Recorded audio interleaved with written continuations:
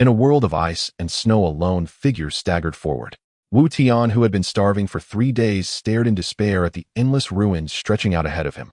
Since the advent of the great catastrophe, Wu Tian had struggled through this apocalypse for more than 10 long years. Perhaps everything was about to end.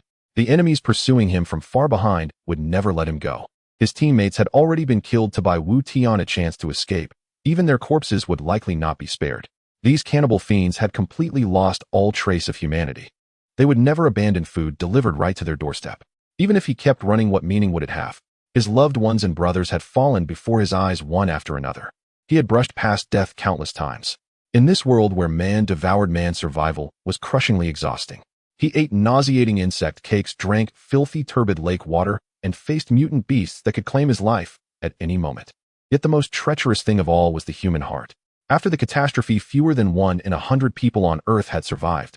Endless internal strife and mutual slaughter raged on. At this rate, humanity was doomed to extinction. If not for avenging his wife, he might have taken his own life long ago. He no longer wished to run. Even if he escaped this time, what then? With no food and no future, what meaning was there in surviving alone in this world after yet another narrow escape?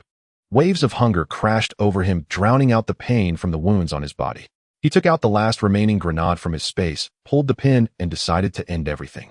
This damned apocalypse had reduced people to something neither human nor ghost. There was nothing left worth clinging to. As a thunderous explosion rang out, Wu Tian's consciousness sank into darkness, and he was finally released.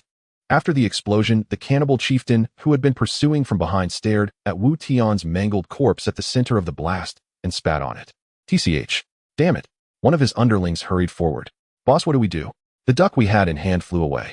Who would have thought this brat still had a grenade? Bring back the remaining parts of him. While they're still warm, don't waste them. When Wu Tian regained consciousness again, he was astonished to find himself lying on the bed in his bedroom. Had he not already died? After that explosion, there was no way he could have survived. They would never have spared him, so he hurriedly looked around. Was this not his home from before the apocalypse? Moreover, there was not a single wound on his body. He quickly looked at the calendar on the wall. It was actually October 1 SD 2036. He had been reborn. The only thing he did not know was whether the spatial ability he had accidentally awakened in his previous life still existed. In his previous life, during a trip outside, Wu Tian had accidentally discovered a meteorite. When it shattered, a streak of white light flashed past, and he obtained a personal space. But by then, 8 years of the apocalypse had already passed. Everything was far too late. There were simply not enough supplies left in the world for him to store within that space. From the moment he obtained the space, it had never truly changed his life. Apart from making it slightly more convenient to access items, it had had no real use. Now, however, things were different. He had been reborn. In this life, Wu Tian never wished to feel the torment of hunger again, and his possibilities for action were far greater. Thus, Wu Tian hastily focused his mind, attempting to open the space. Unexpectedly, a wave of vertigo surged through his brain, and his vision went black. Wu Tian realized that he had actually appeared inside the space itself. Before him stood a solitary villa and nothing else. In the distance, there was only an endless white void. In his previous life, Wu Tian could only enter with his consciousness and use it to simply retrieve items. He had never imagined that he would one day physically enter the space. Moreover, in what had once been an utterly empty space, a villa had appeared. Did this not mean he could actually live inside it? If danger arose, he could simply retreat into the space. Who would ever be able to find him? Tentatively, Wu Tian opened the front door of the villa. The interior was fully furnished. Aside from lacking household appliances, it was no different from reality. Wu Tian was ecstatically overjoyed. With this villa, he might live far more comfortably in the brutal apocalypse to come, and he would have a place of refuge when crises arose. After silently willing himself to exit the space and experimenting several times, he discovered the space's only flaw: the position at which he entered remained unchanged when he emerged. This meant it had to be kept secret. The existence of the space must never be revealed to outsiders. Otherwise, if someone lay in wait over his corpse, he could hardly hide inside the space for the rest of his life. Since fate has granted him a chance at rebirth in this lifetime, he is determined to atone for the regrets of his past and ensure that his family and brothers survive the apocalypse. The apocalypse is inevitable, and his only recourse is to confront it head-on. With nearly prophetic knowledge of the impending disasters, it is as if he has been granted an early boost in life. He can make careful preparations for extreme heat, floods, and bitter cold. Calamities are unceasing. With ample supplies and a well-chosen refuge, the devastation will scarcely affect him. Building his own haven is imperative. To surrender one's fate to others is to relinquish control, and the public shelters are woefully inadequate. Wu Tian no longer wishes to remain in such an environment. Yet constructing this refuge demands enormous funds while his bank only holds the modest savings of a few tens of thousands earned from recent work, a mere drop in the ocean. Perhaps online loans can furnish some capital. Armed with memories of his past life, he might also embark on quick-profit ventures reminiscent of his previous interest in lotteries and stocks. This life grants him only half a year, a period he deems sufficient. After all, even if he were to sell his house, how many supplies could he truly acquire? Alone he cannot survive, let alone build an influence. Thus, he sets a single formidable goal to amass 10 billion by any means necessary. His only recourse now is to engage in zero-cost acquisitions, first expending whatever money he can secure for essential reserves, and then devising a plan to accumulate further supplies. Yet another concern looms with natural disasters yet to strike. If he is caught, his fate will be sealed. Therefore, before the apocalypse unfolds, he must conceal his true self at all costs. After the apocalypse, nothing will matter. Even if his identity is exposed, survival will be an arduous battle, and those relying solely on their own strength will be invulnerable. Unless confronted by large armies or heavy weaponry like missiles he believes he can manage. And if overwhelmed, he would simply vanish into hidden dimensions. With that thought, Wu Tian set aside his inner turmoil, retrieving his cell phone to look at his parents' contacts. A surge of emotion overtook him as memories of sudden past disasters resurfaced. His parents were not by his side. They were separated by hundreds of kilometers. By the time he raced home, they had already departed from his life. Wu Tian caressed his cheek as tears streamed down, grateful that his wife had been there to comfort him, helping him emerge from his grief. With trembling hands, he dialed his mother's number, and upon hearing her familiar voice, found his tears returning. "Xiao Tian, what's wrong? Why are you silent?" "Mom, it's nothing. I just miss you and Dad a bit." "Then if you're free this weekend, come home with Xiao Shui. I'll cook something special for you." "All right, Mom. This weekend Xiao Shui and I will come. I long to see you and Dad. I crave your sweet and sour pork ribs." "All right, you come back, and I'll prepare a feast," her voice reassured. After half an hour on the call, Wu Tian reluctantly hung up, but kept his phone close before dialing his wife Ling Shui. "Hello dear, why are you calling at this hour? Have you risen? There's some congee I saved for you in the pot. Remember to heat it before drinking," she said. "Ling Shui, where are you? I have just woken up and need to speak with you. Could you come home first?" "Dear, can it wait until I finish work? Is it so urgent?" "Well, please come home as soon as you finish your shift. I'll be waiting." "All right, dear, I must hang up now. We'll talk after work." After hanging up, Wu Tian was immersed in memories, recalling how he met his wife Ling Shui at university, their courtship, and their early post-graduation lives, with Wu Tian working at an internet company, while Ling Shui carved her path as a pharmaceutical saleswoman. Over the years, the couple managed to save modest funds, which along with contributions from both their families, enabled them to purchase their home outright. Although the house was small, barely over 120 square meters, their life was truly blissful. Yet after the apocalypse, their professions offered them no real advantage. In the apocalypse, the two clung to each other for survival. Both sets of parents perished in the calamity, leaving them with no kin but each other. 5 arduous years of struggle culminated in the tragic loss of his wife, who left him before long. In the 5th year of the apocalypse, while gathering supplies, they were ambushed from behind by a band of assailants. In a final act of love, his wife sacrificed herself by shielding him from a speeding bullet and thus lost her life. Wu Tian miraculously survived, though he wandered in a haze of despair, his singular will to live now fueled by an unquenchable desire for revenge against the one who had slain his wife. Yet the strength of one man is limited. He could never match his foes. Later, while lying in ambush in the wild, he encountered a mutated beast and narrowly escaped death. A survival team traversing the ruined landscape happened upon him and rescued him. As trust grew, and through his relentless resolve and exceptional leadership, he joined the group and eventually rose to become its captain. Upon learning of his tragic past, his teammates resolved to help him seek revenge. Yet the enemy's whereabouts remained elusive until after 5 long years of relentless inquiries, they finally uncovered the target. On a dark and stormy night, while the enemy slumbered, they launched a bold assault on the enemy base. Wu Tian himself exacted revenge by personally ending the life of the man responsible for his wife's death. After avenging his loss, the group hastened back only to be ambushed by cannibalistic marauders lurking in the shadows, a cruel twist of fate akin to nature's predator-prey drama. In the ambush, 4 brothers were slain on the spot. As the remaining comrades fought desperately to retreat, their efforts fell short. In a final act of sacrifice, they exchanged their lives for his, creating a narrow chance for his escape. Thus began the opening act. Eventually, he was driven to the brink of suicide. In this life, Wu Tian vowed to protect his wife from ever suffering again and to reconnect with the lost brothers of his past. They had sacrificed their lives for him. Now that fate had granted him a second chance, he could not allow them to walk the old path again. "Wait for me. After checking his bank card and online wallet, Wu Tian realized he only had a few tens of thousands in total, which was insufficient for stockpiling supplies, let alone building a shelter in advance. In desperation, Wu Tian opened his phone and directly downloaded several online lending platforms from the App Store, both legitimate and dubious, as he could no longer afford to be picky. Wu Tian had a good credit rating, and he borrowed from each platform, obtaining amounts ranging from 800 to over 200, although many had quite high interest rates. With the apocalypse approaching, there was no time to go through legal processes, and Wu Tian felt little fear. The total from the multiple platforms reached 500, and with half a year left before doomsday, the impact of not repaying would be minimal. Selling the house immediately was not a quick fix. He needed to wait for his wife to return to discuss it, and both their parents also needed to be brought nearby as soon as possible. After putting down his phone and washing his face, Wu Tian opened the door, ready to go out for a hearty meal before checking the wholesale market to stock up on goods. He knew that in the apocalypse, nothing mattered and life was cheap. The only thing of true value was supplies, with the most precious being food, salt, and sugar. Salt and sugar were essential for the human body, but due to government control, businesses wouldn't stockpile large quantities. Without early collection, finding enough after the apocalypse would be unrealistic.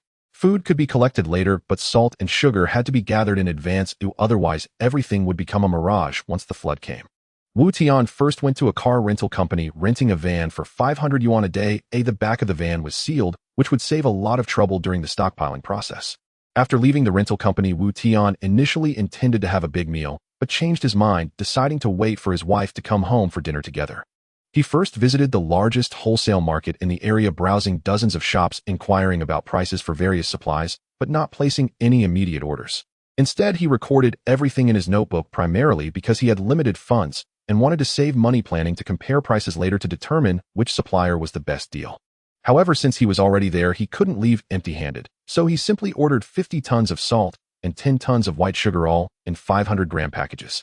The 10 tons of white sugar cost over 390 yuan, and the supplier agreed to throw in 50 bags of brown sugar, while the salt was much cheaper at just 250 yuan per ton. The supplier also generously rounded the total to 1400.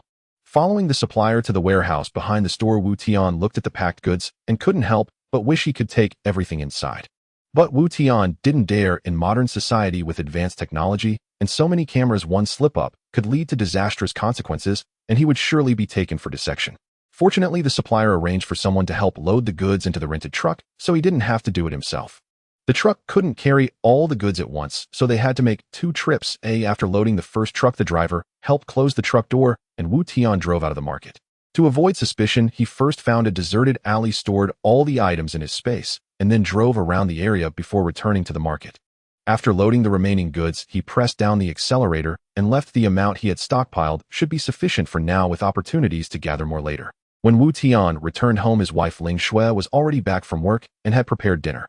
Seeing his wife, whom he hadn't seen in years, he excitedly hugged her tightly, tears streaming down his face. Noticing Wu Tian's unusual behavior, Ling Shui, held in his embrace, quickly asked, "Husband, what's wrong? Did something happen?" Wu Tian didn't know how to respond, as since nothing had happened yet, even if he said it, it would sound too absurd and hard to believe. He decided to prove it through action. Instead of answering her, loosening his grip on his wife, he waved his hand, casually storing all the food on the table into his space. Ling Shui, witnessing this scene, was left dumbfounded, clearly startled by this display. Wu Tian quickly patted her shoulder to reassure her that she was not dreaming. Although the matter of his space needed to be kept secret, she was the closest person to him, someone who could give her life for him, so how could he not trust her? "Xiao Shui, this is a spatial ability I unexpectedly acquired. There are some things I'm not sure how to explain to you yet.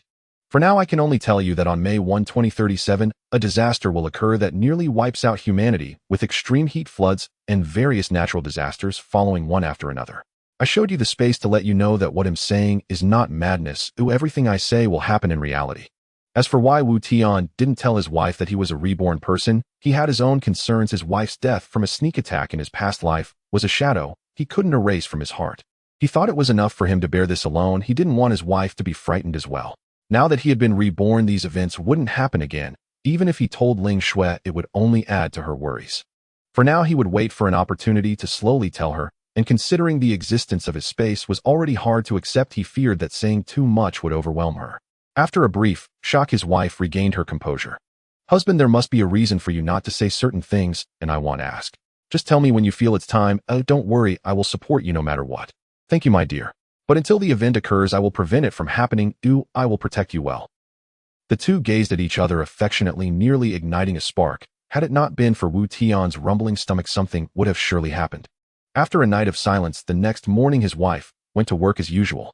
There was still a long time before the apocalypse, so resigning early wouldn't be of much use. Moreover, there were certain matters that required his wife's identity, so Ling Shui could not resign for the time being. After discussing, they decided that she should continue working. Wu Tian began making various preparations. Currently, he only stockpiled salt and white sugar, and he needed to carefully calculate what else to buy and determine which supplies were the most cost-effective. Ling Shui also borrowed a lot of loans from various platforms. Altogether, they had over 400,000 in hand. Wu Tian was also planning to go to the bank today to mortgage their house for an additional loan. Mortgage loans were relatively simple. The loan officer only asked a few questions before starting to prepare the documents. Wu Tian promised that if he could get a larger loan, he wouldn't hesitate to offer a tip. The loan officer gladly agreed. After the documents were submitted, the bank could preliminarily approve a loan of 3 million, but the funds would take 3 working days to transfer. The bank's loan did not withhold the property deed, so after leaving the bank, Wu Tian contacted 2 more loan companies. After negotiations, they agreed on an interest rate of 0.8. Although the interest was slightly high, it allowed him to secure a total of 5 million. The agreement was not to repay monthly, but to make a single payment in the first year, repaying 30% initially with the remainder to be paid off in parts each subsequent year. However, whether they could still access the money after a year was uncertain. Even if they had the means to claim it, it would just be a pile of worthless paper. His wife also called home saying that Wu Tian needed money for business. The elderly at home gave all their savings to the two of them. Roughly calculated, their total funds amounted to over 12 million. Arriving at the wholesale market they visited yesterday, today's plan was to order staple foods like flour and rice. They ordered 100 tons each of bagged rice and flour, which was a large quantity. The merchants offered a price 20% lower than the market rate, but it still cost over 1.8 million. They also ordered various vegetables from the market, and fruits were precious items that would be hard to find after the apocalypse. They ordered 300 boxes of each. They then drove to the slaughterhouse, directly ordering 100 heads of slaughtered pigs, along with some chicken and duck meat. After these purchases, they only had a little over 4 million left. Once the 3 million from the bank arrived, they would have around 7 million. Money truly doesn't last long. It seemed like a lot, but spending it felt like a drop in the bucket. He needed to consider other ways to manage their funds. He couldn't spend it all at once, or else how would they establish a safe base? It wasn't until he returned home that he remembered there was no place to store the goods. He needed to receive the shipments before they could be stored in space. With so many supplies, they obviously couldn't just leave them at home, as it would raise suspicions. So he directly called a broker he found online. I want to rent a warehouse of about 300 square meters in a remote location if possible. The broker was quite efficient, saying, "Boss, you've come to the right place. We have a warehouse in the suburbs that perfectly meets your requirements. Are you available to come take a look?" Without further delay, Wu Tian arranged to meet the broker at 3 in the afternoon. He hurriedly had a quick lunch before taking a taxi, arriving at the warehouse just in time. However, upon seeing the state of the warehouse, Wu Tian was rendered speechless. Could this even be called a warehouse? The main door was about to fall off, swaying precariously, clearly showing signs of long-term neglect. Though it was dilapidated, it wasn't intended for long-term use. This place was indeed very remote, with no large buildings nearby, and it lacked high-end equipment like cameras. It met his requirements perfectly. After some haggling, he rented it for 3,000 yuan a month, with a renewal every month since he wouldn't need it for long. After the broker left, Wu Tian quickly called the merchants he ordered supplies from to inform them of the address. The goods would be delivered in the coming days, but there was no rush. Additionally, after the disaster of the apocalypse struck, it didn't take long for the entire city to lose water and electricity. He needed to prepare early and make sure to stock up on water and generators. In the evening, after his wife returned from work, Wu Tian shared everything that had happened that day with her, and they began to discuss their future plans of action. In a post-apocalyptic world, generating electricity requires preparation of generators and diesel, as well as solar panels. When the extreme cold arrives, relying solely on clothing for warmth will not suffice. Essential items like coal and wood must also be prepared. Air conditioners cannot function properly in temperatures below -50 degrees. One can only rely on burning coal for heating. A heating stove for burning coal also needs to be prepared. Its sole purpose will be to increase the temperature as much as possible, not suitable for cooking. If cooking is desired, some gas canisters must also be purchased. However, the cost of these items is too high. Although there are still 7 million, it is impossible to spend all of it on these necessities. Wu Tian simply ordered 100 sets of heating stoves. For other items, he would have to think of alternatives. Cooking may be inconvenient after the apocalypse, so preparations need to be made in advance. Fast food is definitely a first choice. It's cheap, convenient, and tastes much better than instant noodles. His wife suggested tomorrow we can hire a few people. Wouldn't it be easier if we did it ourselves? The food made could be stored in space, remaining unchanged when taken out, and it would save money. Wife, you are so clever. How did I not think of that? Wu Tian exclaimed excitedly, picking up Ling Shui and giving her a passionate kiss. Hold on, dear. Tomorrow you should find a place to rent, and I will help you post some job ads online. We need to think carefully about what else we need to prepare. By the way, we should also order some compressed biscuits, canned meat, and canned fruits. These are all valuable commodities. There are many food processing factories now producing instant food products like chicken, duck, fish, and pork trotters, which are convenient, or just heat them up, and they are cheap. I found a few online stores specializing in cold-resistant outdoor gear. Although they are a bit pricey, we cannot skimp on this. These stores cater to mountaineers and offer excellent cold protection. The clothing is also lightweight and convenient for outdoor activities, ensuring it doesn't hinder mobility. After securing the clothing, Wu Tian ordered several swords and knives, but all were blunt art pieces. After contacting the seller, they assured him that the product quality was fine. Although they couldn't promise to cut through iron like mud, they were sturdy enough to withstand general hacking. So many items needed preparation that it was impossible to think of everything at once. Wu Tian made a separate list of items that would be difficult to obtain in the apocalypse, ensuring they were prepared beforehand. Some items could be acquired at zero cost right at the start of the apocalypse, such as gas canisters. When floods come, they wouldn't be significantly affected, and there would be plenty of time to gather supplies. Weapons must be obtained abroad, as acquiring them domestically is nearly impossible. Basic knives and crossbows are manageable, but guns are a different story. It's impossible to even think about where to obtain them. Wu Tian found himself in a dilemma. With little money on hand, even in developed countries, he wouldn't find much good stuff. In underdeveloped areas, although costs are low, the quality is likely to be poor. He worried that if they malfunctioned, he could end up injuring himself instead. After much thought, Wu Tian decided to prepare domestically first. 2 months later, the apocalypse would be imminent, and he could then go abroad to gather supplies. Going now would be too early. If he drew attention, it would be disastrous. In 2 months, the apocalypse would be upon them. Even if he were targeted, he would have already returned home by then, and by the time they traced him, they would have no way to handle him. Early in the morning, Wu Tian was awakened by a phone call. The goods he ordered yesterday had arrived at the warehouse and required his personal signature. After a quick wash, he hurried to the warehouse. By the time he arrived at the warehouse, several trucks were already queued and waiting. He directed the trucks to park at the entrance and offered each driver an extra 300 yuan to assist with unloading. The main reason was to save time. He had other matters to attend to today and could not afford any delays. By the time everything was unloaded, it was already noon. After all the trucks left, Wu Tian closed the warehouse door and hurried to the talent market. Waiting for online job applications was too slow. Since fast food was not a highly skilled job, he decided to go offline to see if there were suitable candidates. As soon as he arrived at the entrance, an agent approached him, which was just what Wu Tian needed since he didn't know how to find someone. Through the agent's introduction, he ultimately selected 4 aunties. However, he needed to observe their cooking skills for a day to see if they were suitable. Generally speaking, it shouldn't be a problem, as the aunties all confidently assured him that everything would be fine. They agreed to come to his home the next morning. On the way back, he also bought all the necessary tools as well as a lot of rice, vegetables, and meat.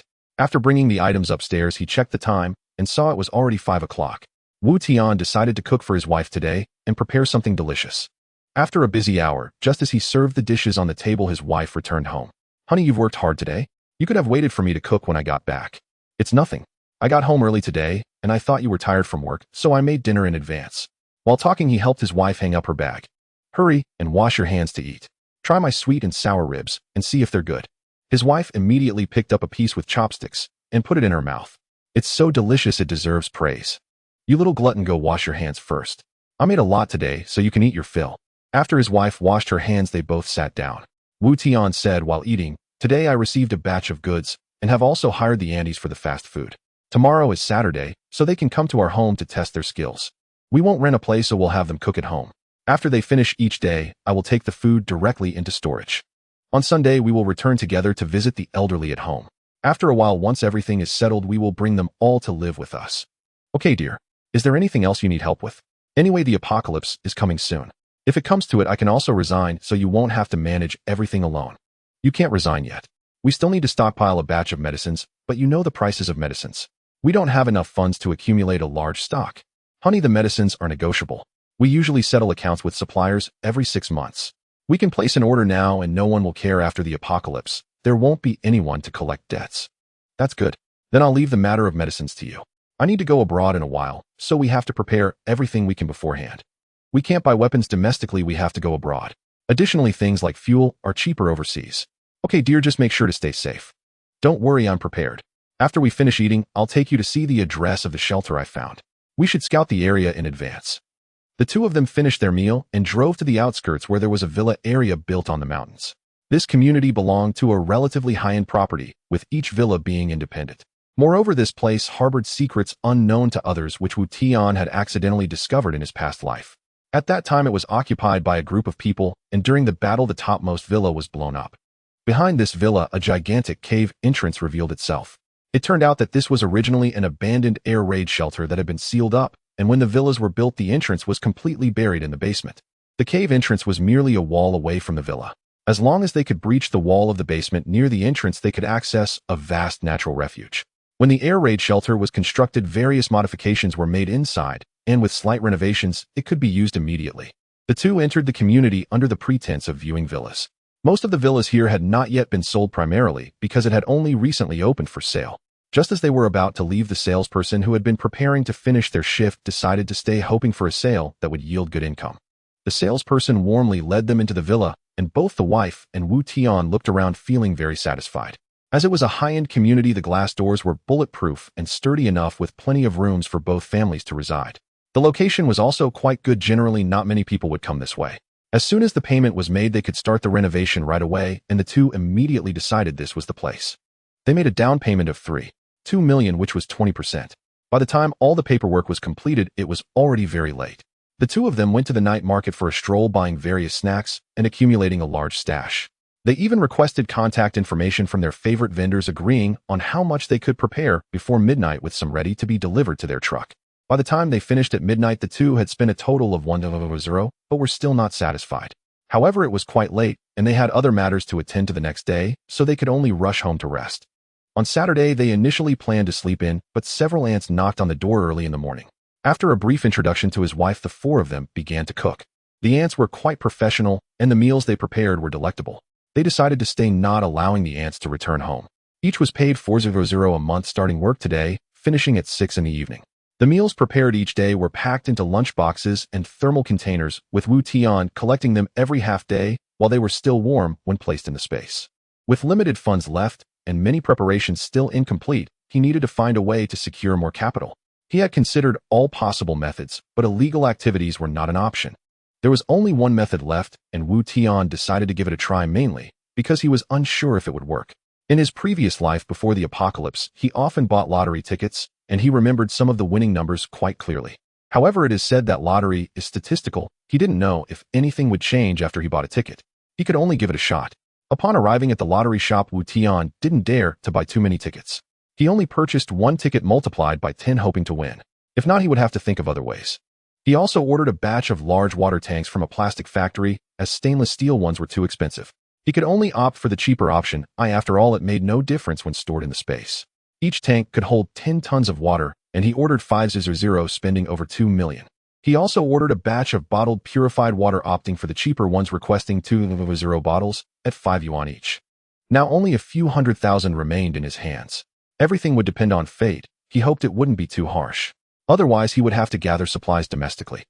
Tian planned to go abroad primarily to buy weapons, but he was also eyeing a super large international logistics hub overseas, which had an astonishing daily throughput.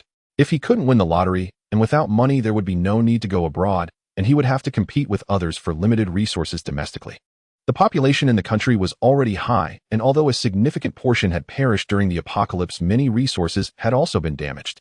Competing for limited supplies with others would only make survival harder for everyone, and he didn't want to push things to the extreme. In the morning, the ants had already begun their busy routine. Tian received a call about a delivery and hurried to the warehouse, as most of the goods were expected to arrive today. The vacuum-packed food ordered online also arrived, requiring a total of 5 logistics trucks for delivery. Due to the large quantity, express delivery was not an option, so it was sent directly by logistics. Having already stockpiled meat, the primary reason for purchasing these vacuum packages was the bulk affordability. Moreover, the vacuum food contained more salt, making a whole piece cost only around 10 yuan, with various types of meat available. In the apocalypse, even if one does not consume these items themselves, they could be used for trade, or given to others, making them a good choice without raising suspicion. For those who struggle to fill their stomachs, this becomes a matter of survival. Although the quality of meat might not be the best, limited funds constrain the ability to purchase everything fresh. The extreme weather of the apocalypse had caused most animals to freeze to death, leaving people hungry and without food to sustain them. Therefore, vacuum-packed food was indeed a wise choice. After sorting all the goods into categories and storing them, Tian felt that the quantity was still insufficient. In this life, he did not want his family to live in fear, so he aimed to quickly establish his own power at the onset of the apocalypse. Thus, the demand for supplies became astonishingly large. Otherwise, the items in his space could sustain a family comfortably, but it was always better to be prepared. The only discomfort was that he had little money left. It was unrealistic to make further purchases, so he had to find ways to get by with nothing. After pondering for a moment, Tian decided to register a trading company, opting for a registered capital of 1 billion yuan. The subscribed capital does not require immediate payment, relieving him of any pressure. With such a large registered capital, Tian had his own considerations. One was to gain trust when purchasing supplies, and the other was to contribute something to this country and its people. Ideally, he wanted to find ways to help more people survive without exposing his identity. In an apocalyptic world without management or regulations, human nature turns dark with rampant slaughter. If there is a chance to allow more people to live, it is worth a try. He had considered contacting the government directly, but who would believe him? Spreading rumors is a serious matter. It's better to proceed without revealing his identity. He had already formulated a strategy. After registering the company, Tian hurried home to move the prepared lunchboxes from upstairs into the truck, then drove to a remote area to store the items in his space. Just as he finished collecting the items, Tian suddenly felt a wave of dizziness in his brain and fainted. When he woke up again, he discovered that the space had undergone a new transformation. A piece of land had unexpectedly appeared behind the villa in his space, and Tian was overjoyed. Originally, the space contained only a villa with nothing else, but now a piece of land had appeared, indicating that the space could also evolve. However, he still did not know what caused the evolution of the space.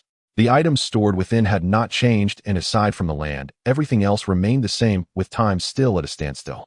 Tian decided to test whether the land in the space could be used for planting. He drove to a seed shop, where the owner said that although the current seeds had high yields, they could not be replanted. He could only buy some unmodified seeds. Otherwise, where would he find seeds after the apocalypse? Although the yield might be affected, it was better than having none. After leaving the seed shop, Tian eagerly entered the space, turned the soil, and planted individual corn seeds into the ground. The area was not large, so he finished quickly, although he wondered if the absence of sunlight in the space would affect the seed's growth. With no good solutions, he could only wait patiently. That night, after dinner with his wife, Tian nervously stared at his phone as the lottery draw was about to begin. His memory could not be wrong, but he feared they would not play fair. When the winning numbers were announced one by one, Tian was overjoyed. They matched his chosen numbers perfectly. Each ticket was worth 9.87 million, and with 10 tickets that amounted to 98.7 million. After deducting 20% for taxes, he would still have nearly 78 million in hand. Wasn't this a blessing? His wallet, which had previously been empty, was now swelling with cash, allowing many previously unfeasible plans to be set in motion. Early the next morning, Tian rushed to the provincial capital's lottery office. Upon arriving at the lottery center, the staff were very courteous and immediately helped him verify his ticket. There were no issues with the ticket, and the process was swift. After receiving the check, he took a commemorative photo with the staff. When reporters asked how much he intended to donate, he could only modestly state he would give 1,000. The atmosphere became quite awkward. However, Tian felt indifferent. Had it been any other time, he might have donated more, but with the apocalypse approaching, money would soon be useless paper. It was better to stockpile resources than to donate excessively. As long as he wasn't awkward, it was others who would feel uncomfortable. Besides cashing in his winnings, he had a few other matters to attend to in the provincial capital. Previously, Tian had found online that there was a company specializing in creating apocalypse bases located in the provincial capital. He had come to finalize the renovations, so as soon as he left the lottery center, he hurried to the bank. The bank was quite crowded in the morning, and the line was lengthy, forcing Tian to prepare for a wait. Just then a beautiful woman approached him. "Hello, sir. What service do you need today?" she asked with a smile. "I would like to cash this check," he replied, quickly handing it over. "Do you have an account with our bank?" she asked, taking the check from Tian. Upon seeing the amount written on it, her demeanor became even more enthusiastic, her gaze fixed intently on him. "No, I don't have an account with your bank. So you don't need to wait in line. You can go to our VIP manager's lounge to rest for a bit. Our manager can assist you with this transaction." The manager welcomed Tian warmly and helped him apply for a diamond card with the bank, while also recommending various financial products, all of which Wu Tian politely declined. The manager didn't press further, and as Wu Tian was leaving, he even gifted him a supermarket shopping card worth 500 yuan as a token of appreciation for his support of the bank. Even a mosquito, no matter how small, is still meat, and Wu Tian gladly accepted it. At the construction company, the president personally came out to greet him. The president appeared to be around 30 years old, tall and robust, over 6 feet tall. Wu Tian instinctively distanced himself, feeling slightly awkward due to the height disparity. "Hello, Mr. Wu. I am Qin Hai, the general manager of Tianhai Construction. Here's my business card." Upon seeing Wu Tian put the card in his pocket, Qin Hai wasted no time and directly led him into the conference room. "Mr. Wu, could you please briefly describe your needs so we can assist you in creating the design plans?" "Sure, Mr. Qin. To give you a brief overview, I have a 3-story villa with each floor covering approximately 300 square meters. I need your help to reinforce both the exterior and interior walls with alloy materials. The interior walls need additional insulation design, and defensive measures must be installed in the yard and on the roof. Furthermore, the entire villa needs to be enclosed with high-strength reinforced concrete. The thickness of the courtyard wall should be over 1 meter and 3 meters in height. All doors must be replaced with explosion-proof doors equivalent to those used in vaults." Upon hearing Wu Tian's demands, Qin Hai was astonished. "Mr. Wu, are you sure you want us to make these modifications? This isn't a joke, is it?" Wu Tian rolled his eyes. "Am I that bored to waste my time on you? Just tell me if you can do it. If not, I'll find someone else." Qin Hai quickly explained with a smile, "You must have misunderstood, Mr. Wu. We can definitely handle it, so you can rest assured. However, with these requirements, the costs won't be low. You can rest easy about that, and money is not an issue. Also, I want the entire house converted to fireplace heating, and air conditioners that can operate in ultra-low temperatures must be ordered, and they should also be able to run continuously under high-temperature conditions." Seeing Wu Tian, Qin Hai felt a surge of joy. This was a significant business opportunity. "That's not a problem, but the customization will take a bit longer. Everything else is fine." Then Wu Tian mentioned some other requirements, but the design for the bomb shelter would need the designer to measure the site before providing the design drawings. "So when can we expect completion?" "According to your requirements, it will take at least 3 months to finish. Is that acceptable?" "All right, it must be completed within 3 months, and it is imperative that it is finished." "No problem, Mr. Wu. This is simple for us. We are professionals, and we'll arrange a construction team for you." Afterward, he handed over a list. "Mr. Wu, I've had the engineers calculate the estimated costs for you. Since we're using precious materials, the total costs will be 50 million. How would you like to proceed with the payment?" "Money is not an issue, as I've mentioned before, but I can only pay part of it. The rest will be settled within 6 months after the installation is complete and approved." Qin Hai pondered for a long time and agreed. The profit from this deal would amount to 40%, which was worth a bit of risk. Wu Tian then left a deposit of 10 million and left in a flamboyant manner. Next, there was another matter to attend to. A former teammate's family was in the provincial city. The teammate's name was Wei Tong, a 28-year-old veteran. He mentioned that he originally had a happy family with a sensible and frugal wife. Their relationship was strong, and they had a lovely daughter. Although their income was not high, it was manageable. Unfortunately, before the apocalypse, their daughter fell gravely ill, and the treatment costs were exorbitant, which he could not afford. He was just an ordinary employee with little savings. To save his daughter, he exhausted all his family's savings, borrowed from all his relatives and friends, but ultimately, due to insufficient funds, his daughter still died in the hospital. As a tough man recounted these events, tears streamed down his face uncontrollably. He said the most regretful thing in his life was his daughter. It was all his fault for not being capable enough, otherwise she wouldn't have died. In his past life, his teammate not only saved his life, but ultimately died in front of Wu Tian while protecting him in order to avenge his wife. In this life, he must help his teammate through this difficult time. The only problem is that while he knows where the other is, the other does not recognize him. Although he knows which hospital he is in, he is unsure how to deliver the money to him.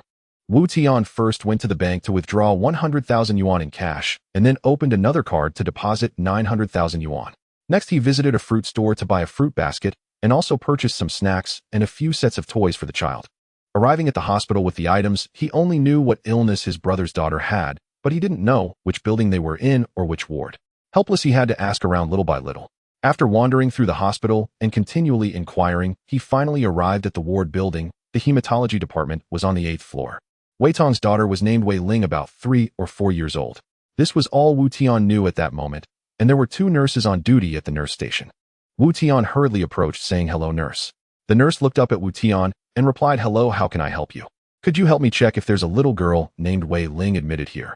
I'm here to visit a patient, but her father's phone is unreachable, so I'm asking for your help. Please wait a moment, let me check for you. With that, the nurse quickly began to search on the computer. I found it.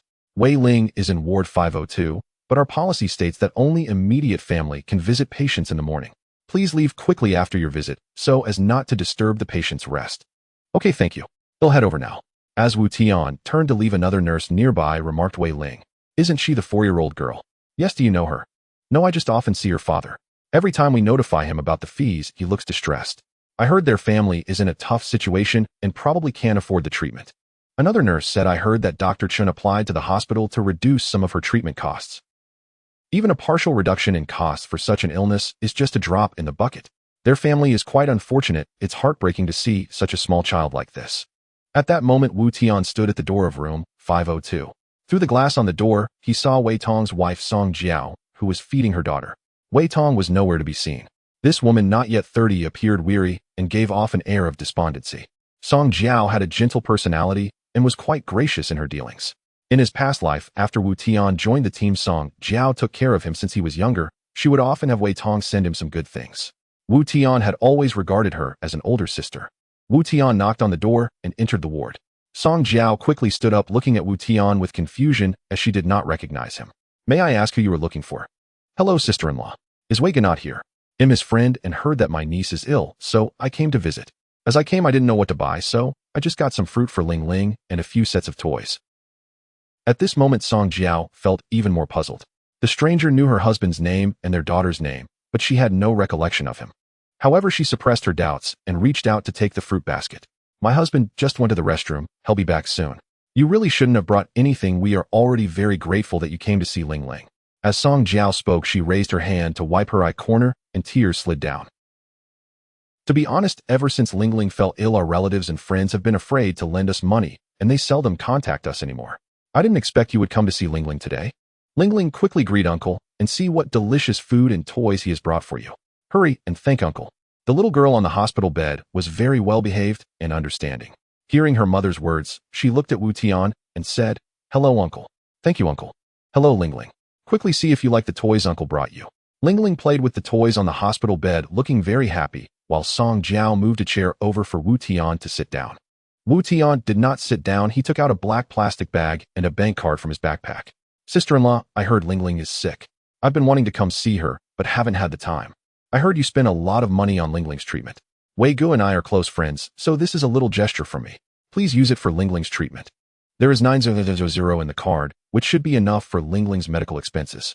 The bag contains 1000 in cash. You can use it to buy something to help the child regain her strength. You and Ling Gu also need to take care of yourselves. Don't let yourselves become exhausted after treating the child. Upon hearing Wu Tian's words and looking at the unassuming plastic bag in her hand, Song Jiao was stunned on the spot, tears streaming down her face. At that moment, she was so overwhelmed with emotion that she couldn't speak and just cried incessantly. Then her legs went weak and she was about to kneel before Wu Tian. Wu Tian quickly supported her arms to prevent her from doing so. Sister-in-law, please don't do this. Wei Gu and I have a good relationship as brothers, and helping you is the least I can do. If you keep this up, I might get angry. Originally, Wu Tian wanted to leave the money and go without encountering Wei Tong to avoid any awkwardness. If they met, it would surely lead to trouble, and if the lies were exposed, it would be embarrassing. He knew who Wei Tong was now, but Wei Tong did not know him. He had no choice but to take this approach, which would save him a lot of trouble while helping his brother's daughter. Unexpectedly, at that moment, Wei Tong returned from the restroom. As soon as he entered, he saw a man holding his wife's arms, and she was in tears. His anger flared instantly as he rushed over and pushed Wu Tian away, protecting Song Jiao behind him. Who are you? What do you want? If you dare to bully my wife, I'll kill you, he shouted, ready to fight. Seeing her furious husband, Song Jiao was even more confused. Calm down, dear. He hasn't done anything to me. Isn't he your friend? He came to see Ling Ling because he heard she was sick and gave us a sum of money, 1 million in total. Ling Ling can be saved now. Listening to his wife's words, Wei Tong did not lower his guard. Who exactly are you, and what is your purpose? I don't recall knowing you. What do you want?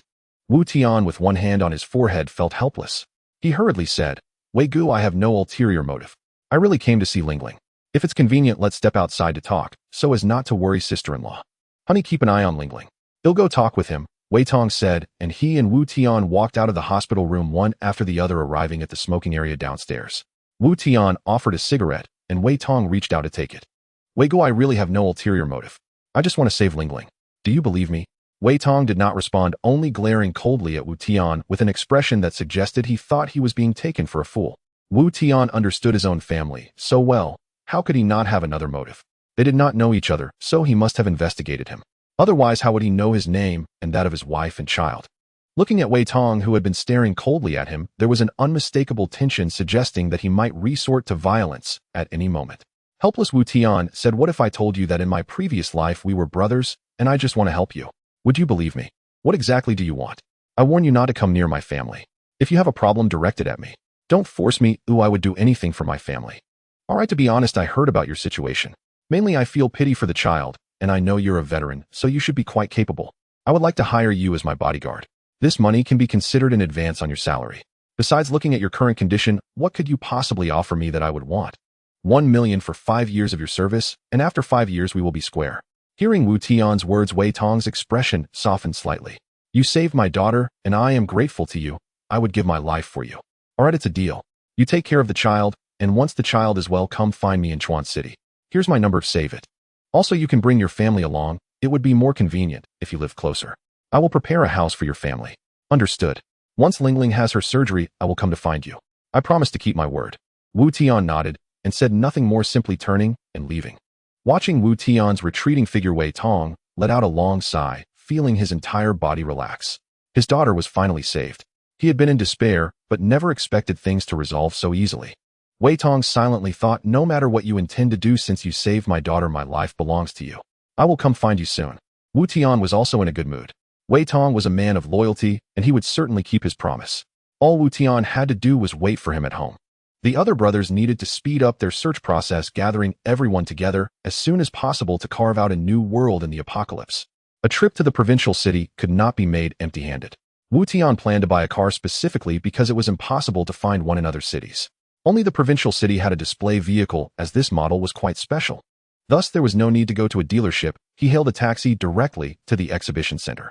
The distance wasn't far, but it took more than an hour to arrive, mainly because the closer they got to the exhibition center, the heavier the traffic became. The cars were practically at a standstill. With no other option, Wu Tian had to get out and walk. Upon reaching the exhibition center, he found that there were even more people in line to get in. There must have been several hundred. Wu Tian could only helplessly take his place at the end of the queue. At that moment, a bald man approached and patted Wu Tian on the shoulder from behind, saying, "Hey buddy, you must be from out of town." Wu Tian didn't know what the man wanted. Seeing his broad smile, he remembered that it's generally unwise to strike someone who is smiling. Given that social order was stable now, he didn't expect any trouble. Wu Tian politely nodded in response. The bald man, unfazed, continued, "Let me introduce myself. I'm Lin DeBeo, a scalper here. The person in charge inside is my relative. Looking at your attire, you seem to be financially well off. Why bother queuing up here? I can take you in directly. Standing in line is exhausting and a waste of time. Come with me. I have a way to get you in without much hassle, just $500.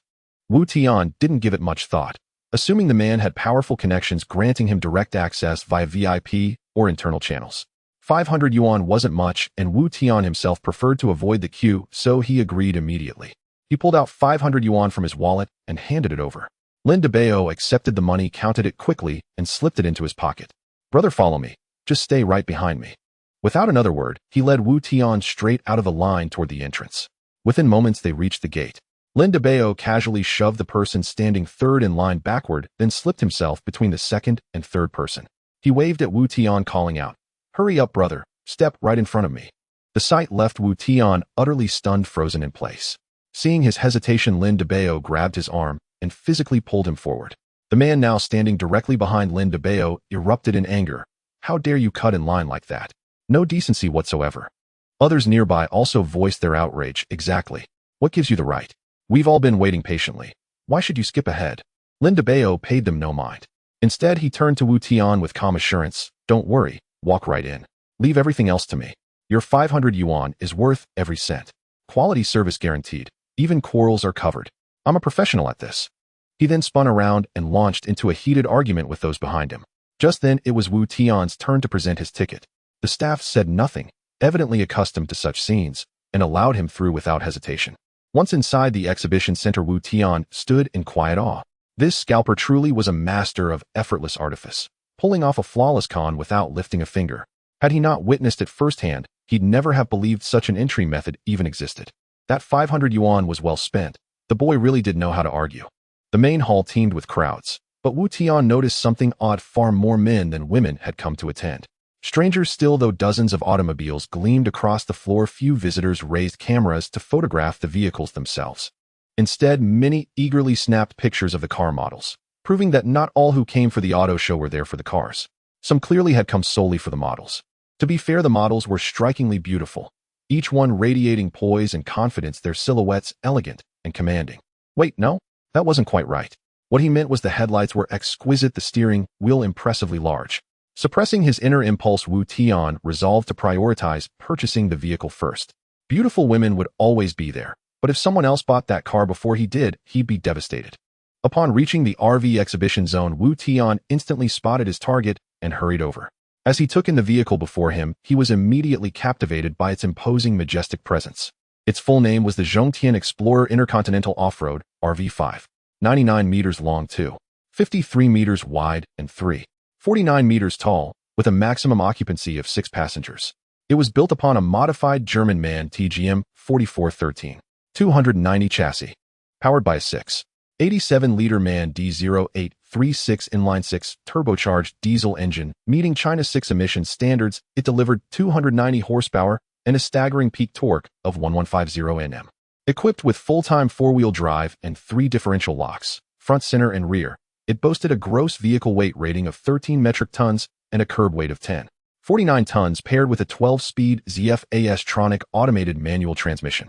Its body employed an integrated auxiliary beam structure, steel frame reinforced with aerospace-grade aluminum panels, and featured wall panels 5 centimeters thick. The entire exterior was finished in rugged granular matte paint, Raptor coating, 6 times harder than standard automotive finishes. Moreover, the Tian Explorer has upgraded all doors, windows, and various ventilation openings for enhanced safety, remarkably, including armor protection for the front windshield. Additionally, through the threaded rotating devices on both sides, electric control settings are made inside the driver's cabin, reinforcing the vehicle according to explosion-proof safety standards. This vehicle is equipped with a 200L clean water tank, a 100L gray water tank, and a 5500W gasoline generator with a sunroof reserved for optional installation leading to a rooftop terrace. On one side of the sunroof, there is a stainless steel bolt mechanism that opens to the outside, specifically custom-made for indoor heating and smoke exhaust in extremely cold weather. Heating facilities are connected through fixed ducts, providing a simple and direct solution. Of course, this Tian Intercontinental Off-Road RV is also equipped with an Eberhardt 12 kW fuel heating and hot water machine, with antifreezing pipelines for heating and hot water during winter camping. This vehicle is undoubtedly the first choice for traveling in the extreme cold of the apocalypse, balancing safety and comfort.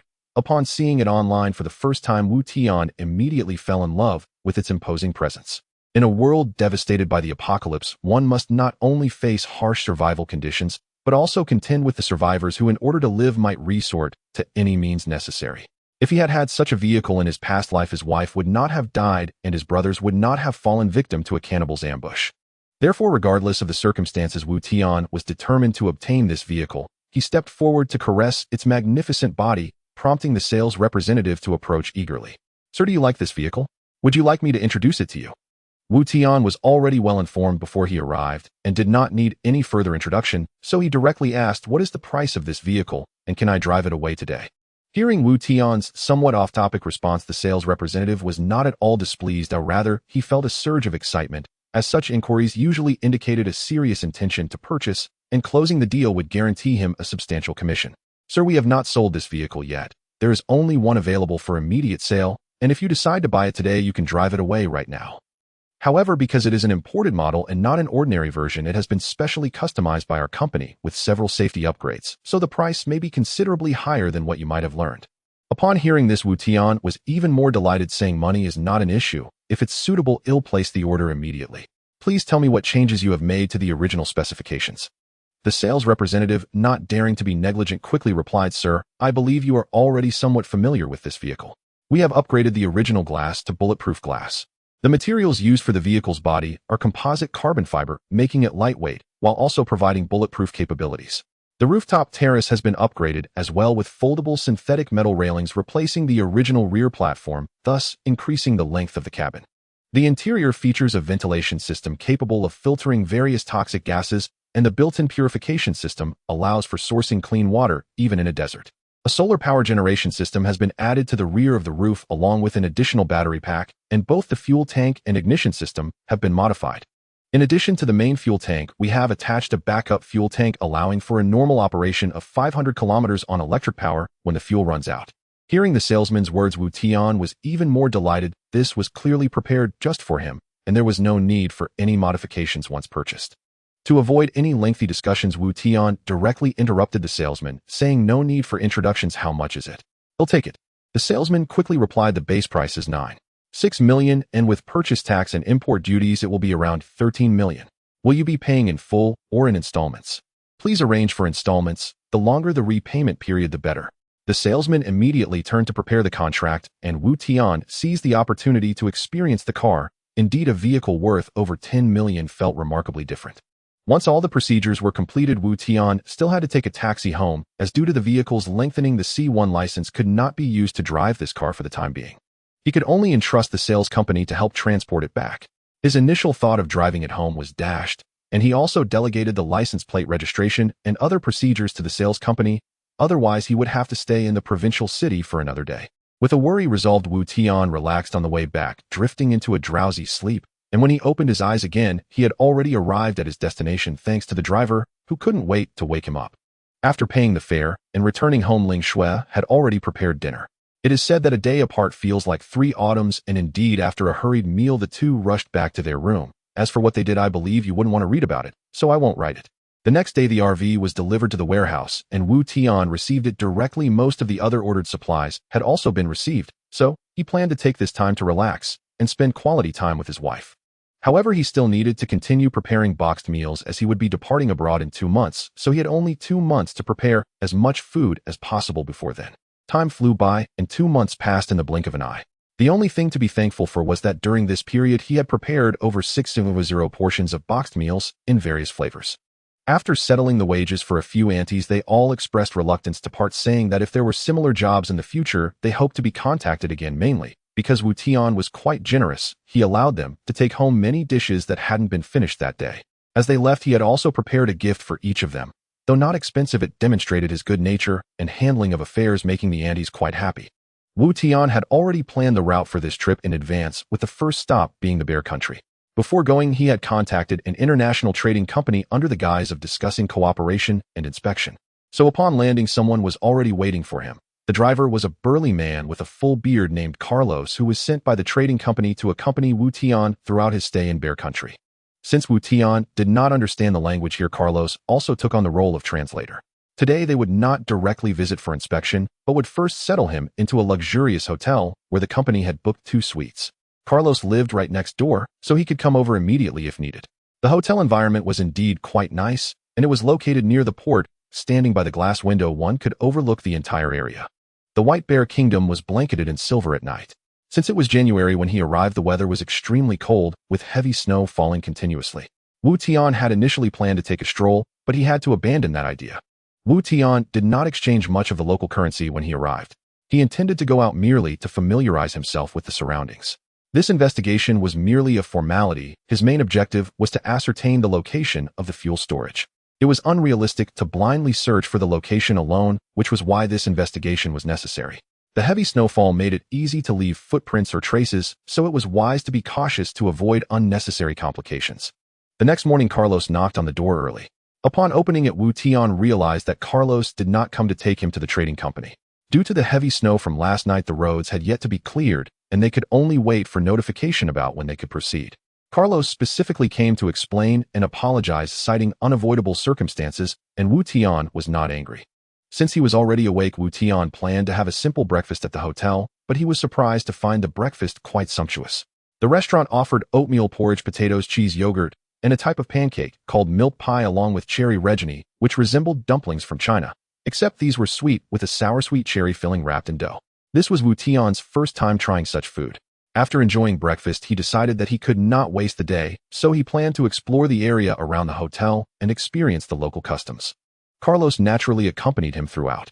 The area around the hotel was filled with various shops. Upon entering one, Tian was greeted by an array of hats, made from different materials, such as otter sable and seal skins. There were also various coats made from blue fox and sable fur, which Wu Tian immediately took a liking to. These items were excellent for keeping warm in the cold weather, so he bought a few sets for himself. He also prepared some for his wife, parents, and in-laws, which could serve as gifts upon his return. These items were quite common here and not very expensive. Since he was there, he wanted to buy some local specialties. However, with Carlos accompanying him, Wu Tian refrained from buying too much, as carrying it would be inconvenient. He also could not discreetly store things in his space with Carlos present. Thus, for the majority of the remaining time, the two simply strolled around to pass the time. In the afternoon, Carlos received a notification to take Wu Tian to the company. Our country is a major player in import-export trade, and in the information Wu Tian provided prior to the trip, the procurement volume was substantial. Therefore, to show importance, the company's vice president would personally come to receive him. Thus, they first had to go to the company before heading to the storage warehouse. Upon meeting, the vice president was very welcoming. The people of the White Bear Kingdom are known for their straightforward personalities. After a brief exchange of pleasantries, Wu Tian finally saw the destination of this trip. It was a vast storage area with each type of product allocated to different zones. The oil product zone alone occupied a significant section. They first visited the crude oil storage area, where enormous storage tanks stood upright on the ground, resembling a forest of steel when viewed in rows. The area was so large that everyone had to travel by vehicle during the tour. Even so, it took half an hour just to visit the crude oil storage area. Next was the gasoline and diesel storage area, which were adjacent to each other, making them easy to identify. Since these were finished products, they were all packaged in barrels neatly arranged within the warehouse. According to reports, there were over 10 million tons of diesel stored here alone. Due to the high volume of trade, the storage volume was more than 3 times that of gasoline. Since he was accompanying Wu Tian for the visit in the afternoon, the vice president canceled all work commitments, so they had plenty of time. After touring the oil storage area at Wu Tian's request, they continued to visit other storage areas within the facility. The reason presented to the other party was that their company not only dealt with oil import and export, but also had business needs in other areas, so they took this opportunity to conduct a joint inspection. If this cooperation went smoothly, they could consider collaboration in other aspects. Thus, the vice president readily agreed. Leaving the oil storage area, the vehicle headed directly to the cold storage reserve, where various types of meat were stored as quick frozen products, along with several kinds of fish. Each warehouse in the cold storage area was constructed to be massive, with heavy doors tightly shut. During his visit, Wu Tian observed that each door was extremely thick to prevent the escape of cold air, making it difficult for a single person to open. The only consolation was that the doors were not locked. Perhaps there was confidence in the security here, or maybe without heavy transport equipment, no one could easily remove these items in bulk. Thus, Wu Tian perceived the protective measures here to be almost non-existent. With nightfall approaching, they communicated and decided to return, with the deputy general manager warmly inviting Wu Tian to dinner that evening. At the dinner table, the people from the White Bear Nation could really drink. They downed 60-degree vodka in one go without hesitation. Although Wu Tian could hold his liquor, he dared not drink so recklessly. Halfway through, Wu Tian pretended to be drunk and exited. Carlos assisted him back to his room, where he asked Carlos to buy a ticket for the flight the next afternoon. He also subtly hinted to Carlos that he was very satisfied with the progress, stating that he needed to return quickly to arrange for the company to come and finalize the contract. Upon hearing this, Carlos was certainly very pleased and immediately reported the situation to the company's deputy general manager, who instructed him to ensure excellent service for this major client. The next day, Carlos took Wu Tian to the airport. Wu Tian told him to go back and wait for news, saying that once he landed, he would arrange for staff to connect with them. Carlos left happily. After watching Carlos leave, Wu Tian directly exited the boarding hall and changed his flight to one departing for Atai the following morning. He planned to maximize his time that evening and leave directly tomorrow. Exiting the airport, he hailed a taxi and headed straight to the park. Upon arriving near the park, he avoided surveillance and climbed over the wall to enter. At this time, vehicles were still moving in and out of the park. Many staff members were still busy, and there were cameras everywhere around, with patrol cars passing by from time to time. To take away the materials here, he needed to avoid detection. Therefore, he decided to start from an ordinary storage warehouse where cameras were usually located at the entrance. He specifically sought out shadowy areas and used his spatial abilities to create a small opening in the warehouse barrier. It was barely large enough for one person to squeeze through. He had already seen the inside of the warehouse during the visit and noted that there were no cameras, but Wu Tian still cautiously observed. Once assured that it was safe, he entered the warehouse, which contained various snacks neatly arranged in boxes. Wu Tian directly stored everything into his space. His range of abilities had now expanded to a distance of 1,000 meters. He could store or release objects within a radius of 1,000 meters at will. Moreover, within this range, he could move anywhere with just a thought, but it had to be a place visible to him. He couldn't access locations out of sight. This was why he didn't directly use his abilities to enter, but instead created a hole, which while slightly slowing him down wasn't a significant issue. Once inside, he utilized his abilities to instantly arrive at the gap between two warehouses, turning around to store all the items directly into his space, thus maintaining a relatively quick pace. Each warehouse took hardly any time. They were all connected, and since this was the food area, there were no staff coming in at night to move goods. He created another hole in the middle gap and entered the next warehouse.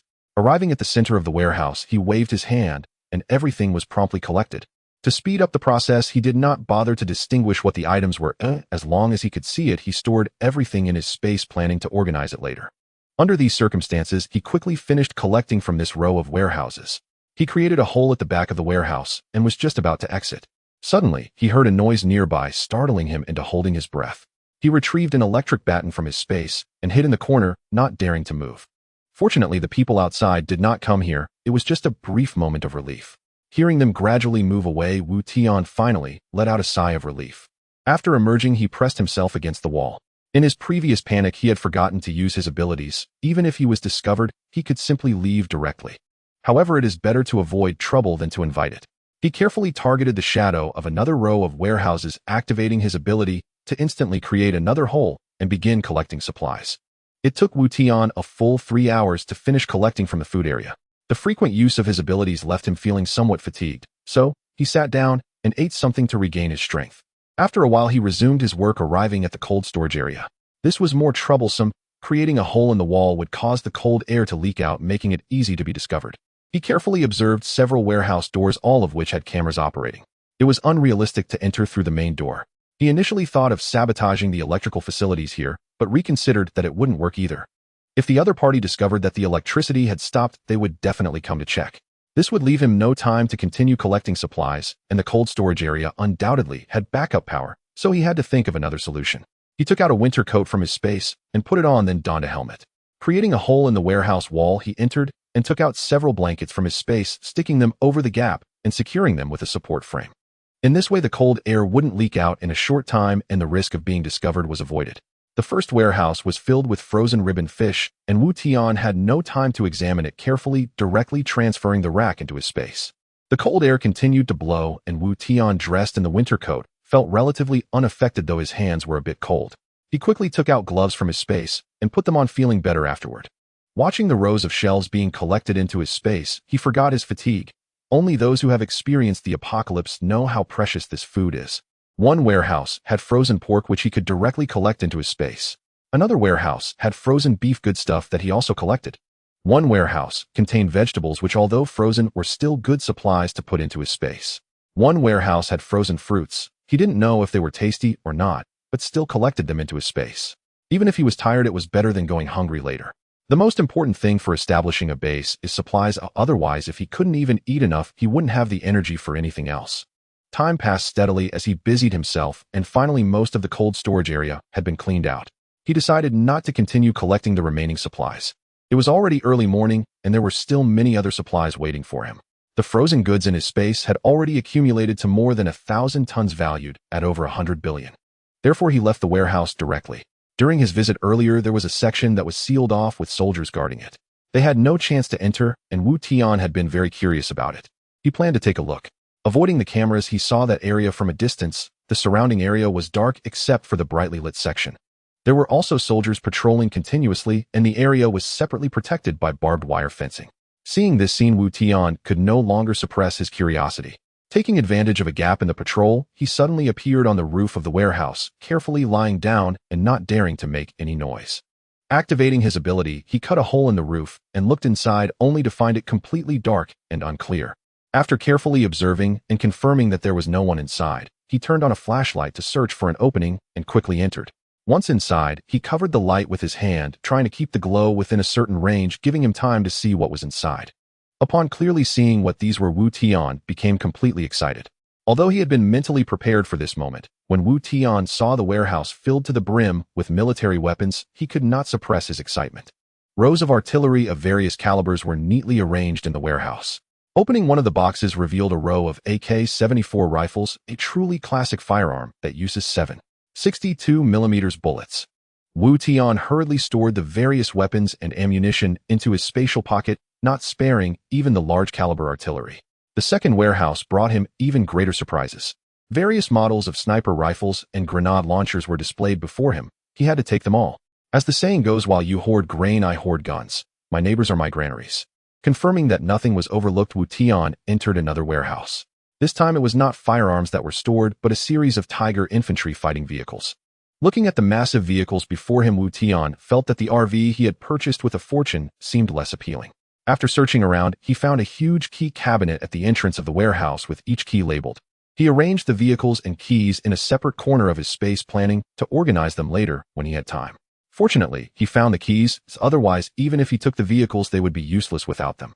Later, Wu Tian also collected some military drones and a significant number of grenade launchers and hand grenades. The other warehouses didn't offer many surprises, they were mostly filled with similar items. In the final warehouse, it was filled with tanks. Wu Tian found it hard to muster any interest in the tanks, mainly because he wouldn't know how to operate them, and they wouldn't be very useful. However, since he was already there, he couldn't let it go to waste, and still decided to take them just in case they might be needed in the future. During this time, he also collected some heavy and high-precision weaponry. Yet he did not take everything. New rockets, for instance, were not very useful in the apocalypse, as they couldn't be used without satellite signal positioning. Time flew by too quickly, and he didn't have any more time to collect from other warehouses. Although he felt a bit regretful, he had to leave quickly. Otherwise, if he was discovered, he wouldn't be able to leave easily. After leaving the military warehouse, he quickly headed towards the oil storage area, not wasting any time to sweep through some warehouses along the way. Upon arriving at the oil storage area, he quickly took out his insulated pipe pliers and directly cut off the electrical facilities in that area. To be safe, he wrapped himself up securely.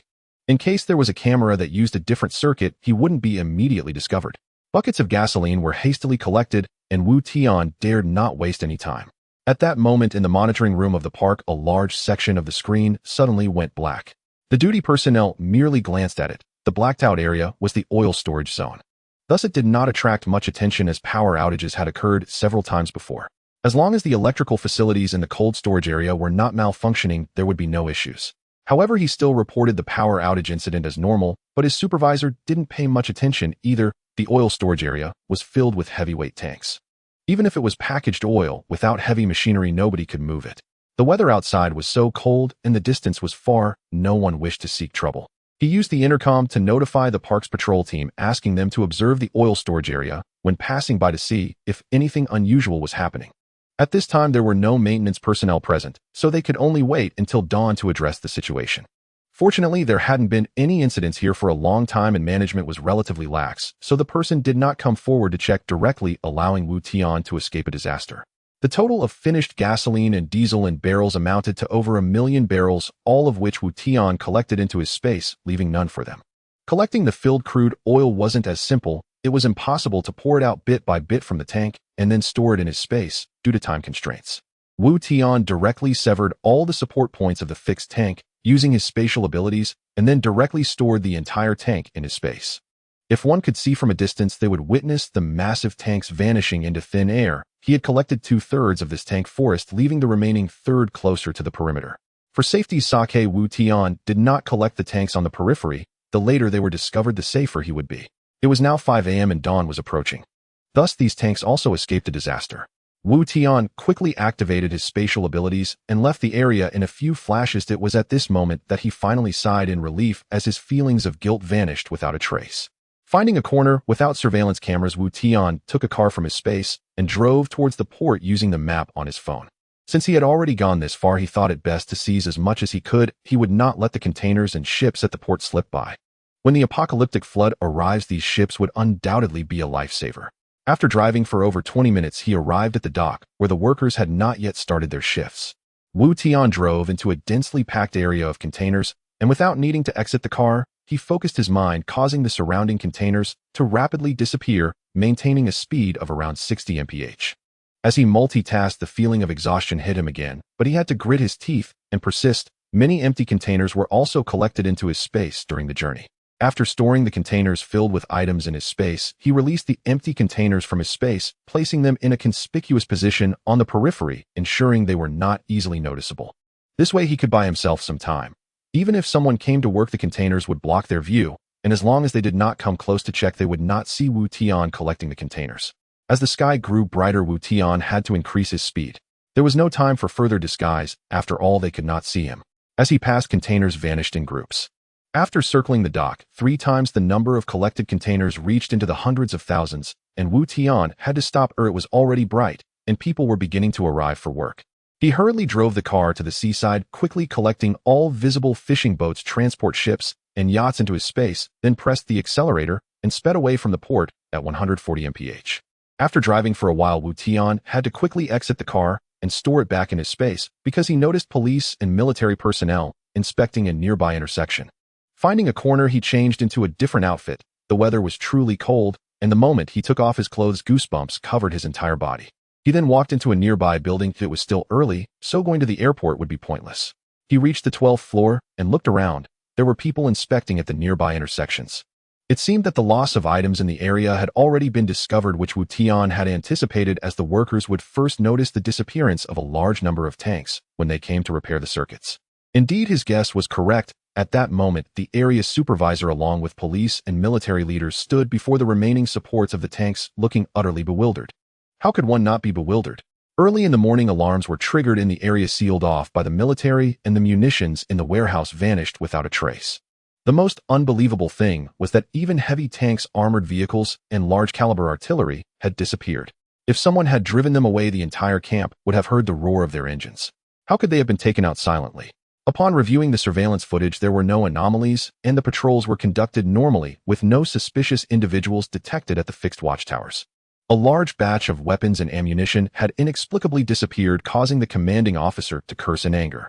While there were times when subordinates would secretly sell off some arms, it was impossible for anyone to dare do so without his knowledge. It couldn't be that he was the only one left in the dark. Was everyone in the camp collaborating to deceive him? The most pressing issue now was how to report this to higher-ups. If he reported that these items had simply vanished, he would likely be executed on the spot without any chance to defend himself. Just as he was feeling a headache coming on, the park manager hurried over, informing him that another warehouse in the park had also been robbed, leaving nothing but holes in the walls and no other useful clues. However, this also relieved the officer somewhat. At least it wasn't just his area that had been robbed. Otherwise, he would have found it impossible to explain how items disappeared under such tight security. Who would believe such a story? Thankfully, items had also gone missing from other locations, so at least there would be no suspicion that he had sold all the weapons and ammunition. While the two were conversing and speculating, news arrived from below that the oil storage tanks had also vanished, prompting both the park manager and the officer to rush over. They hoped to find some useful clues. The police were alerted and arrived at the scene, leading to a bewildering sight for everyone present. Apart from a mass of wreckage, there was nothing else. What was most perplexing was that such large tanks filled with oil could not be lifted even by a crane. How had they been transported right under everyone's noses? The individuals responsible for the duty and patrol last night were swiftly detained. The higher-ups were also left in a state of confusion upon receiving the report, issuing orders to seal off the surrounding area, while police and military personnel conducted joint inspections.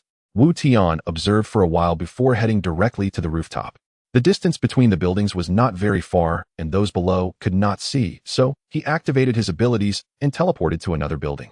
After using his powers multiple times, he finally distanced himself from the area.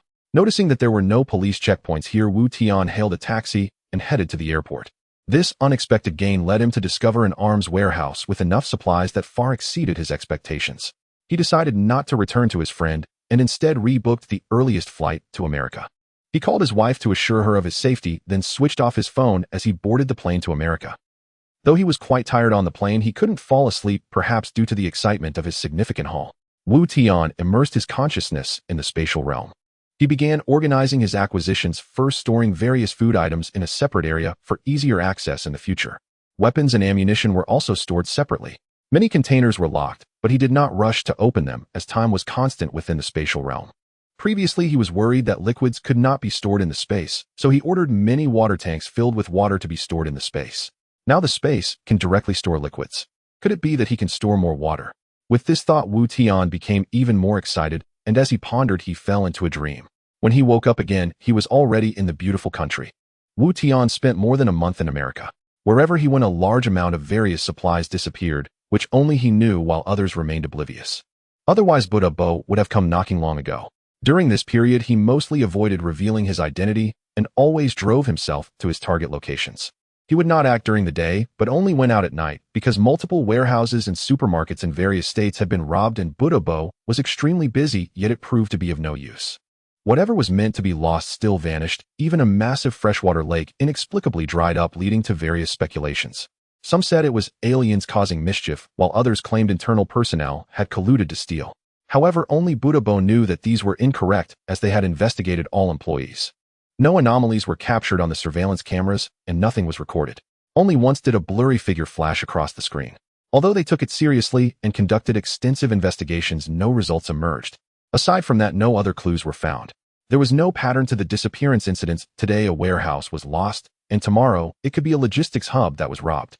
The only slight similarity was that the vanished items were all various supplies, and not a single person had disappeared or been harmed as a result.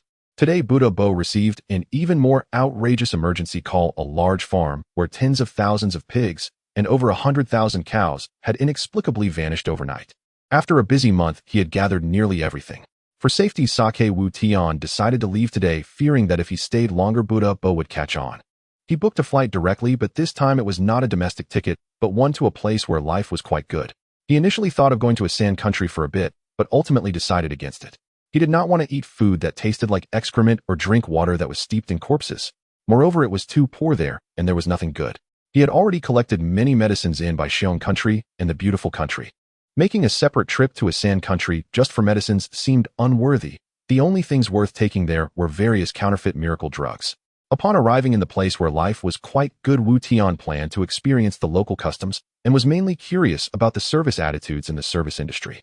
Unfortunately, he was unsuccessful because he was unfamiliar with the area and they did not accommodate him.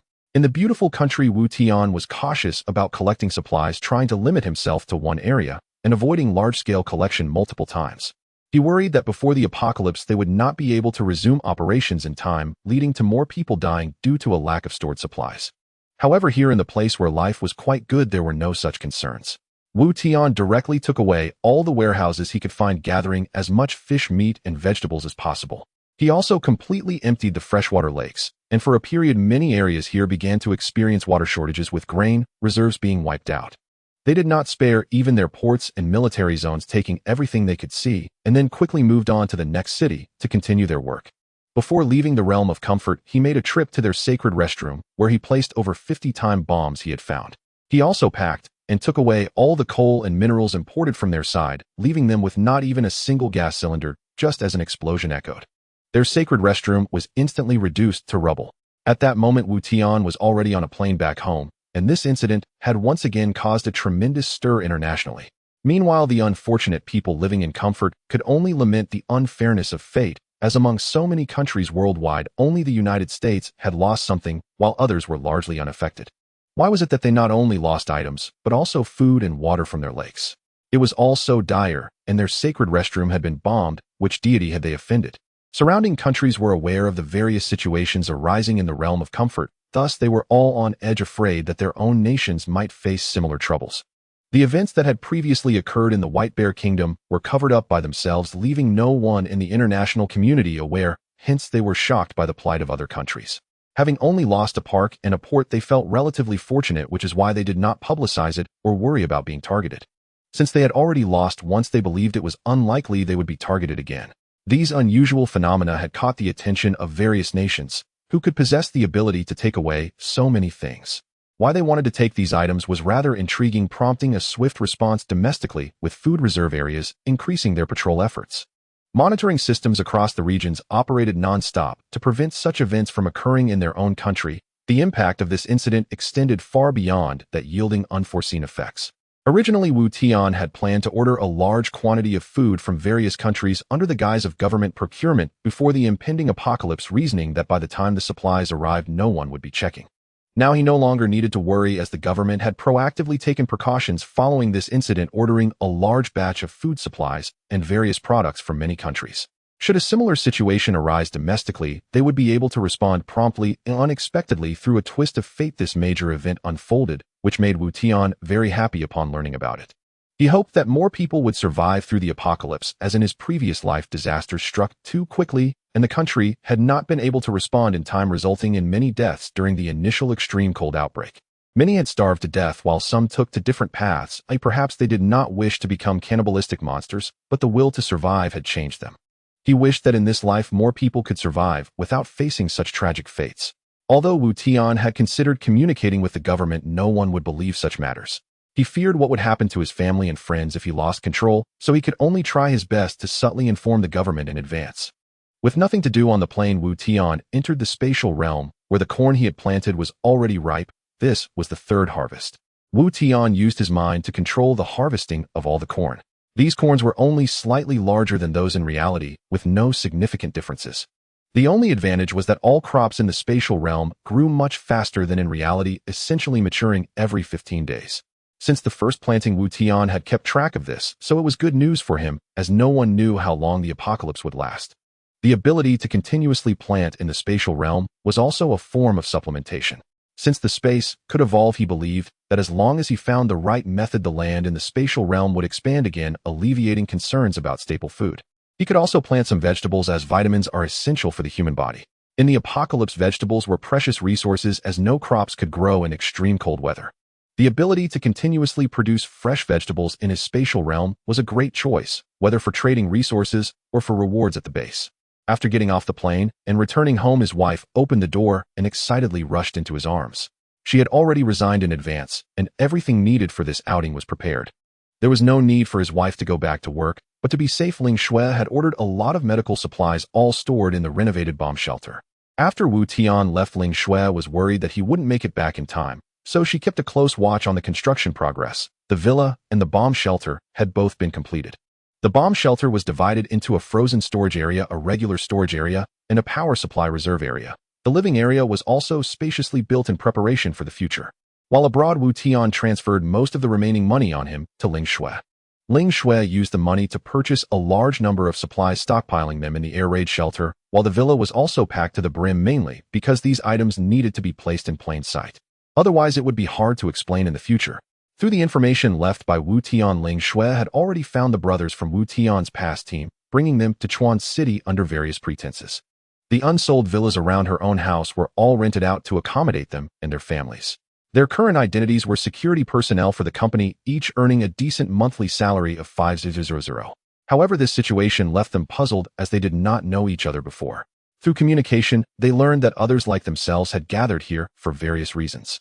After starting work, there wasn't much to do. They merely underwent physical training under Wei Tong's guidance. Although it was tiring, it didn't justify such a high salary. Yet no one was foolish enough to voice their questions. They could only suppress their confusion deep within, knowing they would find out sooner or later. In this era, being able to earn such a high salary was quite absurd. To put it bluntly, they felt that even selling themselves wouldn't yield such value, so what was there to be concerned about? As Wu Tian returned, he gradually began to get acquainted with them. He often trained alongside them.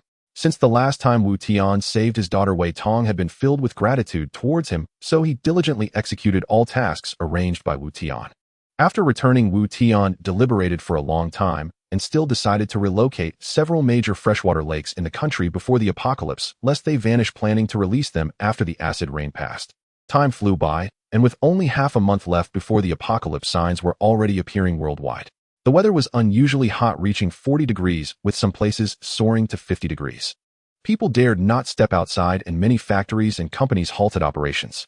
Wu Tian braved the scorching heat to collect freshwater resources, which, although it would impact some regions, was manageable. The issues were not severe, as local authorities quickly implemented measures to address them thanks to the commendable water conservancy projects initiated by the government. Thus, it did not cause significant disruption to people's lives. However, the ongoing depletion of freshwater resources did catch the attention of national departments. Various departments began to operate, hoping to trace the source, but Wu Tian had protected himself too well, avoiding surveillance cameras during his actions, hence remaining undetected.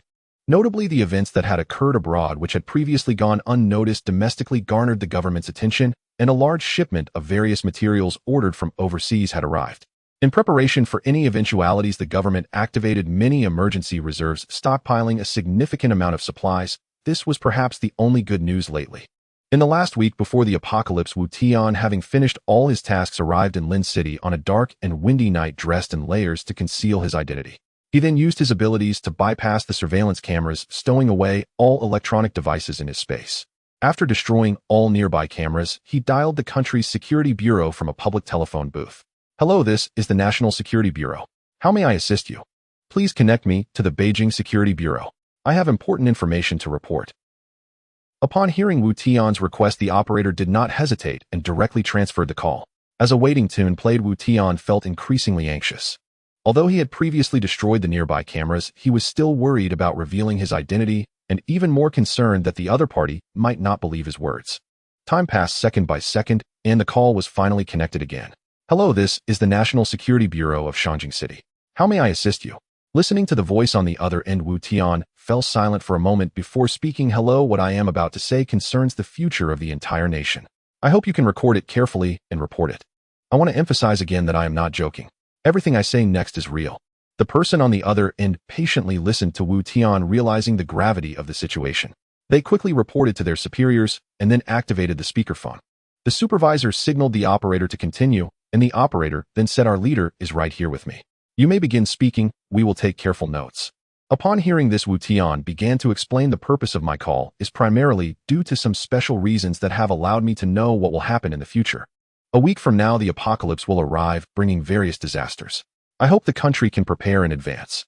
Although Wu Tian had emphasized this before, hearing him say it now made the operator believe he was just causing trouble, and they sternly warned this is an important national department. Don't make such jokes over the phone, or you will face imprisonment. I understand your concerns, but what I am saying is not a joke. I know the consequences of spreading rumors. The events that will occur are my doing, and I am still in the mountains near Shangjing, where I have left a gift for you. Please do not interrupt me. A week from now, the apocalypse will descend. Extreme heat, earthquakes, floods, and extreme cold will follow, along with various mutated creatures posing a significant threat to human survival.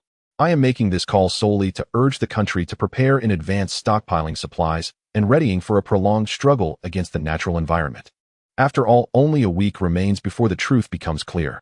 I hope the country can believe me this once, and please do not ask who I am. I am just an ordinary patriotic youth. Wu Tian then provided an address and hung up the phone. This address was where he had brought back some supplies from abroad, primarily food and rescue materials. In order to convince them, Wu Tian had invested heavily, needing to present something useful to prove he was not just talking nonsense. The assistance these supplies could bring to the nation was minimal, but they served as the best leverage. The information was swiftly reported upward, primarily because Wu Tian mentioned that the good fortune was his doing, which made them believe his words. After confirming there were no issues, Wu Tian used his abilities to leaving no trace behind, so even if they investigated, they would find nothing. Following the report, the country reacted swiftly and located the supply point he mentioned. Upon seeing the large amount of supplies before them, the country began to believe part of what he had said, but not entirely. They also arranged for people to investigate the leads, but found no useful information as there were no clues left behind. The surveillance cameras had not captured anything useful before being damaged. Everyone who passed by that day was also investigated, but no useful information was found. The foot traffic was already considerable, and since the other party left no clues, it was impossible to trace. Just to be safe, preparing in advance would not lead to significant losses. The entire national apparatus began operating as they started collecting and stockpiling supplies, activating air raid shelters and national defense facilities, and beginning to construct shelters. With the involvement of the national machinery, many things became simpler. Although the weather was scorching, workers continued to work in shifts around the clock. Notifications were sent out to be ready for disaster relief at any time, but the public was not informed. Most companies and factories were halted. Under the pretext of the hot weather, the public was advised to stockpile survival supplies and to minimize going out to avoid heat stroke. The main reason was that the news had not been fully verified, and the country did not dare to disclose everything at once, fearing it would plunge into chaos. The country also implemented an emergency plan stating that if communication between the central government and local areas was lost, each region would need to govern itself, carry out their duties, and await instructions from the central authority, which would find a way to restore communication as soon as possible. Although the government had begun to investigate Wu Tian, there were no leads. They only had a rough idea of his location without knowing who he really was. Wu Tian was not foolish. He didn't make the call locally, and he had destroyed the cameras, leaving him unafraid of any clues being discovered, preferring to wait and see how things developed. It was still too early to expose himself. He would take things one step at a time. If the day came when he had to reveal himself, Wu Tian would no longer hide. At that moment, the internet was buzzing. The weather was abnormally hot, and with the government releasing this information, although not explicitly stated, the astute had likely grasped something. Some had already begun hoarding various supplies in the scorching heat. Aside from vegetables and fruits, which were hard to preserve, many filled every available space in their homes. Others remained unconcerned, thinking it was just a bit hot, and that it would improve in a few days, believing that buying a few items would suffice. They thought that hoarding too much would lead to waste. There were also voices online proclaiming that the apocalypse was imminent, urging people to stock up on supplies, reasoning that even if the end didn't come, they could consume the items gradually, but if it did come, those who didn't prepare would surely starve. These messages garnered considerable attention. Many found them reasonable and began preparing, while others dismissed them as alarmist nonsense. Strangely, despite the fervor with which these statements spread online, the relevant authorities took no action, seemingly tacitly agreeing with the sentiments expressed. Outside, some had already begun to take advantage of the chaos as petty thieves prepared to seize the opportunity to make a profit.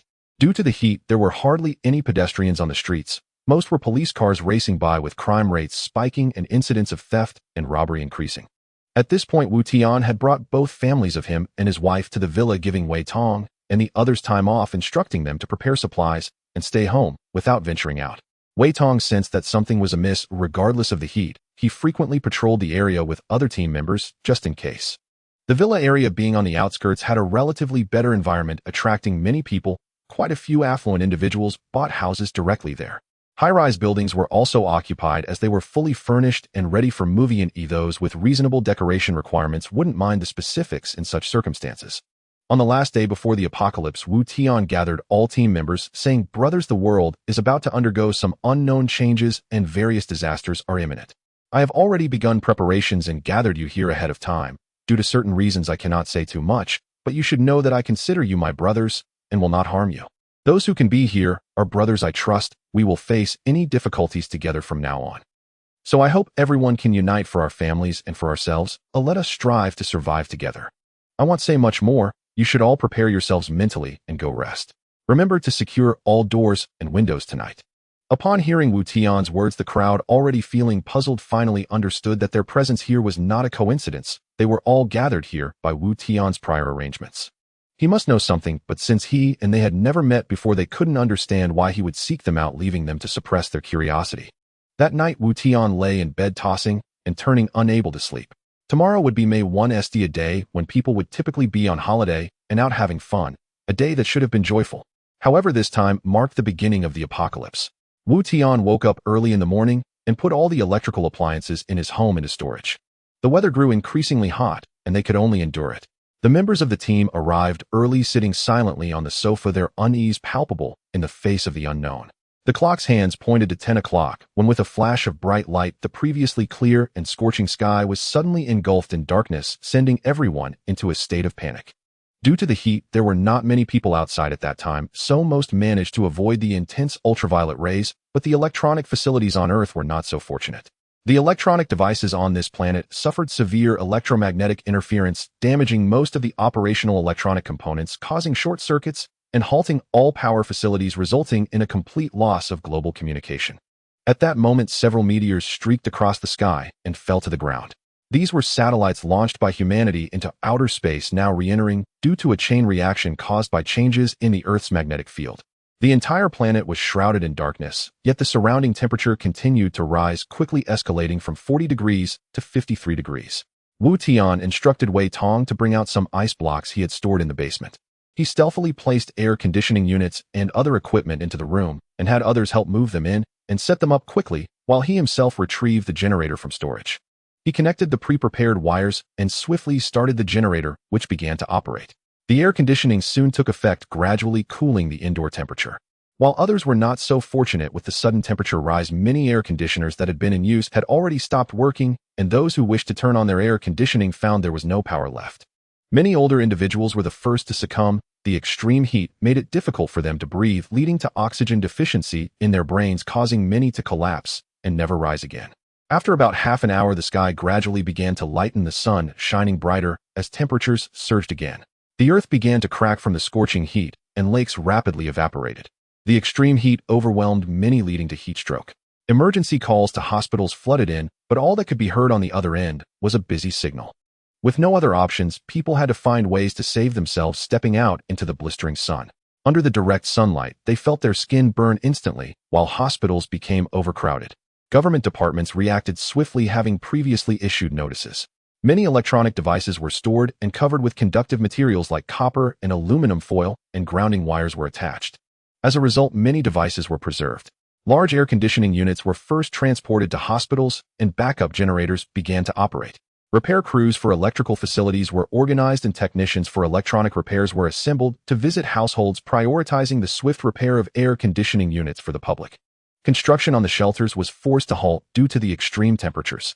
Although preparations had been made, no one anticipated the severity of the situation, resulting in significant losses, especially in civilian equipment. Unprepared, the foreign countries were now on the brink of paralysis, with no effective organization for self-rescue, resulting in heavy casualties among the populace, while the countries that had been living well faced dire circumstances. Houses made of wood could not fend off the direct rays of the sun, leading to many succumbing to heat stroke, while fires broke out everywhere. According to later statistics, over 2 million people had died within just 3 hours of the outbreak.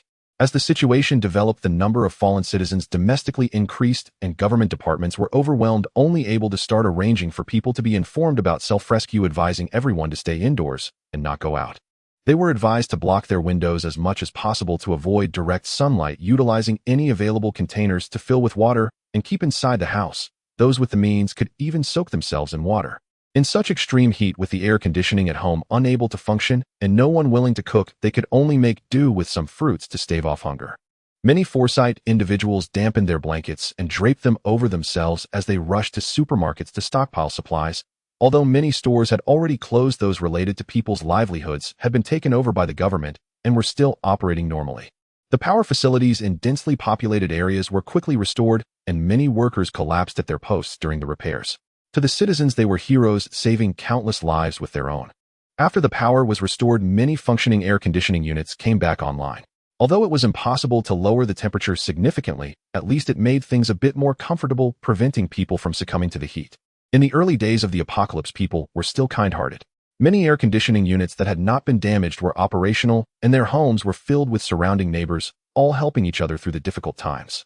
At this moment, Tian had stopped concerning himself with the outside world. There were too many victims, and his abilities were limited, making it impossible for him to do much. He had seen much worse during the apocalypse. He only wished for his family to be safe and for those around him to survive. If he had the ability to help others, he would, but only on the condition that it wouldn't affect his own situation. The members of the team were currently in the villa. They were fortunate, as Tian's presence meant that they and their families were not adversely affected. With the repair of the base stations, the internet became lively again. A netizen named Huakai Fu Gue posted, "It's so hot I've used all the bowls at home. The temperature hasn't decreased at all. If anyone's air conditioning is still working, please share your address. They'll compensate generously." Another netizen, Brother Dao, replied, "Same request. They'll give an extra 1,000 yuan. Message me if interested." Netizen Wang Bin posted a picture of his home's thermometer, which showed only 29 degrees, accompanied by the text, "Fortunately, my air conditioning broke yesterday, and I took it for repairs, barely got it back today." Many nearby netizens began to him and privately message him, expressing their desire to go to his house to escape the heat. Ling Shui took some ice cream from the fridge, handing one to each person. A group of people happily enjoyed this rare comfort, while a few team members' children ran around the house, playing joyfully. The women chatted endlessly while Wei Tong led the team members in exercising on the third floor, unaffected by the heat despite the sweltering weather. Wu Tian opened WeChat, and the community group was abuzz. He glanced over and saw that there were already hundreds of messages in just a short time. Unit 101 in Building 10, the internet finally works. Dear neighbors, does anyone have Huaxiang Zhengqi water? My family has heatstroke, please help. Unit 1002 in Building 1, it's too hot, the ice sleeves aren't working. Does anyone have good solutions? Unit 1201 in Building 3, I still have a box of Huaxiang Zhengqi water, I can only give you 2, come over to pick it up. Unit 101 in Building 10, thank you. 2 is enough, I will go pick it up right away. Unit 1201 in Building 3, no need to be so polite, we are all neighbors. As the old saying goes, distant relatives are not as good as close neighbors. In times like this, we should help each other. Villa Area 101. Exactly, I've seen people online saying it's the end of the world. Should we stock up on supplies? Building 2, Room 309. Don't believe in rumors or spread them, but given how hot it is, it's still necessary to stock up on supplies. Is anyone going with me? Aunt Wang, it's just my husband and me at home. Oh, we're old and have trouble moving. Could you help us by bringing back some supplies? Upon hearing Aunt Wang's words, the group fell silent. Usually she is either dancing in the square or visiting others, and nobody had noticed her mobility issues, so no one replied. Aunt Wang continued in the group. Today's youth have no respect for the elderly or care for the young. I'm already of this age and only asking you to help bring back a few items, and it's as if I'm asking for money. Still no one responded to her message. Wu Tian originally didn't want to participate, but thought that if the people in the community prepared more supplies, at least everyone could fare better and not be singled out too quickly. So he sent a message in the group: with the weather this hot, no one knows when it will end. While we can still manage to go out, let's all stock up on supplies together. The more people join and the cheaper the group purchases will be. If you want to join, please respond, and let's be clear beforehand. We don't want anyone to play the moral high ground later. If something happens and they haven't bought supplies, no one will lend you anything if you haven't thought it through. Seeing Wu Tian's message resonated with many, the group began to respond, and soon most people in the community decided to go out together to shop. However, some people still dismissed it and made sarcastic remarks in the group. Building 3 room 703, the salt I stocked up on a few years ago hasn't even been finished yet. Now I need to stock up again. I won't be doing it to let things be as they may. Building 5 or room 102, I won't be stocking up either. Gets too hot, and there's no need to keep too much. Some others were still hesitating, unsure of what to do. Wu Tian ignored them and sent another message: it's 3 p.m. now, and the weather is still very hot. We'll set off later. Those who want to go, please gather at the main entrance at 6 p.m. After sending the message, he didn't pay attention to the group chat anymore and tossed his phone aside. Ling Shui clearly saw the messages in the group and walked over to sit beside Wu Tian. Honey, haven't we already stocked up on a lot of things? Why do we still need to buy more? We don't have much money left. Wu Tian gently embraced Ling Shui. Let them buy some supplies. The disasters to come will be much worse than now. Although we have many people, we shouldn't stand out too much to avoid attracting anger. They'll take Wei Tong and the others to buy supplies later. Money won't matter in the future. They'll let them spend all their money today. Hearing this, Ling Shui nodded and then handed over all the remaining cash at home to Wu Tian. They had already spent most of the money on their card, leaving only a few thousand in cash. Wife, you should come with me later. This is the last chance to shop. Buy whatever you want because there won't be places to shop later on. After saying this, Wu Tian took out several sets of sun protection clothing from his storage and called Wei Tong and the others down, explaining the situation to them. After spending some time together, everyone found Wu Tian's words quite credible. Ever since he predicted the events that happened today, they generally listened to him without question. Everyone hurriedly put on sun protection clothing and went home to get money. Although the distances were short, each person returned sweating profusely. At 6 p.m., Wu Tian and the others donned their protective gear, preparing to head out. Wu Tian's father felt a bit worried and wanted to accompany them, hoping to lend a hand. Wu Tian, however, disagreed, saying, Dad, I feel more at ease knowing you're home with my father-in-law. The house needs someone, and my mom and the others can't manage on their own. You can stay with my father-in-law for mutual support. The house will be in your charge while we young folks handle matters outside, said Ling Shui hastily. Yes, Dad, just play chess with my father and keep an eye on the house. We'll be back soon. Wu Tian's father could only agree, taking Ling Shui's father to play chess. When the group drove to the entrance of the community, many cars were already parked there. Many of the cars had several people squeezed into one. Currently, only manual transmission vehicles were operational, while those with electronic ignitions wouldn't start at all. As the organizer, everyone was waiting for Wu Tian. They drove several large cargo vans which had been prepared in advance, since most cars in the community were sedans and could carry limited supplies. Since they had already made a decision, they would see it through. Besides the supplies they needed, they could also help bring back some for the community. Wei Tong drove at the front, with Wu Tian sitting in the passenger seat. At this moment, the number of pedestrians on the road had increased, as many took the opportunity to go out for some activity. Upon arriving at the supermarket, they found the entrance already full of cars with a steady stream of people queuing to enter. The police were also maintaining order, and Wu Tian thought for a moment and did not get out. There were too many people. Even if they got in line, they wouldn't be able to buy much inside.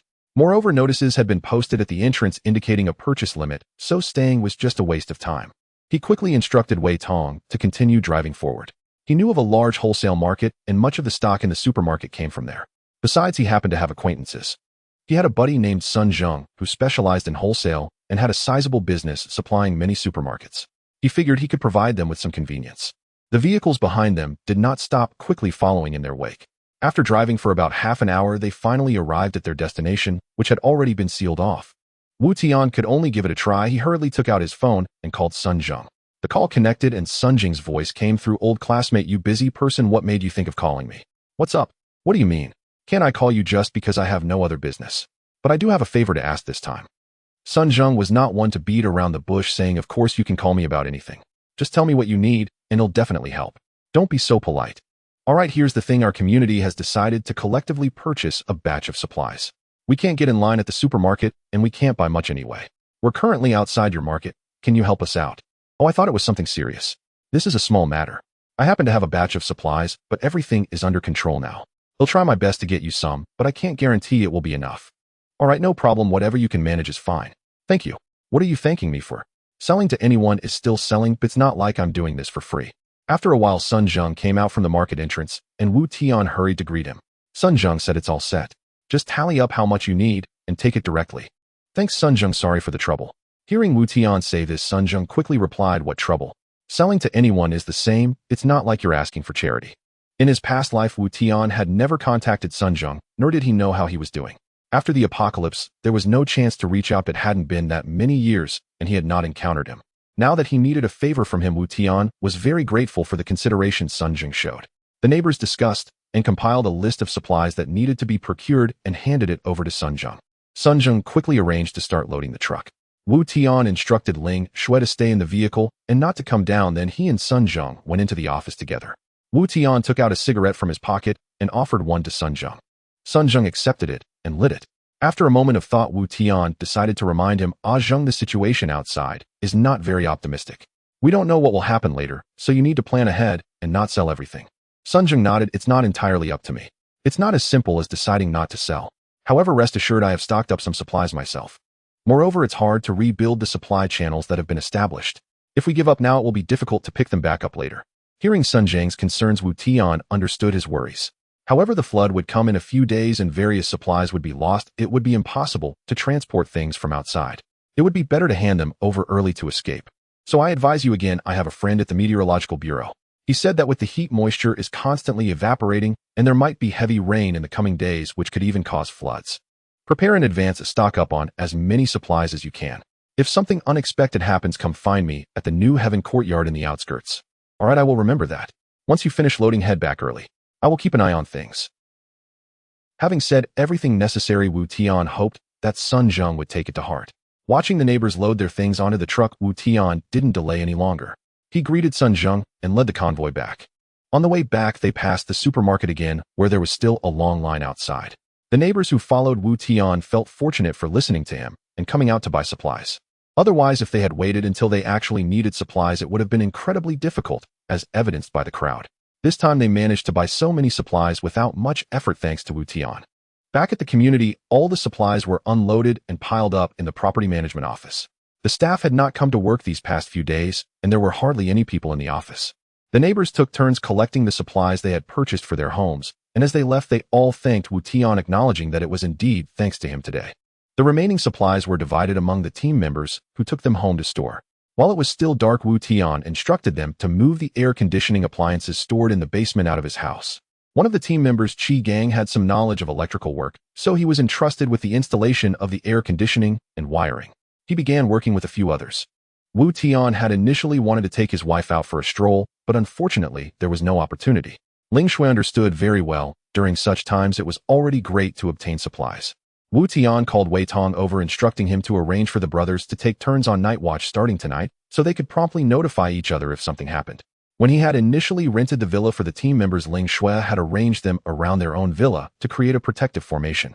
This arrangement was not only convenient for alerting, but also ensured that if any problems arose, they could retreat to Wu Tian's side at any time.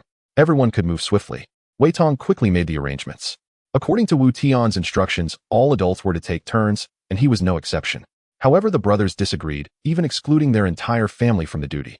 They owed their current lives to Wu Tian, and the brothers wanted to find every possible way to repay him, let alone agreeing to let him stay up late on watch. The next morning, Wei Tong arrived at 6 o'clock to knock on the door, waking Wu Tian from his sleep. As he opened his eyes, he realized he was drenched in sweat, and the bedroom was stiflingly hot. He hurriedly put on his clothes and opened the door, a wave of heat rushing in. The temperature had already begun to rise, making it uncomfortable.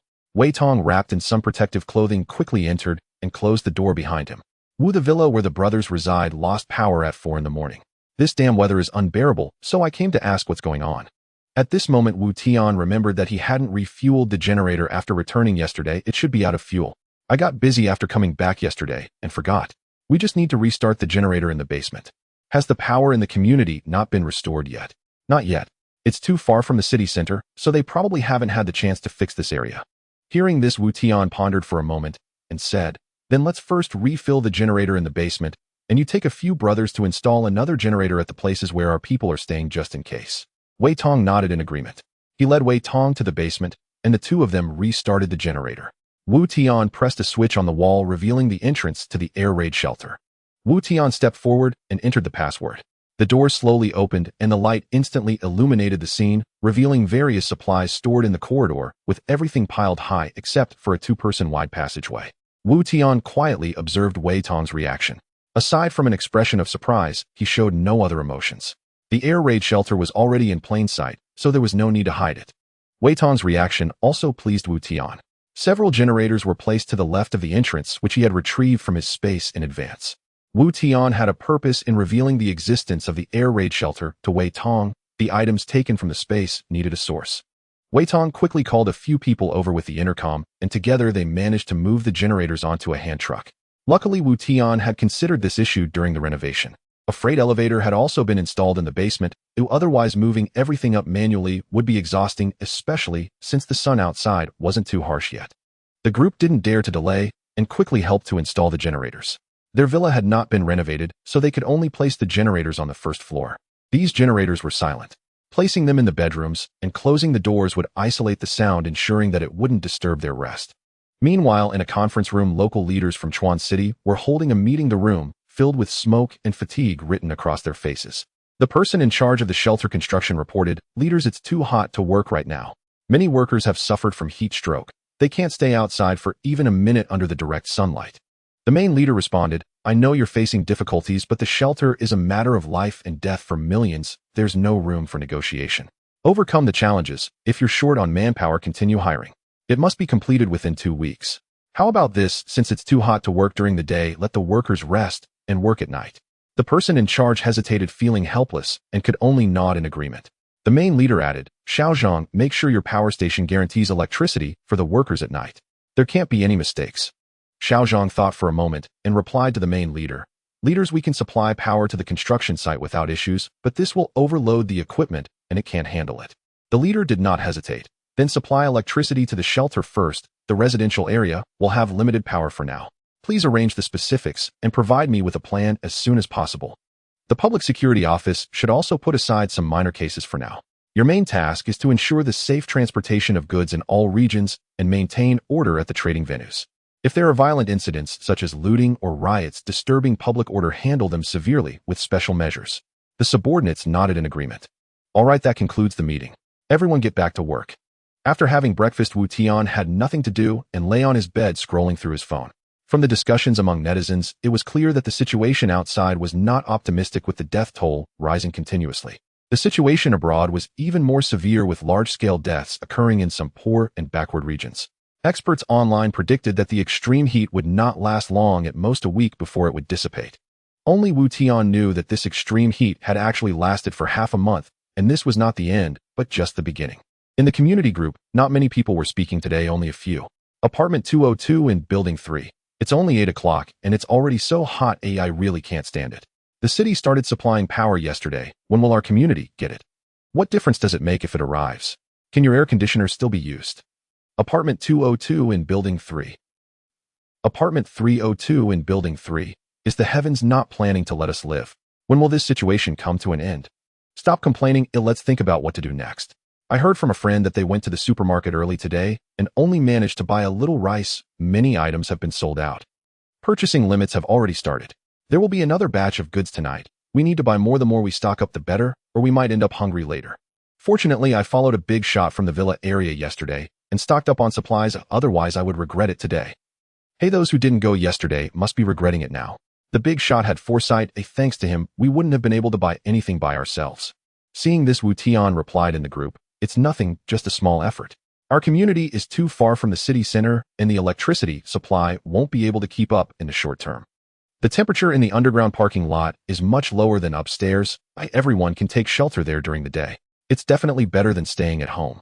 How did I not think of that? The big shot is indeed impressive. The underground parking lot is great. He'll go down and take a look. Neighbors, wait for my news. He'll go down and take a look too. See you in the underground parking lot." At this moment, all Wu Tian could do for them was these. Whether they listened or not was their own business. He had done what he needed to do, seeking only a clear conscience. The people in the community were all new arrivals, and he had no prior interactions with them. He had plenty of supplies in his own space that could fully support the entire community, but it was just not the right time yet. Wu Tian, having experienced the apocalypse, was not some saint. He was merely preparing to build a private base for the future, laying the groundwork in advance. In his previous life, Wu Tian learned an important lesson: fighting alone was not feasible. Only by having one's own forces could one survive longer in the apocalypse. The repair personnel from Manager Wu have arrived, stating that the emergency repairs in our community will be completed today. However, there will be limited power usage afterwards, with only 4 hours of electricity available each day. At this moment, the voice of Wei Tong came through the intercom reporting, "Okay, I understand. Please inform the brothers that during the normal power supply hours we should turn off the generator for maintenance. Otherwise it might overheat and cause issues." "Got it, Manager Wu. I will notify them right away."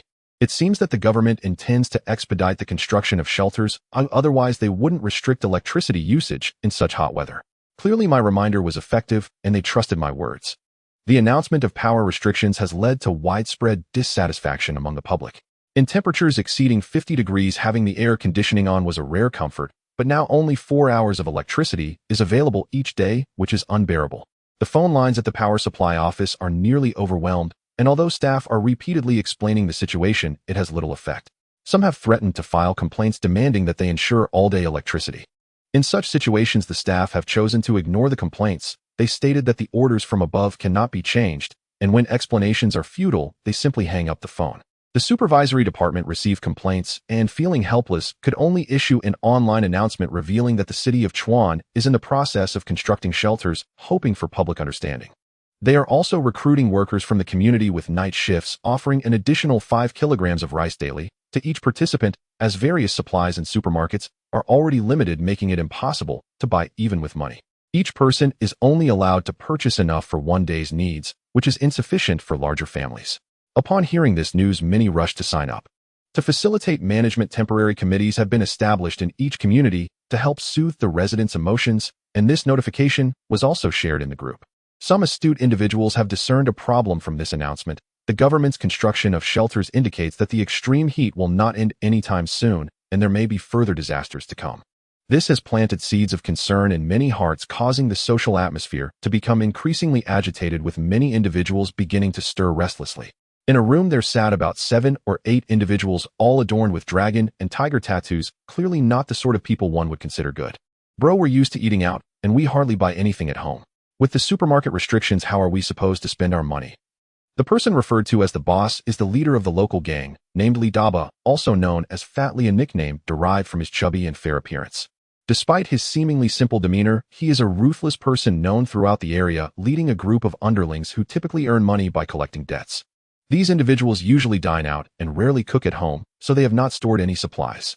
After the supermarket restrictions were implemented, they began to entertain dubious thoughts. "Third brother, take a few guys and keep an eye on the supermarket on South Avenue. Figure out the patrol patterns of the security personnel. Since they won't let us live, we might as well pull off a big score." Third brother nodded in agreement and headed out with a few people. Usually Fat Li operates ruthlessly, and his underlings never dare to question his decisions. As they stepped outside, third brother and his companions were sweltering, tongues nearly hanging out. "Third brother, boss is being overly cautious. I think we should just rob the place directly, with so many of us. We have to work in this heat. Isn't that asking for our lives?" Third brother shot a fierce glare at the younger brother, saying, "What the boss says goes. If you dare to question the boss' decisions behind his back, he'll kill you." The younger brother was too frightened to speak further. Although third brother said this, he was not pleased inside. He usually did all the dirty work, but received none of the benefits, and he had been harboring other ideas for a long time. However, now is not the time to turn against them. He also worried about the presence of the boss men, so he dared not show his feelings. A few individuals had been watching near the supermarket all day, and they had figured out the security guards' patrol and shift change patterns. Although they were hiding in a nearby house, it lacked air conditioning. The room was as hot as a steam room, with 2 younger brothers keeping watch while the third hid in the bathroom, taking turns to rinse in the bathroom. Complaints from the younger brothers occasionally reached the ears of the third brother, who was furious at his elder brother. They were at home enjoying air conditioning while he was out suffering. Truly ungrateful. At this moment, many residents in Wu Tian's neighborhood had already retreated to the underground parking garage, where cooling mats were laid on the ground and a wire was pulled down from the first floor. Power had not yet been restored, but the maintenance personnel were already at work, and it should be restored soon. Thanks to the natural environment of the underground garage, the temperature here was around 34 degrees. The garage door had been closed and covered with thick blankets, while the cars parked in the underground garage were all moved to a corner. More and more people were moving down from upstairs, yet the garage was not crowded. Everyone discussed and divided up areas to avoid disputes over parking spots. Each building had connected a water pipe from upstairs, and all the tools that could be used at home were filled with water and placed around, which would provide some benefit. The air was not too dry, and the temperature could be maintained at this level with even a slight decrease, although the large number of people made the change in temperature not very noticeable. The online restrictions on supplies had caused much dissatisfaction among people, and someone started a post to organize others to speak out, hoping to pressure the government in this way. Many people participated in the discussion, and the post's initiator was named Lu Zheng, just an introverted man without a job who enjoyed expressing various opinions online. To gain a sense of fulfillment, he fit the mold of a keyboard warrior. Seeing so many supporters, he felt a bit elated. In a surge of excitement, he suggested, "Let's gather at the supermarket entrance after sunset to protest. The more people, the more likely they will compromise. Anyone who can come, please do. I'll be waiting for you at the entrance." This comment was liked and endorsed by countless people, and many replied that they would join him. In his view, the more people who attended, the better, otherwise a small group would be ineffective. After night fell, Lu Zheng donned his backpack and went to the supermarket entrance, which still had a long line of people overflowing with crowds. Seeing the throngs gave him a boost of confidence. Upon arriving at the agreed location, he found himself alone, sitting in a spot waiting for online friends to arrive. Time passed slowly, yet not a single person showed up. He posted again, "I have arrived, waiting for everyone to come. Be quick and look sharp, let's not waste time." This time many liked the post again, and the praises in the comments lifted his spirits, yet in reality, no one came no matter how long he waited. He waited until the crowd dispersed, and the supermarket closed, realizing none of the online friends had arrived. Lu Zheng gritted his teeth in anger, finally understanding the detestable nature of internet trolls. On the internet, people could say anything, but in reality, they all went silent. Cursing under his breath, Lu Zheng stood up, dusted himself off, and prepared to head home. Suddenly, two uniformed security personnel blocked his path, and one of them held out a phone in front of him, saying, "This post was made by you, right? You're quite something, spreading rumors and inciting trouble. Come with us." Without giving Lu Zheng a chance to explain, they directly escorted him towards their vehicle. At that moment, Lu Zheng thought to himself whether to utter a curse. These online friends are really a joke. If they were too scared to come, they should have said so earlier. They lured me here while they just watched the fun online. Did you keep an eye on the supermarket today and figure out the security guards' shift patterns? The one referred to as Old 3 replied, "The elder brother has already figured it out. There are fewer shoppers in the afternoon, with only 3 salespeople inside the supermarket and 2 security guards at the entrance, only one of whom has a gun. All right, have the brothers prepare. Tomorrow we will pull off a big score. You take a few people to create chaos in the supermarket while I and Old 2 seize the guns amidst the confusion. When will we act? Around 5 p.m. Once the supplies arrive, we will move directly. On the way out, we will just drive off with the supply truck." Old 3 felt a bit speechless at this moment. He was again being put on the front line. If anything went wrong, the security guards could shoot him directly. The elder brother really wasn't a good person. This time, let Old 2 create the chaos.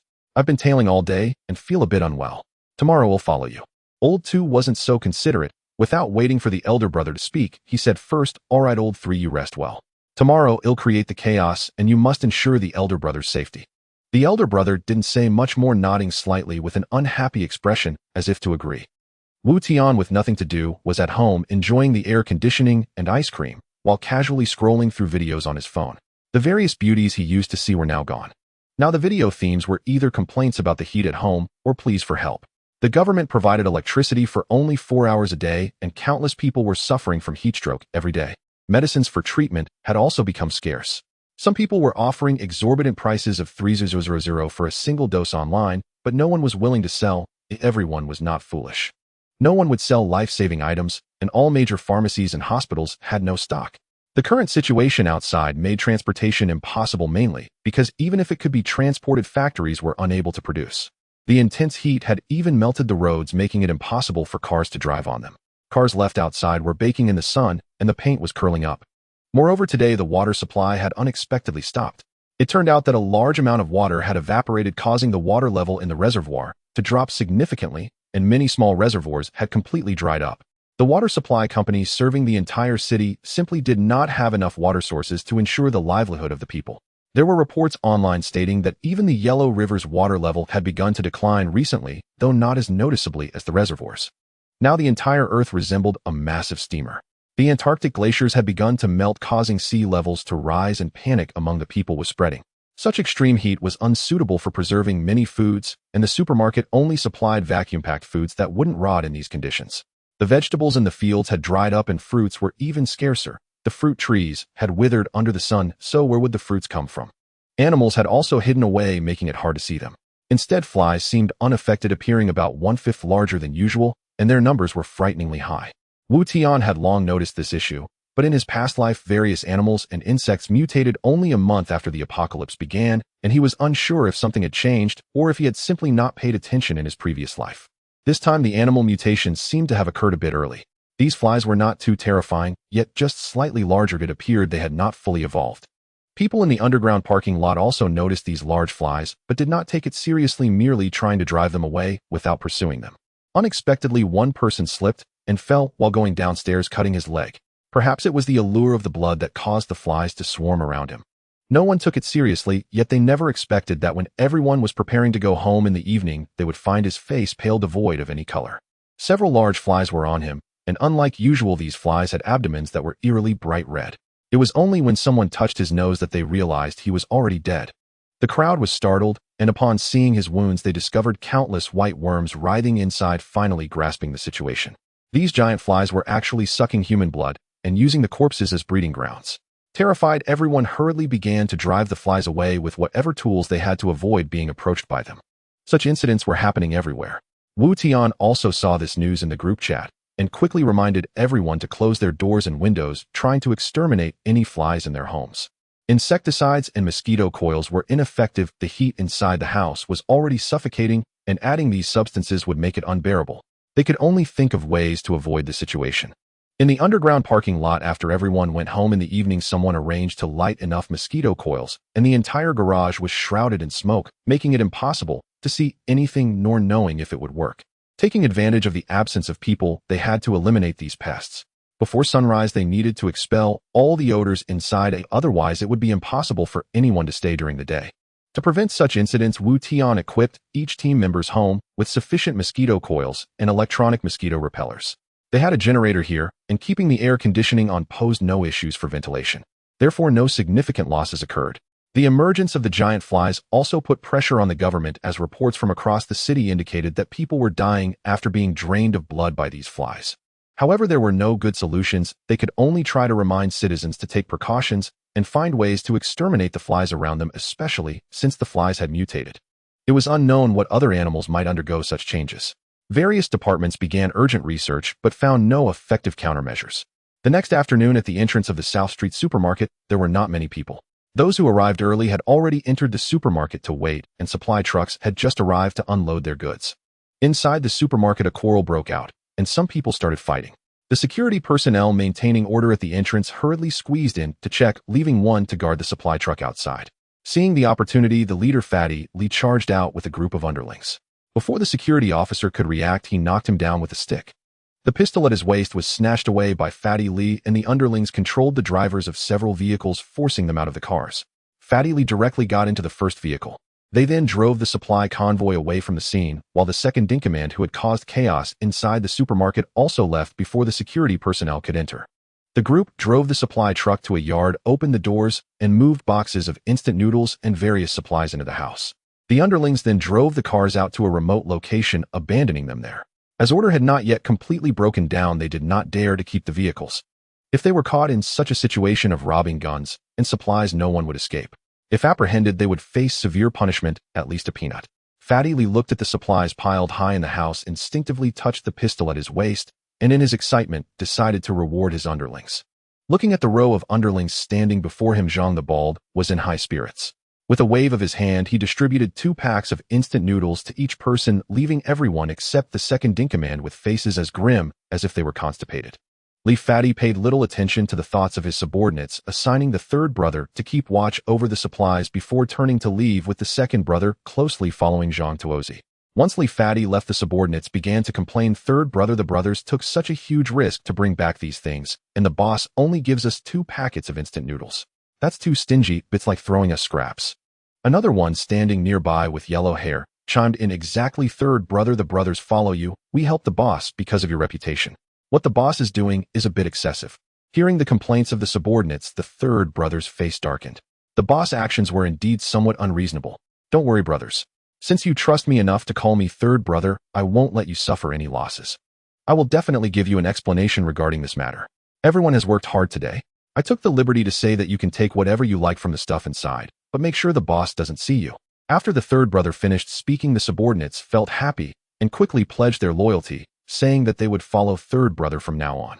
As they watched their brothers selecting items, the third brother's face revealed a sly smile as he recalled something. Initially, they had followed the boss out of brotherhood and for a meal, but ever since they joined him, they had barely managed to scrape by. Though there were complaints, they did not dare voice them. With a criminal record, no one wanted to hire him for a job, so he had endured and gotten by. Now times had changed, and he was uncertain of what the future held. Perhaps this was his chance. Meanwhile, Li Fatty, who had already returned home, was in the bedroom of the third brother's wife. It turned out that the two had been intimate for a long time, so he always assigned the third brother to do the dirty work. This was also to create time for himself. This time he wanted the third brother to go because he initially planned to eliminate him with the help of the security personnel, but unexpectedly, he was refused and taken over by the brainless second brother. Li Fatty looked at the fair body of the third brother's wife, his eyes instantly turning crimson. The two were like dry tinder and blazing fire, embracing each other tightly, taking advantage of the third brother's absence to seize the moment. However, he did not expect that the third brother had just returned home. Upon opening the door, he noticed the shoes at the entrance and vaguely heard the lascivious sounds coming from the bedroom. At the first glance of the shoes, the third brother recognized them as Li Fatty's. He did not rush in directly, but instead turned around, gently closed the door behind him, and walked out. The third brother had originally intended to come back to bring something to his wife, but upon witnessing this scene, his expression twisted with rage. Stepping out of the house, he struck a tree by the roadside with a punch, causing blood to instantly flow from his hand. How could she betray him after he had treated her so well, especially with that fat guy? In what way was he inferior to himself? Both of them deserved to die, and he vowed that one day he would kill this pair of scoundrels. His restraint this time was not due to a lack of temper or cowardice, but rather because he knew the boss had a gun. Even if he charged in, what could he achieve? He would just be throwing his life away. Now the subordinates listened to him obediently and expressed discontent towards the boss, except for that fool, the second brother, who remained loyal to Li Fatty. Perhaps he could win him over. If the second brother was sensible, he would spare his life. If not, he would get rid of him and then deal with the pair of scoundrels. Suppressing the pain in his heart, the third brother returned to the small courtyard with a calm expression. At this moment, Li Fatty was in high spirits. The third brother's wife was worried that the third brother would return and discover them fidgeting nervously, but Li Fatty did not consider such things and directly initiated his assault. In reality, Li Fatty was not afraid of being discovered. Even if the third brother found out, he believed that the other party would still rely on him for a living and surely would not dare to make a fuss. What he did not know was that the third brother was merely patient, not cowardly. The theft of supplies directly provoked dissatisfaction from the higher authorities, and the negative impact of this incident was extremely severe. It was necessary to impose strict measures at such a critical time. In response, the Public Security Office urgently issued a wanted notice offering a direct reward of a week's worth of supplies for any clues and a full truck of supplies for those who could help identify the suspects. The release of this news caused a huge uproar, with some feeling envious and others interested in the rewards, while a few harbored special thoughts and contemplated imitation. Thus, the announcement was not entirely a good thing. Many unstable factors began to stir as the failure to capture anyone led to the emergence of other thoughts among the populace. When Wu Tian saw this news, he realized that the real apocalypse was about to begin. In his past life, he had heard others mention this incident, which was orchestrated by a person nicknamed Li Pengzi. The Public Security Office had not captured him. Normally, with food and firearms, Li Pengzi should have thrived in the apocalypse, but unexpectedly, he had suddenly gone silent after this incident, and no one had heard about him again. The outside world grew increasingly chaotic. Many people failed to buy food today due to the theft of supplies, which further fueled the public's dissatisfaction. The only good news was that the shelter was nearing completion, and soon people would be able to move, and though only Wu Tian knew that the shelter could not actually accommodate so many people. To enter, individuals needed to provide sufficient supplies. He had no intention of going to the shelter, but others were unaware. Thus, this news temporarily quelled the thoughts of rebellion among the populace. On the 7th day of the extreme heat, the water supply had completely stopped and supermarkets were unable to procure any supplies. The city administration had also realized that money was now useless. Therefore, all goods were controlled. Only every evening would city officials come to the community and each person could receive a few packets of instant noodles and bread along with a bottle of water. This was the daily ration. Wu Tian and his group would go to collect supplies on time every day. They did not lack these items, but they could not let it show or they would become targets. On the 15th day of the extreme heat, many people had already become emaciated. The scorching heat caused rapid dehydration as a single bottle of water was insufficient for replenishment, with hunger and thirst accompanying the populace. Just when people were on the brink of despair, a turning point occurred. Rain began to fall from the sky, and the temperature dropped rapidly, causing those who witnessed it to dance with joy in the rain. The rainwater once again filled rivers and lakes. It was a global downpour with temperatures returning to normal across regions, and the heavy rain lasted for an entire day and night. When the rain stopped, people stepped out of their homes. The extreme heat had finally passed, and they no longer had to endure such an environment. It seemed society would soon restore its rightful order. Factories began to resume production, and various supplies were promptly delivered to every city. People could start to venture outside again, living as they had before. The hustle and bustle of the city returned, filling the people who experienced the beauty of a peaceful society with hope, while many who committed offenses during the extreme heat were held accountable and taken into the public security office. For several consecutive days of pleasant weather, life truly fell back into a routine. Only Wu Tian knew that this was merely another joke played by the heavens on the people. Taking advantage of the restored temperatures, Wu Tian took his family out for a leisurely stroll, alleviating the gloomy mood of everyone. This would be the last time to enjoy this prosperous world. The supplies previously ordered from abroad had finally arrived, but due to the extreme heat, they had been unable to unload or depart. So as the extreme heat had just passed, the ships docked at various ports in the country began to unload their cargo, with supplies being taken off the ships in bulk. Some of the unloaded supplies were transported across the country, while others were directly stored by the government. This bout of extreme heat made the country truly realize the seriousness of the situation. The stockpiling of supplies across various regions was taken seriously. The shelter had been completed, but for the time being it served no purpose, and the government had no plans to relocate the people inside.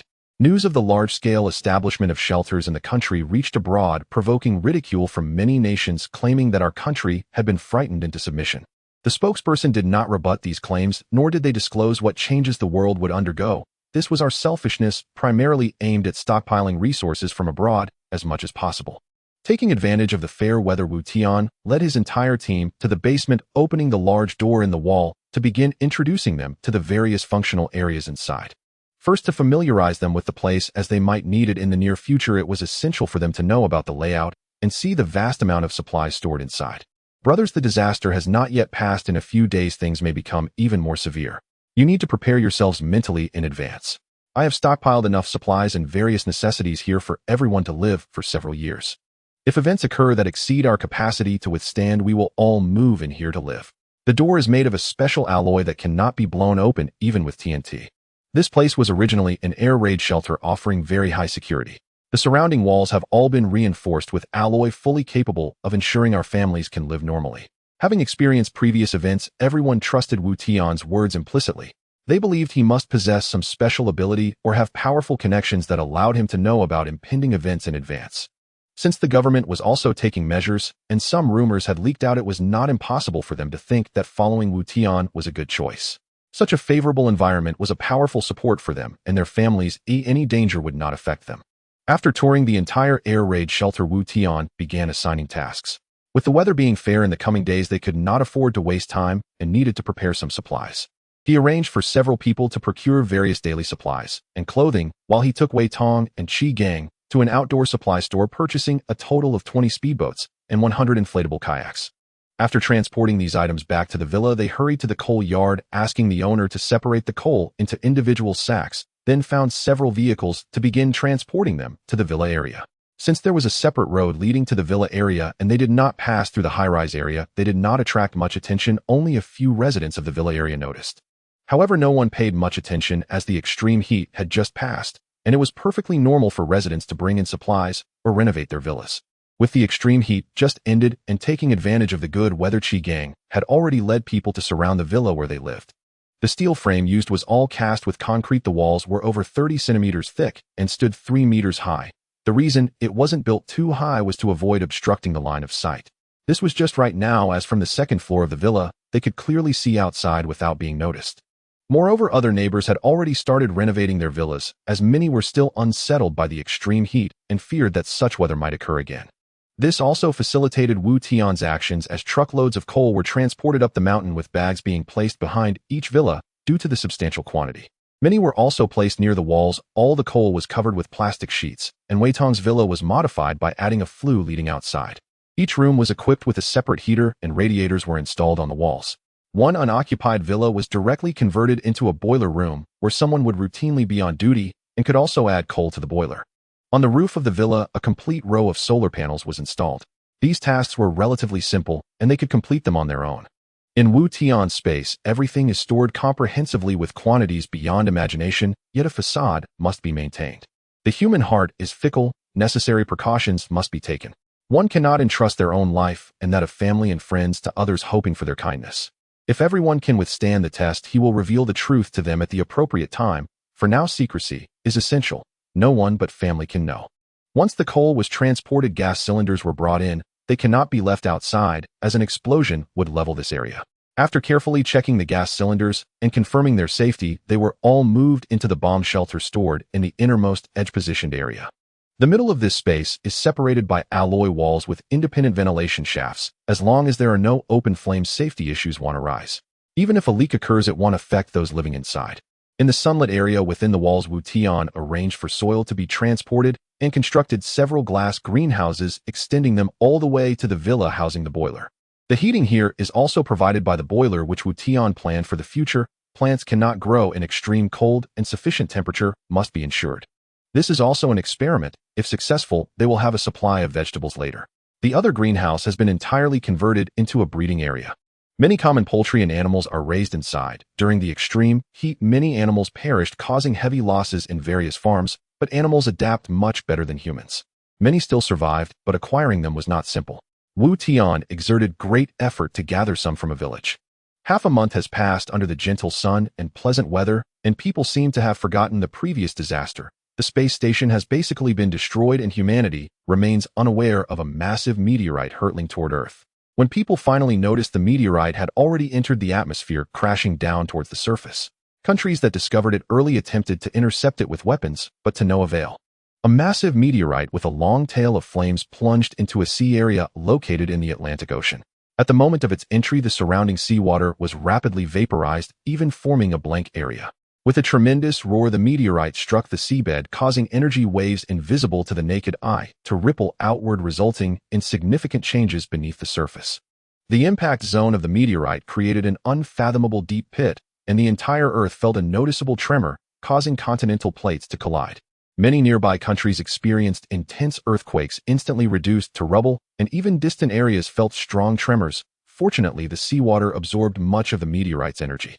This also buffered the impact force, preventing a global earthquake disaster. However, numerous massive dormant and active volcanoes were affected, leading to widespread volcanic eruptions. Black smoke soared into the sky, and wherever lava flowed, it became a sea of flames. Viewed from space, Earth presented a hellish scene. What met the eye was undoubtedly a scene reminiscent of hell itself. Our country is relatively distant from the meteorite's landing site, so the impact was not too severe by the time the tremors were felt. They had already lost much of their power. This meteorite was drawn in by the changes in Earth's gravitational pull, which is a fortunate turn of events. It did not cause the extinction of dinosaurs as it did hundreds of millions of years ago, but it still inflicted immeasurable impacts on humanity, with severe losses across the globe.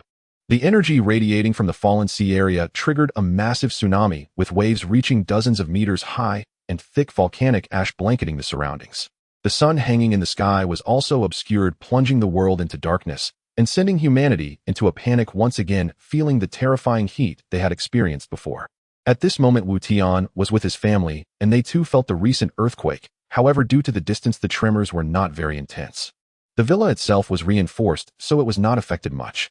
Concerned about his family's fear, he gathered everyone in the open area of the yard. Wei Tong also hurried over with his family. Seeing Wu Tian's family already there, he rushed forward and said, "Are you all okay, President Wu?" The sky suddenly turned dark, and then there was an earthquake. "I was worried about you here." "It's fine, we came out right after the earthquake. Go check if the brothers are all here, and also turn on the lights in the yard. While the earthquake has stopped, go back and bring out a few tents. Let's rest outside tonight." "Got it, President Wu. The brothers should all be out now. I'll go turn on the lights." Wei Tong turned on the lights, and several brothers followed him to get the tents. Wu Tian told everyone to sit for a while, but before he finished speaking, another wave of tremors hit. Wei Tong, who had not yet entered the villa, quickly stopped and ran back, standing next to Wu Tian and observing the surroundings. This tremor was much stronger than the first. Here they were relatively open, so the issue wasn't too severe, but the tall buildings in the community were not so fortunate as the sky darkened and everything around was pitch black. Many people rushing downstairs could not see the path and fell directly down the stairs. Luckily, it was a new community and no buildings collapsed during the first earthquake. People began to hold onto the railings and cautiously made their way down, gradually evacuating, though they were all in a hurry and did not bring any lighting tools. Some people turned on their phones for temporary light, at least providing a bit of illumination. This was a suburban area, and there were no very tall buildings around. With a lot of open space, there was still room to gather, but the situation in the city was not as fortunate. Many old communities collapsed directly, and many people were buried beneath. The sky was pitch black, and the people around had no chance to rescue others. They could not see anything and did not dare to move, while the cities closest to the epicenter faced the real apocalyptic scene. Buildings were left in ruins, everywhere was filled with cries and screams, and a suddenly tilting office building crashed down onto the fleeing crowd. By the time people reacted, it was already too late. Those who were slower were crushed beneath. Many areas caught fire due to the building collapses, and explosions were frequently heard. Cities near the coast had already been inundated by seawater, with waves crashing against the remaining buildings after the earthquake, the waves towering dozens of meters high. Few could withstand the onslaught of the waves. Survivors struggled in the water for their lives, while the dead floated on the surface. In places where life was still manageable, the initial earthquake had not caused major damage, but after the volcanic eruption, wooden houses were set ablaze, filling the air with the strong scent of sulfur. When the tsunami arrived, it became a tragedy. The entire island was submerged with corpses everywhere, and as the waves ebbed and flowed, only one in 10 survived. After the disaster struck, the domestic military quickly prepared to begin rescue operations, but the dark sky hindered their progress, making it impossible to operate under such conditions. Just 2 hours after the volcanic ash blocked the sun, the temperature began to drop. Taking advantage of the aftershocks not yet arriving, many people rushed home to find warm clothing. In Chuan City, after the second wave of earthquakes, there were not many casualties, and the crowd was quickly organized to use flashlights to begin searching for survivors. Wei Tong moved the tents to the yard and brought various warm clothing. All the tents were set up in a circle with firewood piled in the center. Wu Tian used a lighter to ignite the wood, and as the flames grew stronger, warmth began to radiate, and they saw the lights on in their yard. People from the nearby villa area also came to knock on the door. Wu Tian did not turn them away. He opened the door and let them in. Seeing how well prepared Wu Tian and his family were, the neighbors hurriedly returned home to get supplies. After settling his family, Wu Tian discussed with Wei Tong and decided to descend the mountain. It was crucial to have people around when establishing his own sanctuary. Now was an opportune moment to win people's hearts. He left a few individuals behind to guard while the rest followed Wu Tian down the mountain, as he had previously stockpiled supplies with the residents of the community. Having gained a certain degree of prestige in the community, several owners who had previously gone out with him rushed over when they saw him, and others descending the mountain with flashlights. Wu, why have you come down? Is everything all right on the mountain? Is your family safe? If you need any assistance, please let me know. Thank you for your concern. Everything is fine on the mountain and my family is safe. Is everyone in the neighborhood all right? Let's help each other. Let's organize a search to see if there are any neighbors trapped, as it's certain some couldn't escape after 2 consecutive earthquakes. Hearing Wu Tian's words, many responded.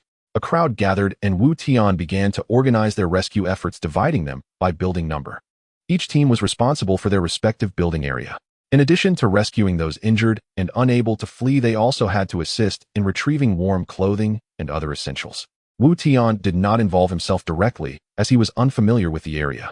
It was better for him to coordinate from the center, having done his best. Wu Tian instructed the remaining individuals to gather dry wood from the surrounding forest to prepare a fire. He truly could not recall how many earthquakes had occurred in his previous life. Therefore, for safety's sake, it was best to be cautious. After all, being careful incurs no great mistakes. No one knew if there would be aftershocks, so they definitely needed to stay outside tonight. Not everyone was willing to participate. Many harbored jealousy and disdain towards Wu Tian. This group consisted of over 300 people, including Aunt Wang, who had previously clashed with him in the group. They congregated separately and did not join the rescue efforts. They did not approach the area either, as most of this group held no favorable feelings towards Wu Tian, and some even expressed strong dislike. A man named Wang Kai with a mocking expression addressed the crowd. That kid named Wu is nothing good. He didn't mention bringing us along when he was stockpiling supplies, and now he's acting like a big shot. If Wu Tian heard this, he would certainly give him a good reprimand. It was clear that it was their own unwillingness to join him in purchasing supplies, so was this really a reasonable complaint? Hearing Wang Kai's words, Aunt Wang quickly echoed, "Exactly, this person is too pretentious. Who does he think he is trying to command us? What is he even worth?" He previously hesitated to help carry anything showing no respect for the elders or care for the young. It's clear he's not a good person. Upon hearing Aunt Wang's comments, a heavily tattooed man stepped forward from the crowd. His name was Wang Feng, the elder brother of Wang Kai, and he had instigated Wang Kai's provocation.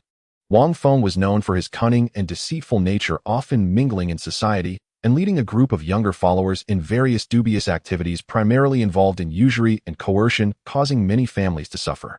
He held no fondness for Aunt Wang, but since he could still benefit from her, he maintained a friendly demeanor.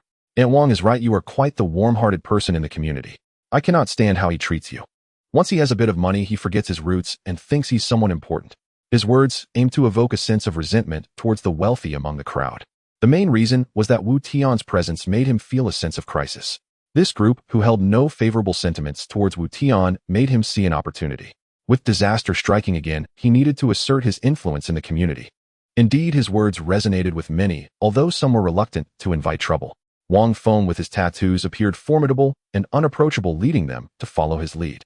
Observing everyone's reactions, Wang Feng felt immensely satisfied, as these people were quite easy to deceive. The sky was now pitch black and disasters continued to unfold with no one knowing what the future held.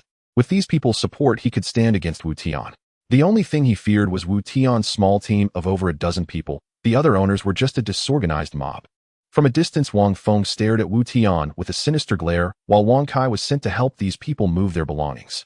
It was obvious he was not acting out of kindness, only he knew the true purpose behind his actions. Occasionally, some members of the search team returned, and the injured were carried out. Wu Tian quickly arranged for them to be assisted to the side, where a doctor from a nearby clinic was available to help with bandaging.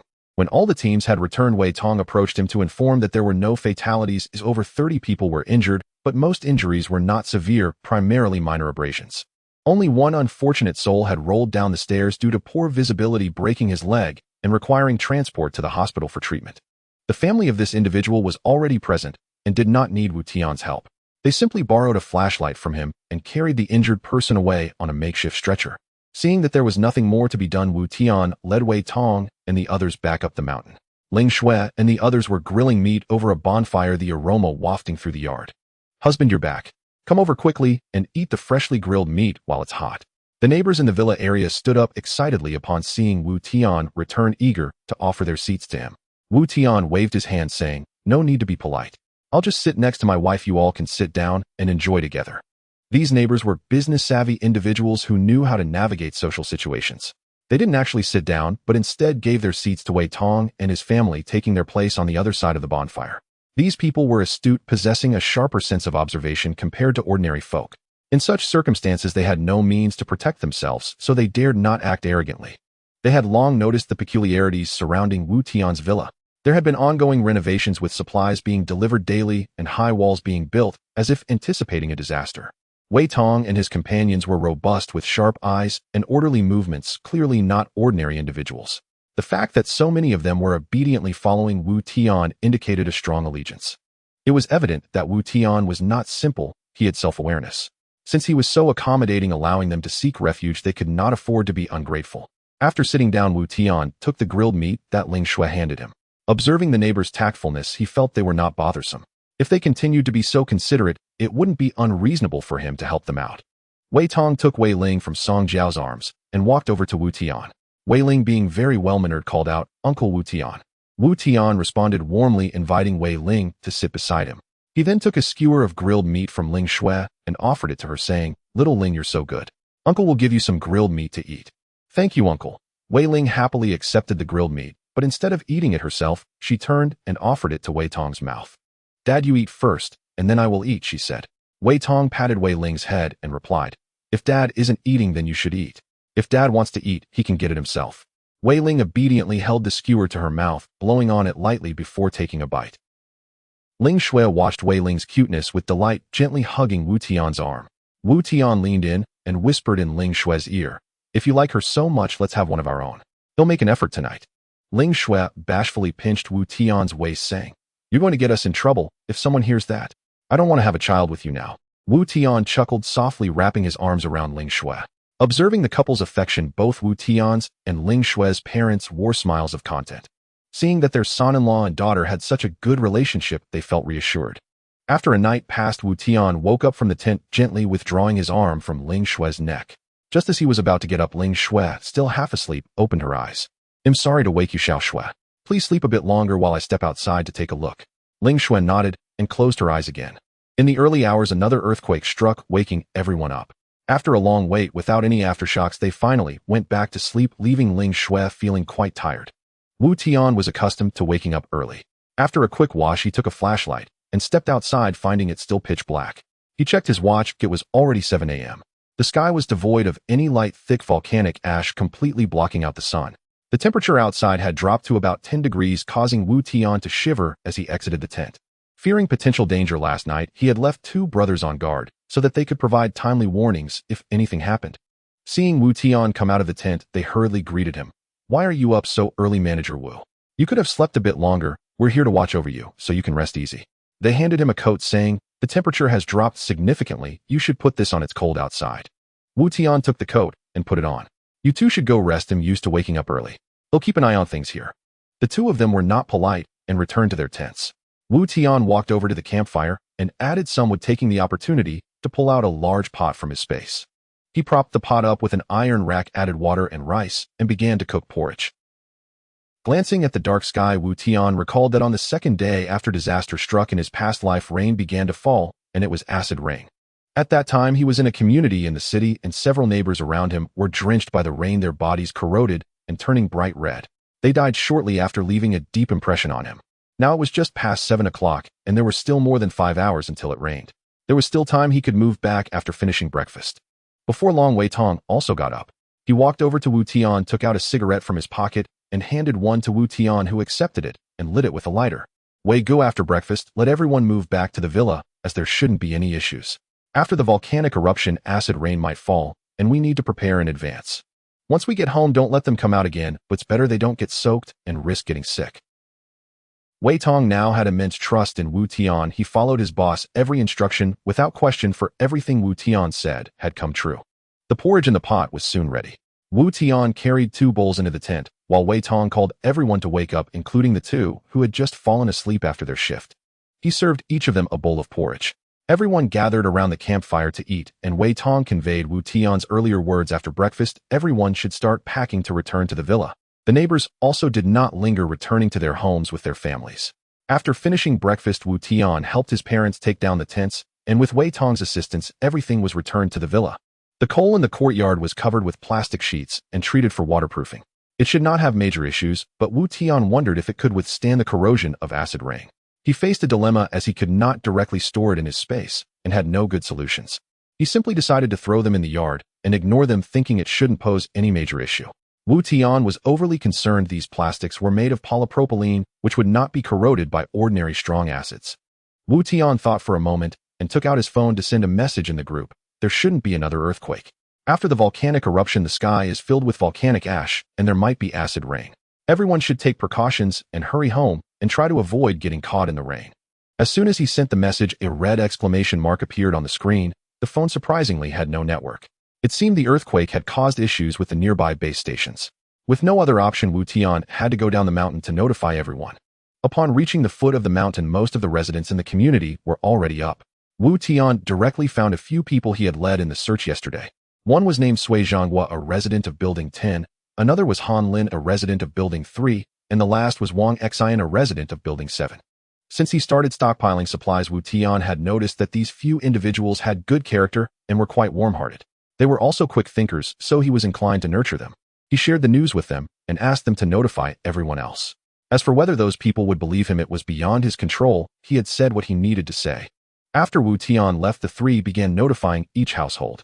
The conditions of the people around them were definitely not as good as those in the villa area. Many were just sitting together around a campfire to keep warm, so it was relatively easy to notify them.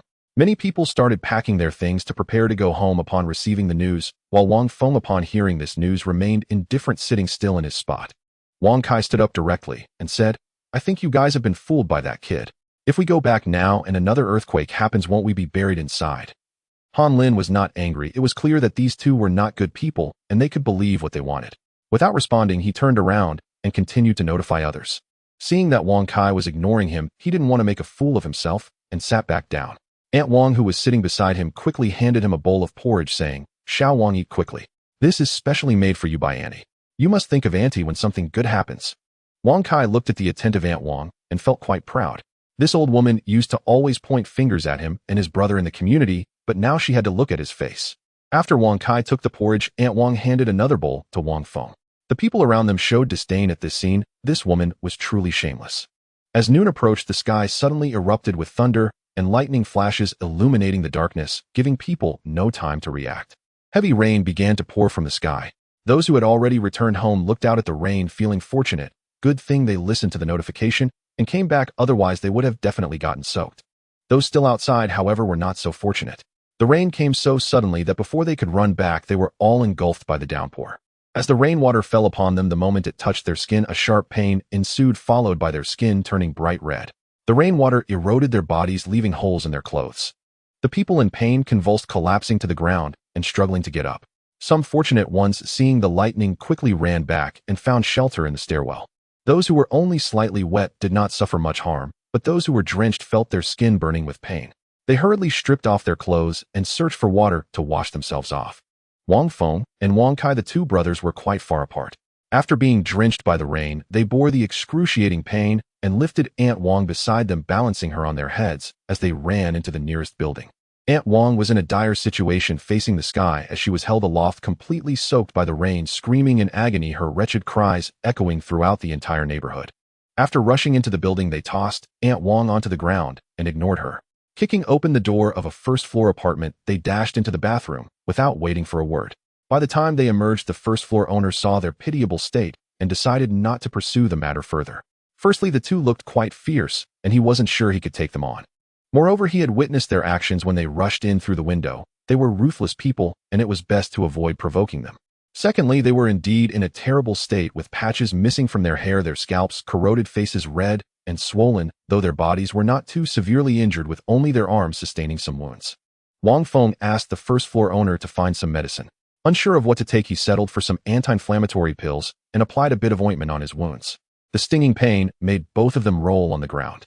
At that moment, they hated Wu Tian, regretting why they hadn't persuaded themselves more at the time, allowing themselves to endure such suffering. This acid rain caused many people to die directly outside, with all communication facilities destroyed and no signals whatsoever. The electricity was cut off and the water source was completely polluted. For those with houses or shelters to escape, only a few were soaked, generally suffering no major issues.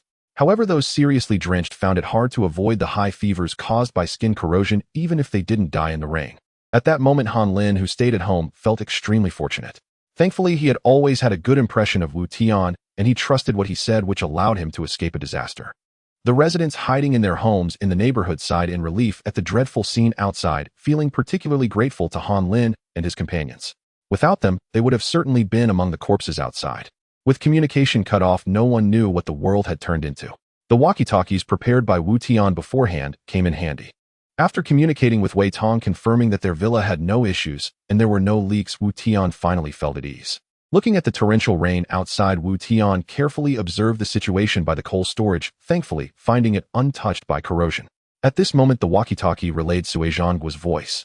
This was left for them by Wu Tian when he descended the mountain, allowing for easy communication with them. Han Lin and Wang Xian each had one using the same channel as Wei Tong and the others.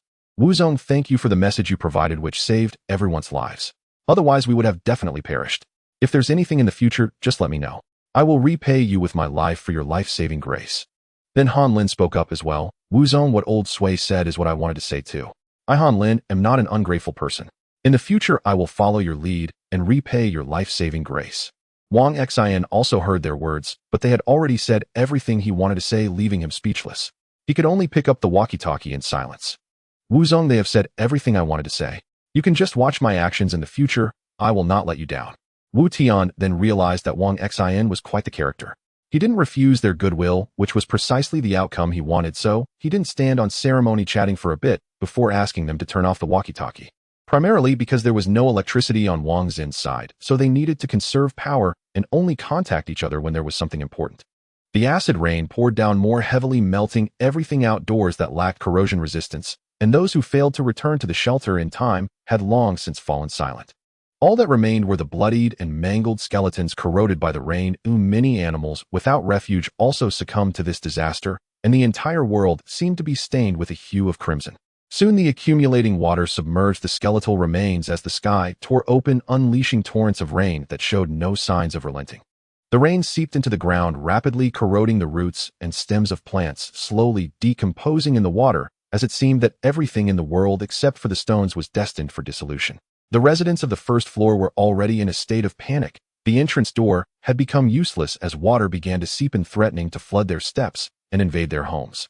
The people on the first floor could only hastily gather their belongings, moving what they could to the stairwell of the second floor, primarily bringing along blankets, some clothing, and food.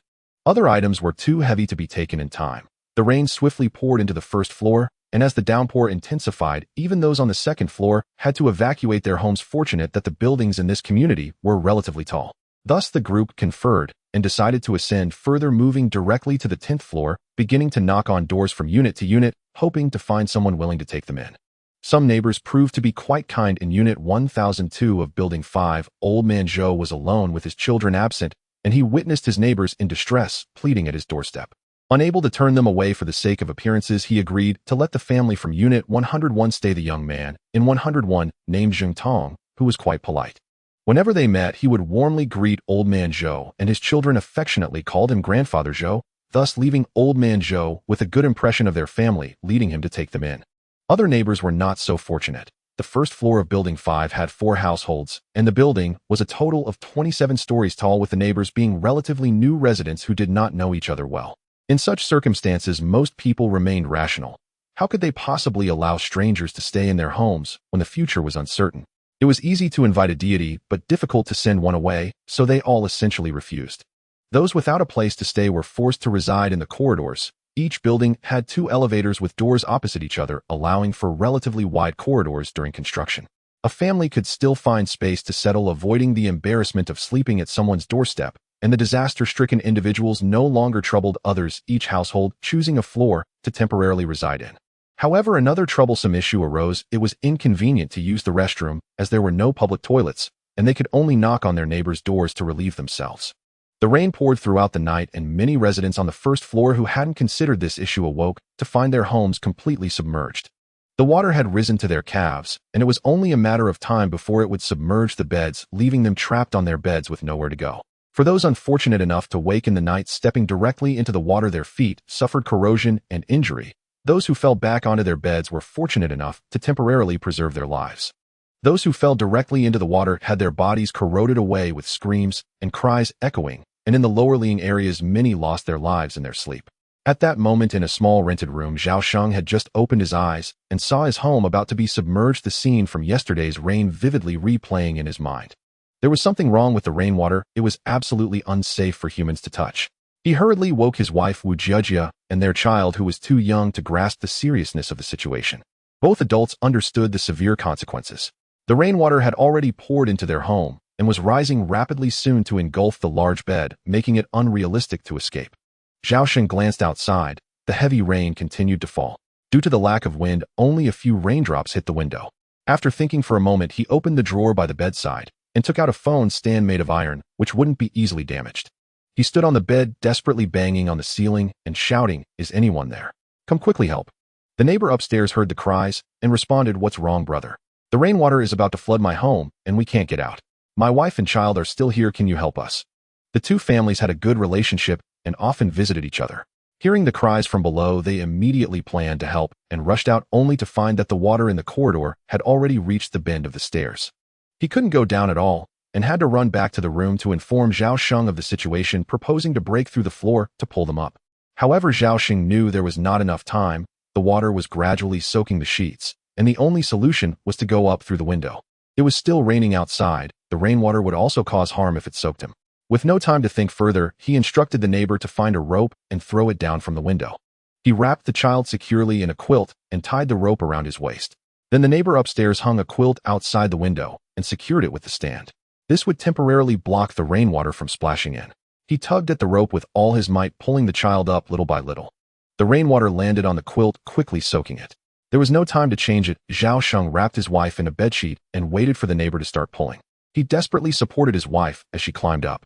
At this point, the water had already reached the level of the bed. He stood with one foot on the windowsill and the other on the bed. To lift her, he needed a point of leverage. Glancing at his wife struggling to climb, he had to ignore the rainwater, which soon reached his feet. A sharp pain shot through him, yet he gritted his teeth and urged wife, climb up with all your strength quickly. The quilt outside can't hold much longer. Hearing his voice, his wife finally mustered all her strength and climbed upstairs. The quilt was already soaked and had been partially corroded. Zhao Sheng quickly pulled his foot back. It had turned red and blood dripped from the soles. He endured the pain and tied the rope around his waist. At that moment, he had no protection. The damaged quilt allowed rainwater to leak through, dripping onto him, but he couldn't care about that. His instinct for survival made him cling desperately to the rope, but with one foot unable to provide leverage, the pain rendered him powerless. Fortunately, his wife upstairs, along with the neighbor and his family, pulled him upwards, and finally, he was yanked up and hurriedly crawled through the window. He collapsed directly to the ground, and only then did he feel the stinging pain in his foot, letting out a cry of agony. However, his wife and child were safe, which gave him peace of mind before he fainted from the pain. Seeing her husband's injured foot, his wife realized the immense pain he had endured to help her climb up, and tears streamed down her face uncontrollably. Their child began to cry as well, watching his father, while the wife, disregarding the presence of the neighbor, hastily removed Zhao Sheng's clothing. Raindrops fell on Zhao Sheng, leaving wounds on his back. The neighbor quickly brought clean water and soaked Zhao Sheng's foot in it.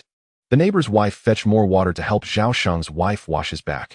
Normally, hand injuries shouldn't come into contact with water, but the situation was exceptional. It was imperative to wash away the acid rain first, otherwise it would continue to cause harm.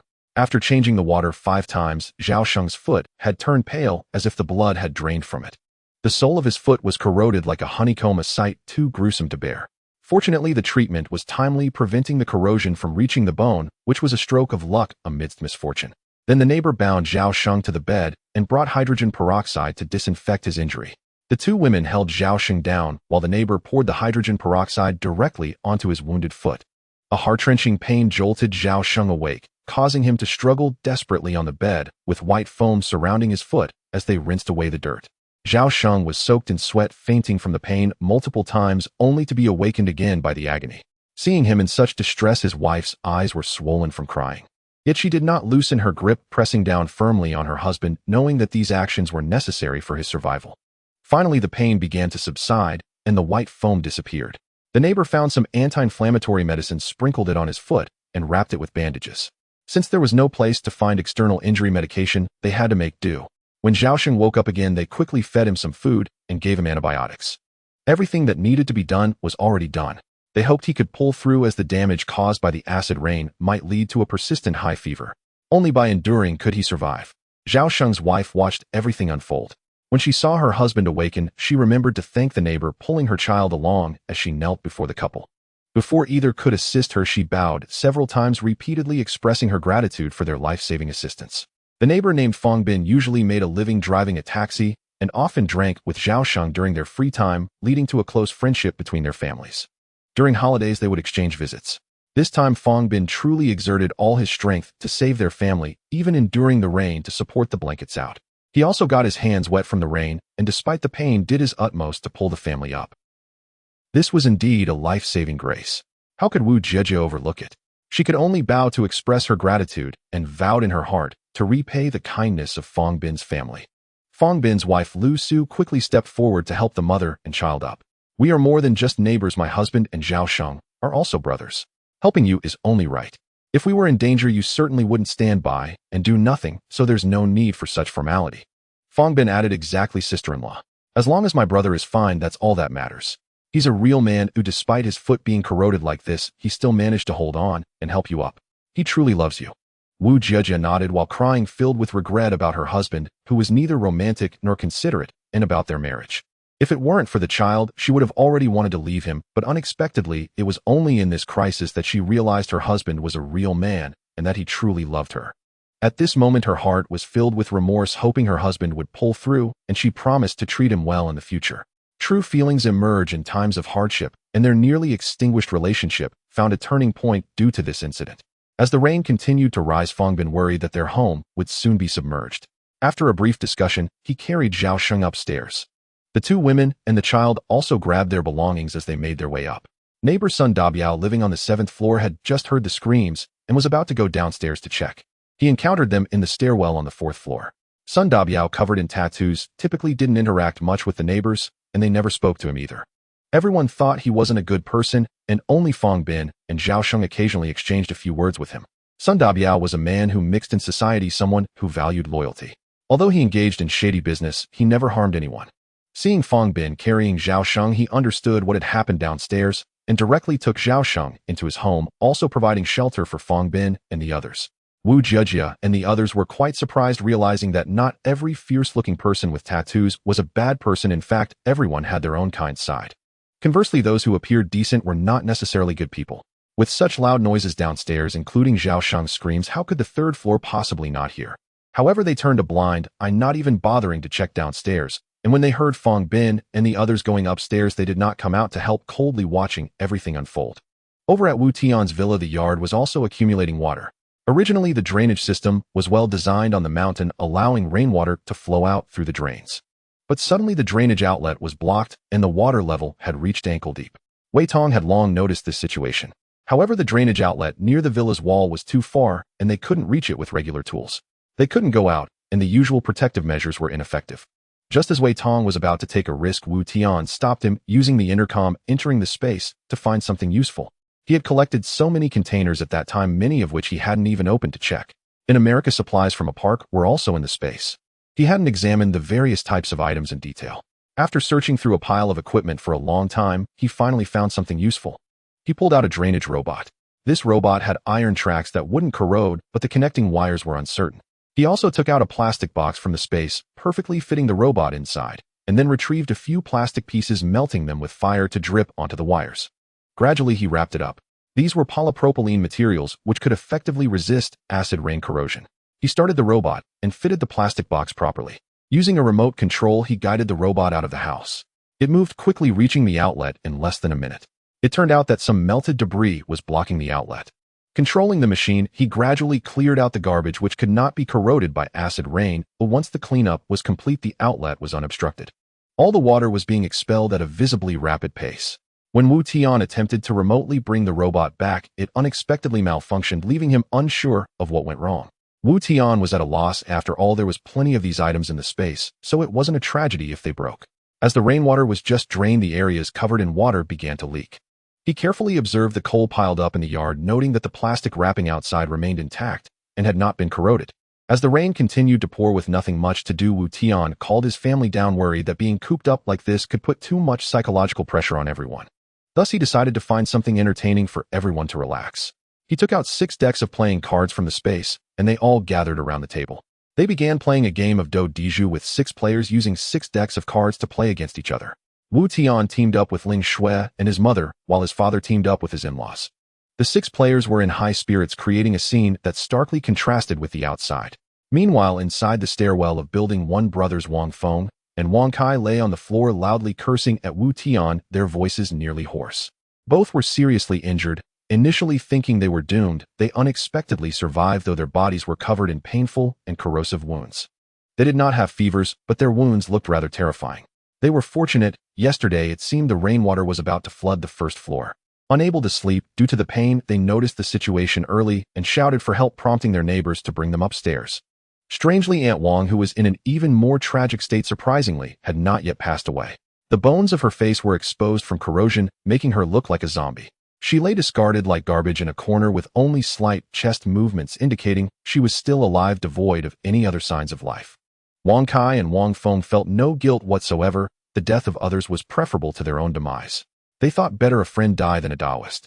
After all, no one would hold them accountable. However, there was some bad news. The entire neighborhood was out of water. It was unclear whether it was due to pollution or some form of damage. In any case, no water was coming from the pipes, causing everyone to panic instantly. Outside, the deadly acid rain was pouring down, and there was no running tap water. Those with purified water at home were fortunate, at least having something to drink, but for others, it was a hassle with no solution in sight. Neighbors who had taken refuge in the hallway knocked on doors to borrow the restroom, but no one answered, as there was no water to flush the toilets. This led to dissatisfaction among those sheltering in the hallway. Things were already dire, and now they couldn't even use the restroom. Anger clouded their judgment, and they stopped caring about the consequences. Many resorted to relieving themselves right at the doorsteps of others. Since they were positioned in the middle of the elevator corridor, if they weren't allowed, and they would make a mess at the doorstep to annoy them. Even if the residents inside knew what they were doing, they could do nothing about it, and dared not open the door to argue. In such a situation, who knew what would happen if they opened the door? After the water was cut off, many directly opened the toilet tank and used tools to extract water little by little. Although it looked unclean, it was still usable after settling. In Building No. 10, Sui Zhonghua made decent arrangements. Upon realizing that the rainwater might not reach the stairs, he took a few neighbors down to help. They moved the daily necessities and supplies of the residents on the first and second floors to the upper floors, as there were still 2 unsold apartments on the 5th floor. After breaking open the door, they temporarily accommodated the people inside. Although it was a bit crowded, at least they had a place to shelter. During the extreme heat, the owners of Building No. 10, under Sui Zhonghua's mobilization, all accompanied Wu Tian to procure supplies, and later, when the weather improved. These supplies were not fully utilized. Later, seeing Wu Tian still hauling things back and forth, the perceptive Sui Zhonghua convened a separate meeting for the residents of Building No. 10. After all having experienced extreme heat, everyone was financially stable and prepared. Each household made a substantial procurement of supplies, and at that time the community mocked them. Now these people must be regretting it immensely, while the neighbors of Building No. 10 were all grateful to Sui Zhonghua, acknowledging the benefits they had received from him. After the earthquake, he notified everyone to return one by one. Then acid rain began to fall. He explained that it was all thanks to Wu Tian, otherwise he wouldn't have known. However, it was indeed he who notified them, so his reputation among the neighbors was quite high. As the acid rain started, he thought of the water source issue. He immediately informed all the neighbors in the building to start storing water and communicated this via intercom to Wu Tian. He then notified Han Lin and Wang Xian. He then organized people to help the affected neighbors move items, which was met with a positive response. Now the entire Building No. 10 held him in high regard.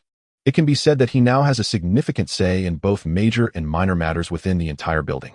After receiving Sui Zhonghua's notification, Han Lin and Wang Xian also promptly informed their neighbors, so the 3 buildings were temporarily free of issues. The water sources were relatively abundant, but other buildings were not so fortunate. Several households that did not stock up on supplies at that time were now filled with regret. Their homes had only a bit of water in the toilet, and they had raw rice and flour, making it impossible to cook. The fruits at home were also limited, and the fridge had long stopped working. Unable to scrape even a bit of frost, those extremely thirsty could only go door to door asking for water, but how could they possibly borrow any? Those who lived in the corridor had water after moving up, and they had fetched water from neighbors for usage. Now that everyone was out of water, they were even less likely to lend any. When they had asked for a place to stay, they were also turned away. Those who had asked them for water back then were still somewhat kind-hearted. The hearts of the people had not darkened too much yet. Those with water in the corridor still provided some assistance, though it was little. It was better than nothing. Wu Tian and his family were playing cards while sipping on drinks. They had not stored tap water at home, only barrels of purified water stacked in the room. There was no need for Wei Tong and the others to worry. Their house was fully stocked with various supplies, and they had plenty of water. They were just a bit bored since they didn't have as many people as Wu Tian's side.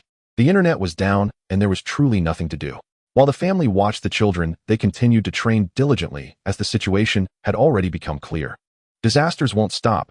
Only a strong body brings hope for survival. To protect the family, one must strive harder. The heavy rain continued to pour, marking the 3rd day of incessant downpour. The waters had already risen above the 3rd floor, turning the city into a vast ocean, as if it were floating on the surface of the water. Most households had already run out of water. While the lack of food was manageable, at least they wouldn't starve immediately, but without water, it would truly lead to death by thirst. Some had already fainted from dehydration, and many restless individuals began to take desperate measures, resulting in chaos. Last night in the garden community where Zhao Sheng and his group were staying, a murder and robbery occurred. A family seeking refuge in the hallway on the 6th floor was found dead, their bodies lying in the corridor, and all supplies had been looted. It appeared to be the work of someone familiar, as Zhao Sheng and Feng Bin were staying at Sun Dabio's home on the 7th floor, and they hadn't heard any sounds of struggle throughout the night. It was only in the early morning that residents from the 4th floor preparing to move upstairs discovered the scene. Blood covering the floor, the entire family dead, their bodies already cold. Startled, the residents from the 4th floor shouted in the hallway, prompting those in the upper floors to check. Zhao Sheng had an injury on his foot preventing him from going out, so it was Sun Dabiao and Feng Bin who came out. Others stayed at home, not daring to let women and children venture outside in such an environment. Most of the neighbors who came out to investigate were men witnessing the tragic fate of the family. The neighbors were filled with suspicion towards one another, with no one knowing who the perpetrator was. The brutality was shocking. The entire family had their throats slit, and even the children were not spared. In the aftermath of the apocalypse, with water and electricity cut off, surveillance cameras were utterly useless. They had no chance to check, and although fear gripped their hearts, no one was willing to take the lead.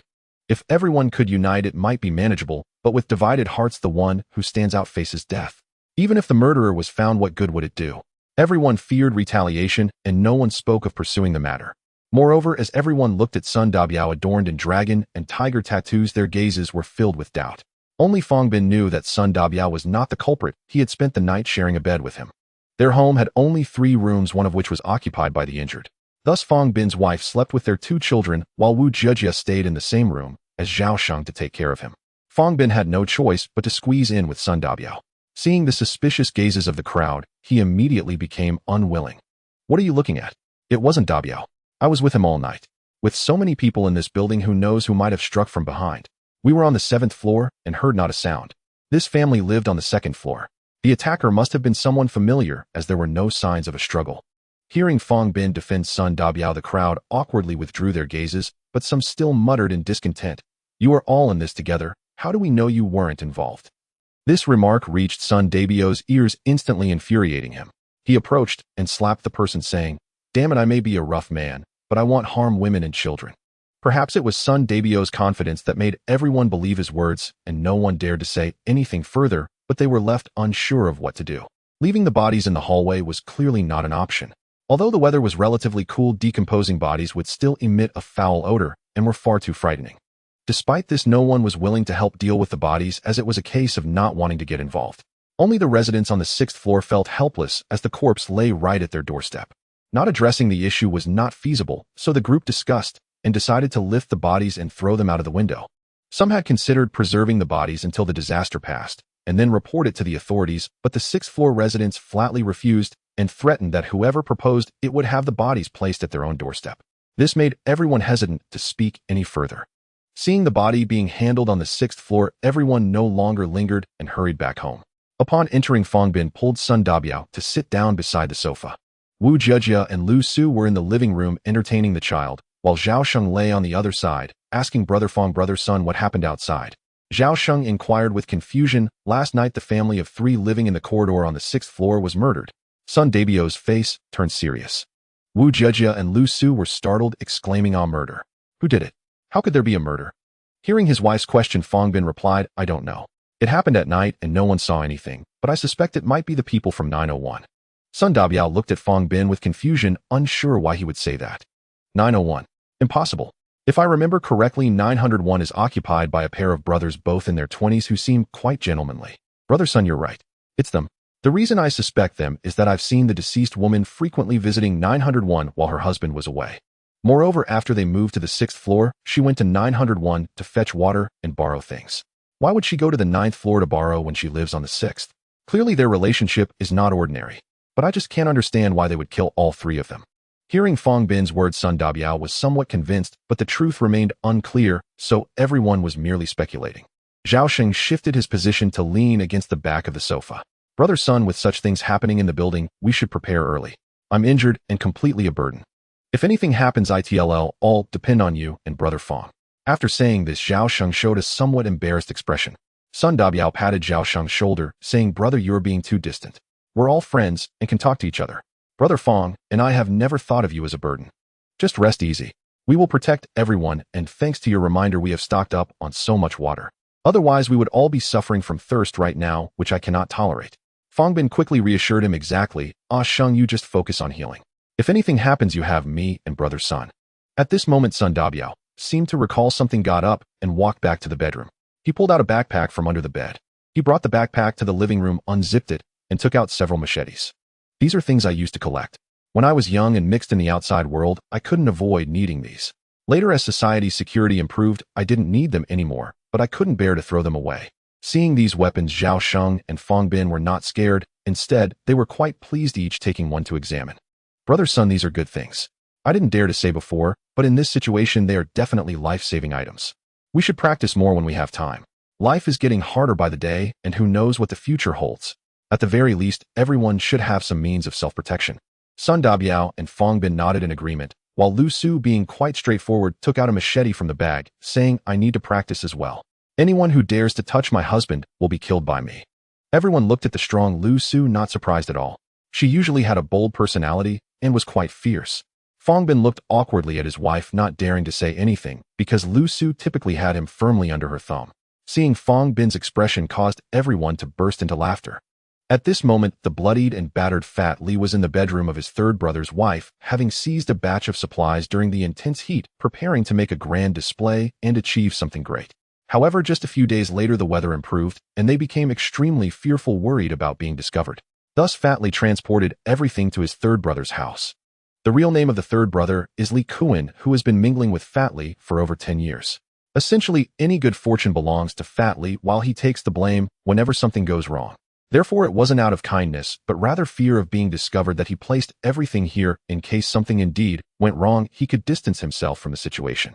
When the earthquake struck, Fat Li ran out of his house with nowhere else to go and decided to seek refuge at Li Kun's place, partly because it was stocked with supplies and partly because he missed his third brother's wife. Li Kuan, who knew his wife had betrayed him, spent his days drinking with a bunch of brothers, hardly returning home. After the earthquake, he led a group back in haste, stumbling through the darkness. He wasn't there to save his wife, rather he came back to see if she was dead, and also because there were so many supplies at home that he couldn't just ignore them. Upon returning to the community, there weren't major issues, the houses remained sturdy, and the earthquake had not caused significant damage. However, to his surprise, as he led his younger brothers through the door, he saw two naked bodies sprawled on the sofa, and anger surged within him, making it impossible to contain. He picked up a beer bottle from the entrance and charged at Fat Li, striking him on the head. Li Kun's wife, frightened, quickly covered her body with her clothes, while Fat Li stood up holding his head and naked. Li Kuan intended to strike again, but to his astonishment his wife disregarded everything and directly stepped in to stop him. Fat Li, emboldened, pointed at the group of stunned younger brothers at the door. Are you all blind? This brat dares to hit me, and you all are just dead men. Tie him up for me. Unexpectedly, the younger brothers showed no reaction, and Li Kuan plunged into complete despair, initially thinking his wife might have been coerced, only to find her now aiding Fat Li. Furious, he slapped her to the ground, realizing that Fat Li still didn't grasp the gravity of the situation. He mocked directly, saying, Fat Li, do you think you're still the boss? All the brothers are mine now, what are you? How dare you point fingers? They'll give you face because you're the boss, but without it you're nothing. How dare you put a green hat on me? Today I'll make you both pay with your lives, you dog couple. As he spoke, he picked up the ashtray from the table, ready to swing it. The younger brothers quickly rushed over to stop him, saying, Third brother, don't be impulsive. Killing isn't worth it, we have plenty of ways to deal with them. Another younger brother snatched the ashtray away from him, knowing that if it hit Fat Li he would either die or be severely injured. With a calmer mind, Li Kuan ordered the younger brothers to tie the two up, not allowing them to wear any clothes, gagging them and locking them in the bedroom. Before he could think of what to do next, acid rain began to pour outside, trapping everyone here. At that moment, Li Kuan had no more concerns. He witnessed the corrosive effects of the acid rain on human bodies. With so many dead, already killing two more and tossing them into the water would leave no trace. He did not kill the two immediately, but instead tortured them daily. The rain grew heavier, beginning to flood the lower floors, and he felt no restraint. Every day the room echoed with chilling screams, and none of the neighbors dared to inquire, as they had enough supplies at home and didn't need to step outside. Their daily pleasure became torturing this dog couple.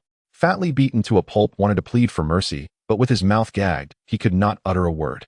He could only emit painful cries, while his wife was given to several younger brothers. Disappointed in her, he no longer felt any pity. Each day passed in misery for him, and after enduring so many days of torment, Fat Li finally could not hold on any longer, gradually losing his voice, leaving only faint gasps. In reality, Li Kuan was not a cruel person. He started mingling with the society under Fatty Li at the age of 18, barely managing to make ends meet each day. Fatty Li took them to participate in forced demolitions where they encountered a tough opponent. The adversary wielded a knife, attacking anyone in sight, and Li Kuan was stabbed 3 times while trying to save him. Fatty Li didn't even cover the hospital expenses. It was Li Kun's family who paid. Unexpectedly, right after being discharged, Fatty Li came knocking, claiming he had run into some trouble and hoped for Li Kun's assistance. Without much thought, Li Kuan agreed. Fatty Li handed him 10,000 yuan, saying that the person he injured was not severely hurt, just a minor injury that wouldn't lead to more than a few months in prison, and hoped Li Kuan could take the blame. Seeing it as a minor matter that would only cost him a few months in jail for 10,000 yuan, Li Kuan readily agreed. However, he didn't expect that just upon arriving at the Public Security Bureau to turn himself in and confess, he would be summoned for interrogation again the next day. The hospital reported that the victim had lost 2 front teeth and could not save his hand, requiring amputation. The injury report classified it as serious. At this moment, Li Kuan was bewildered. It was too late to retract his confession, as Fatty Li had sent several of his underlings to the Public Security Bureau providing evidence and witnesses, all firmly insisting that it was Li Kuan's doing. The victim's family had also been bribed, and no one came forward to identify Fatty Li, so the case was settled as it was. Li Kuan was sentenced to 5 years. His father, in a fit of anger, suffered a cerebral hemorrhage and passed away. Li Kuan did not even get to see his father one last time in prison. During those 5 years, every day felt like a year for him, and he harbored intense hatred for Fatty Li. He constantly thought about how to take revenge once he got out, but it proved futile. In the final year before his release, all his grudges and hatred faded significantly. The prison guards treated him well, often engaging him in conversations and offering guidance. He changed his mindset, thinking about living a good life after getting out, avoiding any ties to those people, finding a wife, and leading a stable life. However, he did not expect that after being released, he would be completely out of touch with the outside world, unable to find a job. Many companies dismissed him as soon as they learned of his violent criminal record. Even when going to construction sites, they required proof of no criminal record. When he found himself without options, he unexpectedly ran into Fatty Li. Disheartened, he initially planned to take revenge, but ultimately could not bring himself to act. Fatty Li, fearing retaliation, extended an olive branch, offering him a job at his car repair shop. Later, to appease him, he even arranged for him to become sworn brothers with him and another man named Jiang Tao. One day, while dining out with Fatty Li, he fortuitously met his future wife, and they quickly fell in love, eventually getting married. What he didn't know was that before he met his wife, that woman had been involved with Fatty Li. After Fatty Li's wife discovered their affair, he had no choice but to arrange for her to meet Li Kuan. After marrying Fatty, Li frequently arranged for Li Kuan to be on business trips or to work overtime in order to pursue an affair with his wife. Li Kuan remained oblivious. He carried a resentment over the incidents of those years, as he once had a family and a wife, and thus endured it all. However, during a particularly hot moment, he discovered their affair. Initially planning to find an opportunity to eliminate them both, he hesitated, fearing another arrest. Eventually, as his underlings began to rally around him, he developed a different mindset. This time, upon returning home, he happened to encounter the 2 adulterers, and he could no longer restrain himself. He continuously tormented Fatty Li daily, partly because his underlings had witnessed him being cuckolded, and he felt he had to act, and partly to intimidate the group of underlings. Disasters followed one after another, and no one knew what the future held. He had to be ruthless to establish his position, and he worried that one day he might be taken out by his own underlings, making it imperative to assert his dominance. He needed to instill fear in them, so they wouldn't betray him. No matter what, he would not allow Fatty Li to live. He had to die. As night fell once more, it marked another sleepless night for many, where thirst and fear accompanied the people, leaving them unaware if they would awaken come morning. At this moment, the 2 brothers Wang Feng and his sibling were cramped in the corridor, facing a pile of makeshift firewood constructed from a shoe cabinet frame. They had exhausted all their supplies, and the offerings from their neighbors had long been consumed, leaving them parched and desperate. Unexpectedly, lying in the corridor, the grievously injured Aunt Wang had miraculously survived, though a foul stench emanated from her body. She harbored deep resentment towards the Wang brothers, wishing to feast on their flesh and blood, yet she dared not express it. Although she had survived, her body was riddled with wounds. Even though the injuries had scabbed over, any movement brought unbearable pain. Her survival was not due to the brothers' newfound conscience, but rather a means to justify borrowing food and medicine from the neighbors. Anyone who refused to lend assistance would be deemed the murderer responsible for her plight, a moral coercion that the 2 brothers executed with finesse. The borrowed medicine consisted only of a small portion of anti-inflammatory pills, for her most of which had been consumed by Wang Feng and his brother. Now she was unable to move at all, merely hoping that they would share a morsel of food to prevent her from starving. Since the water supply had been cut off, they had been unable to borrow anything more. Neighbors wouldn't even open their doors, so tonight the 2 brothers, now out of food, decided to take a risk. Though they bore injuries, they were still strong young men. Working together, they should be capable of managing. They decided to target an elderly couple living on the 3rd floor who were both over 60 years old. Their children were not home, and they knew to pick the softest fruits to squeeze. At such a late hour, they could not force their way through the door without alerting the neighbors. If someone came down to assist, they would be in trouble. They could only devise a way to trick the door open. 2 men knocking would surely be ineffective, so they turned their attention to Aunt Wang. Wang Kai approached her, pinching his nose, and kicked her, saying, "Old woman, are you dead? If not, say something." Despite her inner hatred, Aunt Wang dared not show it openly. She quickly endured the pain and flattered little Wang, "I'm fine, still breathing. What do you need from me?" Wang Kai glared at her repulsive face and said, "Old hag, I don't care how you do it, just get the door of room 301 open. If you can, I'll take you downstairs for a bath. If you can, I'll make sure you eat your fill tonight." Upon hearing this, Aunt Wang's heart raced. She hadn't eaten all day and was extremely famished. As for what would happen to the elderly couple if she opened the door, she was not concerned in the slightest. "Will you really let me eat my fill?" Wang Kai impatiently kicked her again. "Stop stalling. Of course I'll let you eat your fill." The kick made Aunt Wang's face contort in pain. After a while the pain subsided, "But it hurts all over when I move. I can't possibly go to the third floor." Wang Feng heard her words and approached, exchanging a glance with Wang Kai. They each grabbed one of Aunt Wang's hands and lifted her legs, carrying her downstairs. As Aunt Wang was lifted, she let out a scream. Soon they arrived at the door of room 301 with Wang Feng and Wang Kai hiding behind it. Aunt Wang knocked on the door of 301, and after a while a voice came from inside. "Who are you? Why are you knocking at this hour?" Hearing the voice from inside the house, Aunt Wang hurriedly said, "It's me, Xiao Wang. I used to dance square dance with the old sister often." Upon hearing Aunt Wang's words, the people inside the room relaxed their vigilance, slightly recognizing who it was. However, wasn't she injured? What was she doing at her own home? "Do you have something to say?" "It's late, my old partner has gone to bed. Let's talk about it tomorrow." Aunt Wang glanced at Wang Feng and Wang Kai squatting on either side, who were looking at her with threatening eyes. She knew that if she couldn't trick them into opening the door today, she would definitely face a bad end. "Old brother, you know, I was injured before. I'm only feeling a bit better today. I'm so hungry that I can't take it anymore. If I don't eat something, I might starve to death. Please have a heart and give me something to eat." The old man didn't respond. He looked through the peephole on the door and saw that there was indeed only Aunt Wang outside. His old partner had also heard the noise and walked out from the bedroom.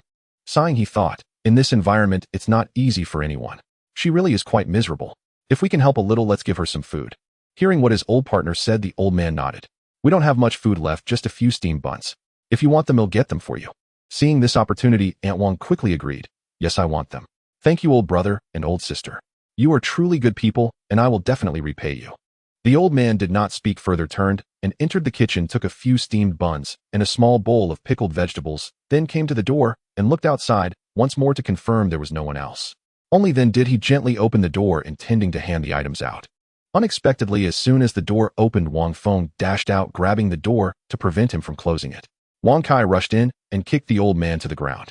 After falling, the old man's head hit the floor, making a loud thud, and he immediately lost consciousness. Seeing this scene, the old man's wife hurried to help him. However, Wang Feng, worried that she would scream and attract the neighbors, directly went up and choked her neck. He only prevented her from making any sound, causing her no harm, and said to Aunt Wang, "Old woman, take action. Let us brothers see your sincerity, or who knows if you'll betray us." Hearing Wang Feng's words, Aunt Wang was completely terrified. She felt guilty for tricking the elderly couple into opening the door, and now they wanted her to kill. She quickly shook her head, trembling all over in fear. Wang Kai approached and slapped her, saying, "You filthy woman, don't push your luck. If you don't take action, I'll kill you first. It's up to you to decide." After saying this, he took a knife from the kitchen and handed it to Aunt Wang, then turned to close the door to avoid making noise. Aunt Wang, holding the knife, trembled continuously, mumbling softly, "Don't blame me, old sister. I have no choice. I want to live. I'm so sorry." With that, she directly plunged the knife into the old man's body. The old man stared wide-eyed in terror, his face full of disbelief, his eyes conveying regret. She struggled to turn her head and glance at her old partner. Aunt Wang was splattered with blood, and in fright, she quickly retreated, the knife being pulled out. Blood gushed out wildly, and before long the old man closed his eyes unwillingly. Wang Kai watched this scene, a twisted smile on his face, as he snatched the knife from Aunt Wang's hand and walked over to another elderly man, killing him with a single stroke. Then he picked up the old man's clothes from the ground and wiped the blood off the knife, saying, "Old man, stop standing there like a fool. You're now a murderer, just like us. Hurry up and clean this mess up." Wang Feng dragged the old man's corpse to the window, removed the security bars, and tossed the body directly down from the building. The corpse fell into the water, bobbed a few times, and then disappeared from sight. "Xiao Kai, take care of that corpse on the floor too. Don't just stand there watching." Hearing his elder brother's words, Wang Kai did not hesitate and quickly complied. Wang Feng walked into the kitchen to rummage through, both of them hungry and thirsty, needing to find some water to drink and then properly eat a meal. Aunt Wang dared not disobey and could only comply.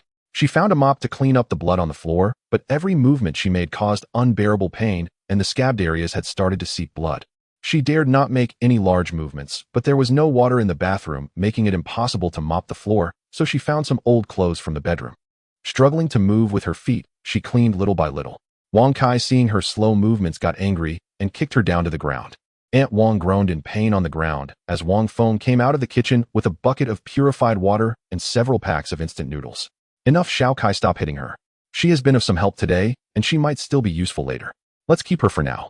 Upon hearing his elder brother's words, Wang Kai stopped and did not strike again. Aunt Wang, lying on the ground, finally breathed a sigh of relief. Seeing what, Wang Feng had her eyes lit up, and she hurriedly struggled to rise with the help of the sofa. Thank you, Xiao Feng. Auntie is injured, and it hurts to move, that's why I was so slow. Once I feel better, I promise not to hold you back. I'll help you cook the noodles, they won't taste good if eaten like this. Hearing Aunt Wang's words, Wang Feng did not object and placed the instant noodles and water on the floor. All right, you go cook. Bring it over when it's done. Aunt Wang bent down with great difficulty to pick up the items, enduring excruciating pain as she walked into the kitchen. Wang Feng walked over to Wang Kai and patted him on the shoulder. All right, don't be angry anymore. Let's clean this place up, it will be ours from now on. Brother, what use is this old woman? Keeping her is just a waste of food. Don't worry, I won't let her eat for free.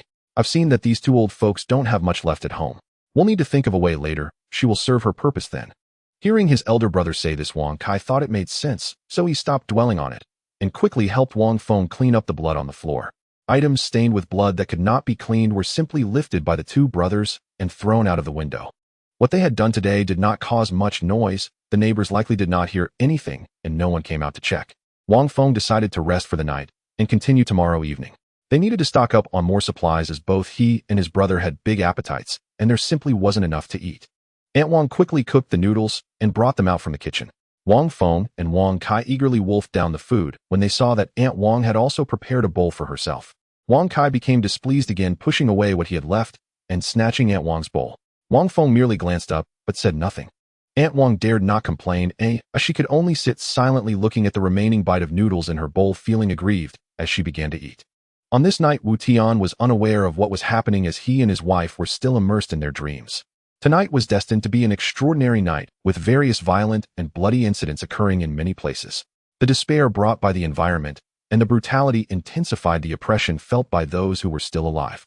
Some people could no longer endure it. They were both thirsty and hungry, their spirits tightly wound, leading some to choose to end their own lives. Leaping down from the upper floor, all that remained was the splash of water, a testament to their presence in this world. On Zhao Sheng's side, they had also arranged for someone to keep watch at night. Fang Bin and Sun Debiao were the main combatants, needing to rest, so Zhao Sheng and Wu Jiajia volunteered for the night watch. Wu Jiajia was worried that her husband couldn't handle it, so she took the first half of the night watch, while he took the second half. Nothing happened during the first half of the night, but Zhao Sheng was afraid his wife would become too tired. At around 2 a.m., he woke her up to take over the night watch. Unexpectedly, just as she laid down, loud banging sounds came from outside. Fang Bin and Sun Debiao were also awakened by the noise. Armed with weapons, they rushed out of the bedroom, only to find it wasn't their home, which relieved them. Sun Debiao and Fang Bin decided to go out and take a look, otherwise it would eventually affect their home, and they needed to ascertain the situation. Lu Su was also worried about her husband and wanted to follow. Fang Bin agreed, knowing that his wife, given her build, wouldn't be able to fight well, but handling 1 or 2 people wouldn't be a problem. The three reminded Wu Jiajia to close the door tightly, not to open it for anyone except for their own people, and then stepped out of the house. The noise was coming from downstairs. The three of them did not turn on the flashlight, gripping their machetes tightly, and quietly made their way down the stairs. As they reached the corner on the 5th floor, they saw a few people smashing the door. There were 3 of them, but they were not the 2 brothers from the 9th floor. Rather, they were several families who had previously taken refuge in the stairwell. Without hesitation, Sun Debiao turned on the flashlight and raised his knife, shouting, "What are you doing? Stop!" The light was so bright that the intruders could barely open their eyes. With a loud shout, they dropped the tools they were holding in fright.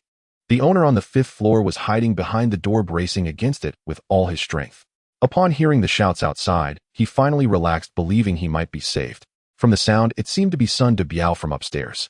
Just moments ago, someone was smashing the door, and he and his wife had focused solely on holding the door shut to prevent anyone from entering. Once they relaxed, he and his wife became aware of their fear, their legs buckling as they collapsed to the ground. The startled intruders had just adjusted to the light when they saw the 3 armed with machetes. They only intended to steal something and had no intention of harming anyone. Sun Debiao looked like a tough character. The 3 of them were armed with machetes, and he had no weapon in hand, with their tools lying on the ground, leaving him too afraid to bend down and pick them up. "Crouch down, hands on your heads, or we'll kill you outright." The intruders complied without resistance. Big brother, we're just starving. Our families are nearly starving to death. We just want to find something to eat. Yes, yes, we really mean no harm. Just let us go. Sun Da Biao recognized that they were probably telling the truth, but what they would do once they broke in was uncertain. Lu Su tossed a bundle of rope over, saying, "Tie your hands together quickly." The three had not intended to resist. One of them hurriedly grabbed the rope, tying up the other two, and then wrapping it around his own hands. Fang Bin walked over to tighten the ropes completely. Only then did Sun Da Biao and Lu Su descend the stairs, seeing the subdued intruders. The owner on the 5th floor actually did not want to come out. Yet there was no choice. The three newcomers were clearly formidable, each brandishing a blade. Moreover, they had just saved his entire family, and gratitude demanded expression. Besides, the door had been nearly shattered. If these strangers harbored ill intent, he stood no chance of stopping them. Better then to step out boldly and without hesitation. Even if their intentions were ambiguous, his prompt compliance would likely spare him harm. He reached for the door, only to find it jammed. With several forceful kicks, he finally wrenched it open. Spotting Sun Da Biao and Fang Bin, he hurried forward and bowed deeply. "My deepest thanks to you both, elder brothers, and to your esteemed wife. Without your intervention tonight, I dread to imagine what might have become of me." Sun Da Biao, observing the man's grace and humility, replied warmly, "Think nothing of it. We are neighbors after all. It was only natural." "Elder brother Sun, please do not speak so modestly. I witnessed today's incident myself. Had those men forced their way in tonight, I shudder to consider my fate. Zhang Xinjia and my family owe our lives to you this very day. From now on, I pledge myself to you, elder brother Sun. Through fire and flood, I shall follow without hesitation." Zhang Xinjia was no fool. He was in fact remarkably astute. He understood full well that such crises would recur, and with only one man to defend his household, resistance would be futile. Better then to align himself with a powerful patron, and these people had undeniably saved his life. Sun Da Biao too grasped the logic. More hands meant greater mutual protection, and this man's sharp mind made him a valuable ally. He resolved to accept him. "Very well. Henceforth we are one family, brothers bound by trust. Let us watch over one another and weather this calamity together." Fang Bin stepped forward, clasping Zhang Xinju's shoulder. "Brother, elder brother Sun is a man of honor and righteousness. Your decision today is no mistake." The three men crouching on the floor exchanged glances. The one who had first spoken lifted his head. "Elder brother Sun, my name is Wang Wu. We are all neighbors. This desperate act was born only of hunger, of the need to feed our elderly and children. We admit our defeat tonight and our surrender. Since you have taken Zhang Xinjia under your wing, take us as well. We swear fealty to you as our leader. Command us as you will, so long as you grant our families a single meal a day." Sun Da Biao fell silent, contemplating. These were neighbors, not villains or monsters, driven to extremity by this wretched world. "Very well. From this day forward you walk under my banner. What I eat you shall eat. None shall starve under my care." At these words the three leapt up elated. Lu Su stepped forward and untied the ropes binding their wrists. Sun Da Biao added, "I'll go home shortly and bring back food. Let us fill our bellies first. Then we shall plan our next steps." Overwhelmed with gratitude, the three bowed repeatedly. Sun Da Biao gently steadied them, preventing further prostration. Zhang Xinjia paused, then spoke. "Now that we all follow elder brother Sun, we are brothers in truth, and misunderstandings have been laid to rest. You gentlemen have nowhere to stay. Oh, why not bring your families here? We can protect one another." Hearing Zhang Xinju's proposal, Sun Da Biao could not help but admire the man's acumen and foresight. His front gate lay ruined. He could never hold his home alone. Should such an assault recur, he might not survive long enough for aid to arrive. By inviting them in now, at the very least, safety was assured, with Sun Da Biao standing guard. Nor would the other three dare act against them. A truly intelligent choice. Zhang Xinju's wife, overhearing her husband, remained silent. Though uncertain, she withheld objection in the presence of so many. Wang Wu and the others were slightly taken aback by Zhang Xinju's words, but they still expressed their gratitude and promised to bring their families over. Zhang Xinju's magnanimity earned the recognition of everyone, bringing the matter to a close. Sun Da Biao returned with some food and a bucket of water, which he brought to Zhang Xinjia. The other three quickly brought their families over, moving their belongings overnight. Seeing everyone busy, Wang Wu approached, clearly having something to discuss. Sun Da Biao took him to the window. Wang Wu handed a cigarette to Sun Da Biao, who took it and placed it in his mouth. Wang Wu used a lighter to ignite it for him. "Boss, I really admire you. Today you truly made me see you in a new light. In the past, I always felt you weren't a good person and hesitated to deal with you. I never expected you to be so righteous." Sun Da Biao felt embarrassed by the praise. "Oh, stop flattering me, or just say what you need to say." Wang Wu chuckled. "Boss, I know who was behind what happened yesterday." Sun Da Biao looked up in surprise, staring at Wang Wu. Then he figured it out. Wang Wu's family lived in the same hallway, so it was natural for him to witness any commotion. Are they the two brothers from the ninth floor? Wang Wu was astonished by Sun Dabiao's words. Boss, how did you know? I guessed it. The deceased woman often went to the ninth floor. As for why they all died, I have no idea. Boss, you're truly impressive. I usually sleep lightly, and I was also awakened last night when they passed by. I secretly followed them and saw it all. Those two were tough characters. They must have sneaked over at night to find that woman, but unexpectedly her husband discovered them and killed the man with a single strike. Although that woman was cheating on her husband, she still seemed to love him quite a bit. When she tried to intervene, the two of them also killed her, and in the end, they didn't spare the child either. Sun Dabiao remained silent, attentively listening to Wang Wu's account. I was terrified at that moment, fearing they would take me out too, so I ran back. After they left, I couldn't sleep all night. Today during the day, I didn't dare to stay outside, fearing their retaliation. I was worried about my family's safety, so I discussed with those two and came to the 5th floor to find some food and take over this place. It's good to have a safe haven, so I acted to break down the door without intending to harm anyone. Hearing Wang Wu's explanation, Sun Dabiao believed him. Yes, I trust you. It's all in the past now. Zhang Xinjia is a clever man. You all should get along well in the future. We are brothers, so don't make it difficult for me. Alright, don't worry, boss, I know what to do. After finishing their cigarettes, the two returned to the living room, where everyone had already moved their belongings and arranged their living spaces, with each family occupying a bedroom and one family in the living room. Everyone agreed that having a place to stay was better than being outside. Being indoors felt safer. Zhang Xinjia's wife had long been aware of her husband's intentions and no longer hesitated. She was helping the newly arrived people cook, even bringing out the gas canister she had been reluctant to use. After everyone finished their meal, Sun Dabiao spoke to them, telling them to come to his house the next day to discuss some matters, then took Fang Bin and Lu Su back to his own home. Zhao Sheng was very happy to hear the account from them.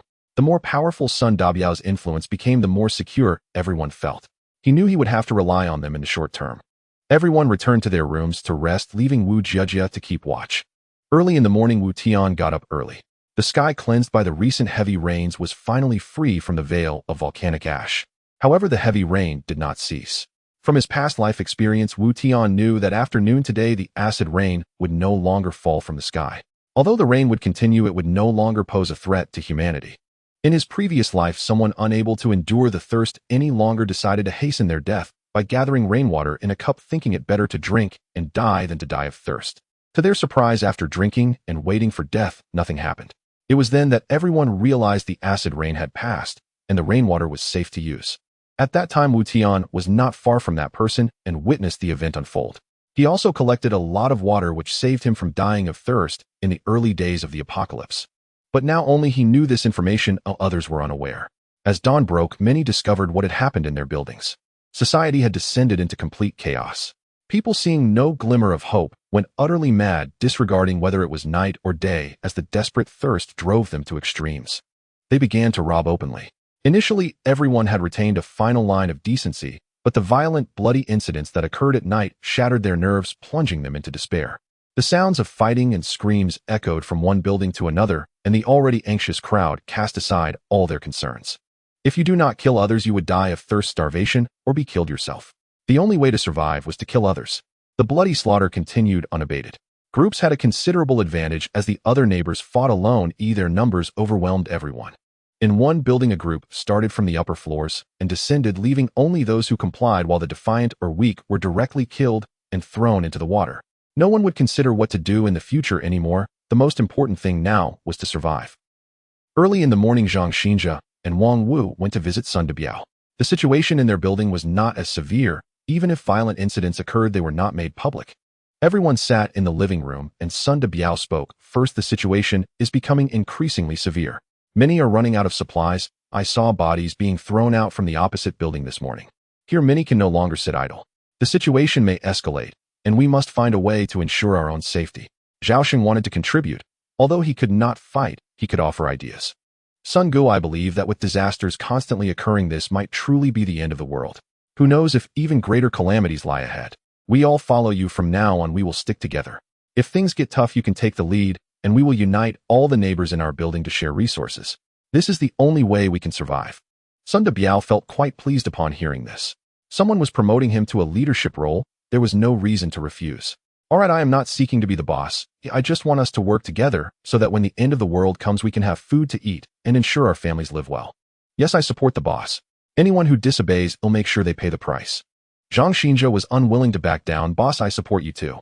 For ourselves, for our families, let's fight this together. The others showed their agreement with this decision without any objections. Sun Dabiao was quite satisfied. Wang Wu, take 2 of your brothers and start from downstairs, notifying each household. Make sure they all come here, at least 1 person from each family.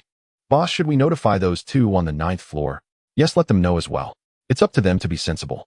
If they come, be prepared and act according to my signals. If it comes to it, we can take them out. After all, they are murderers. This way we can avenge that family and give a warning to everyone else. Wang Wu immediately took 2 people and went out to notify. Fang Bin and Lu Su each grabbed a knife and hid it on their person. After a moment's hesitation, Zhang Xinjia also took a knife.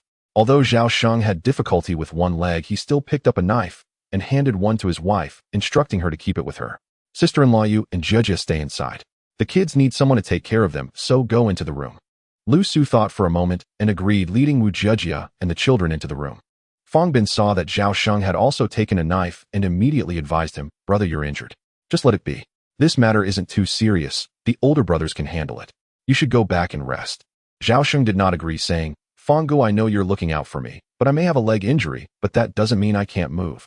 Today we brothers will fight together. If we have to die, we die together. Sun Dabiao understood Zhao Sheng's mindset. He was inherently competitive, and having been taken care of these past few days, he surely felt guilty, so he did not persuade him further. All right, brother. If it comes to a fight, make sure to protect yourself. Soon the neighbors who received the notice began to step out of their homes, most of them coming over. Zhang Xinjia and the others had long since cleared the living room. Though it was a bit cramped, everyone was able to sit down. Without benches, they simply sat on the floor. The 2 brothers from the 9th floor also came down, and upon entering, they shoved the person sitting on the sofa aside. Watching the 2 brothers, those who were pushed aside dared not say a word in anger.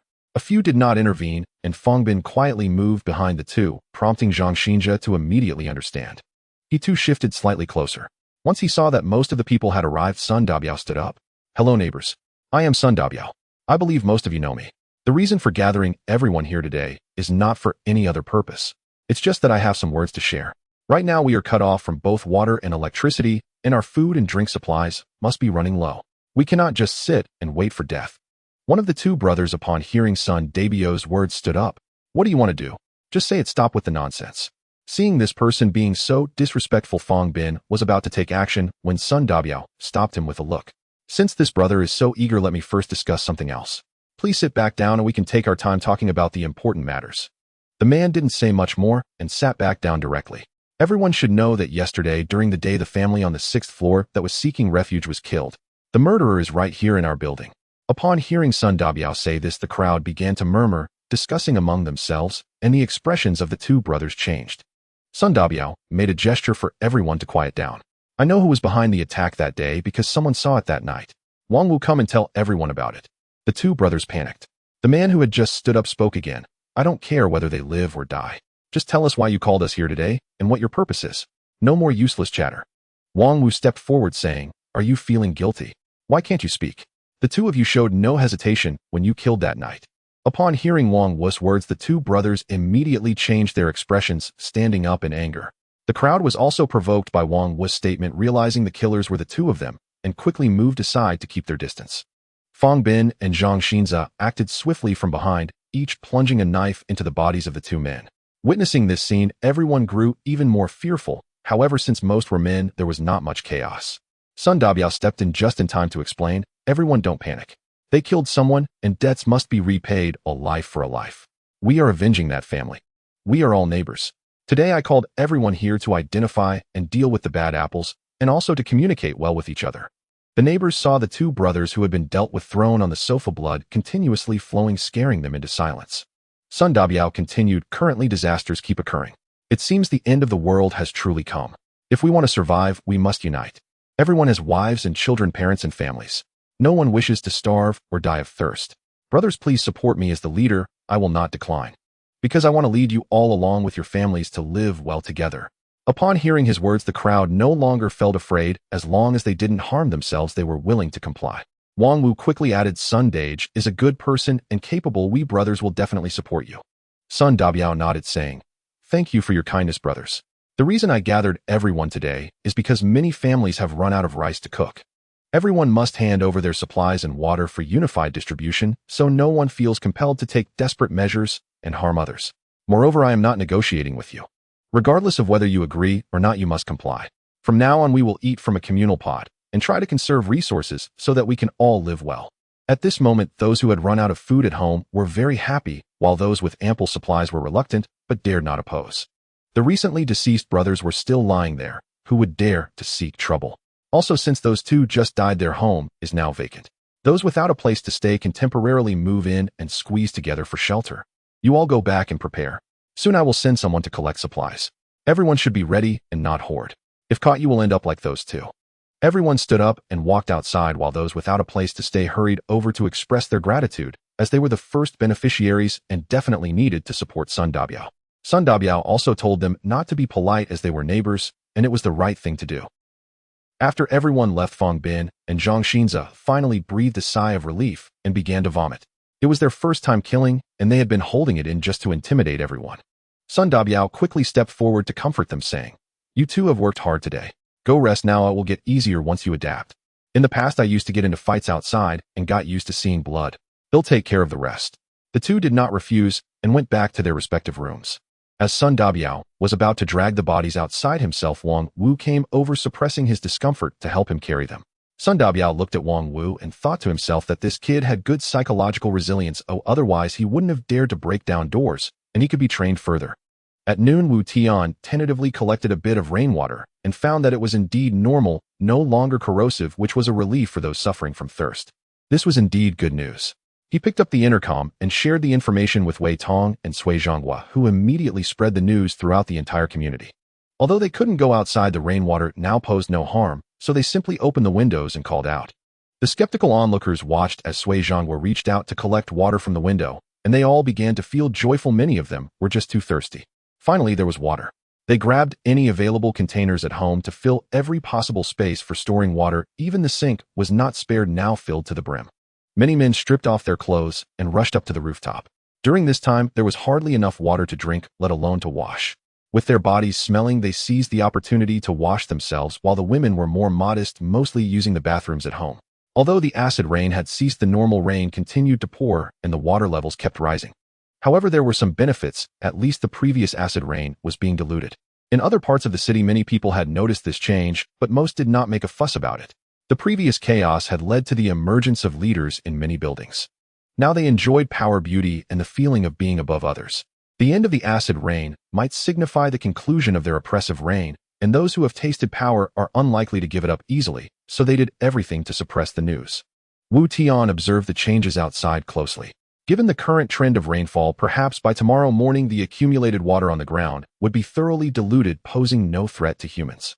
Yet he remained anxious because he knew that while the acid rain had hindered human movement, it had also obstructed the appearance of mutated creatures.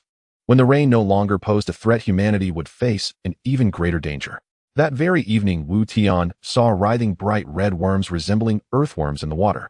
These were a type of red threadworm, typically around 8 centimeters in length, but now they were absurdly large, some even exceeding a meter, swimming in the water. These worms liked to cluster together, entwining to form ball-shaped groups, appearing exceedingly disgusting. Wu Tian loathed these creatures not because of their aggression or the harm they caused, but simply because he had eaten them too often and had truly vomited from it. In the previous life, people who faced food shortages regarded them as a staple, and although these worms looked repulsive, they posed no threat to humans. Once fully dried, the worms could be ground into powder or simply cleaned and made into worm cakes. The only downside was that they didn't taste good. When put into the mouth, there was a faint foul smell that made one feel nauseous, but in order to survive, people had no choice but to consume them. There were other edible types available, but they were hard to obtain either because they were too aggressive for the average person to catch, or they tasted decent but were only accessible to the upper class. The remaining edible options that were non-toxic and abundant were just a few. This type of threadworm had an extremely strong adaptability. It could survive with just water.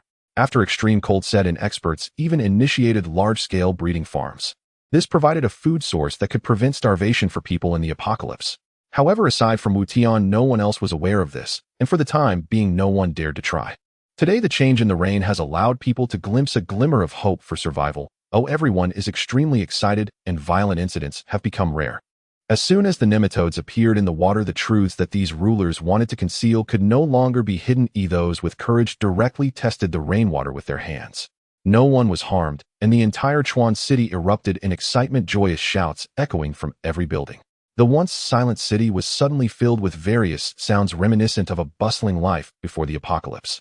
The next morning, Wu Tian planned to go out, and Ling Shui, who had almost gone silly staying at home, would never give up this opportunity. No matter how Wu Tian tried to persuade her, he could not change her mind. Helpless Wu Tian could only agree to take her with him. Wei Tong and the team members were also ready, each wearing raincoats that fully protected their bodies. Except for their faces, every other part was tightly wrapped with soft gel-like material in contact with their skin, completely blocking the rainwater from getting through. These clothes were sourced by Wu Tian from abroad. They were originally developed by a company for shallow water exploration, but he had acquired all of them to bring back. Now they came in handy. Wu Tian had prepared 4 inflatable boats and 6 kayaks. He and his wife would use 1 inflatable boat, while the other 2 were for Wei Tong and his group. The remaining inflatable boat and the 6 kayaks were for Sui Zhanlin and his team. It was impractical to simply hand them supplies. Wu Tian had to make them understand that resources were hard-earned and required loyalty and effort to obtain, otherwise how would they cope with the harsher conditions ahead?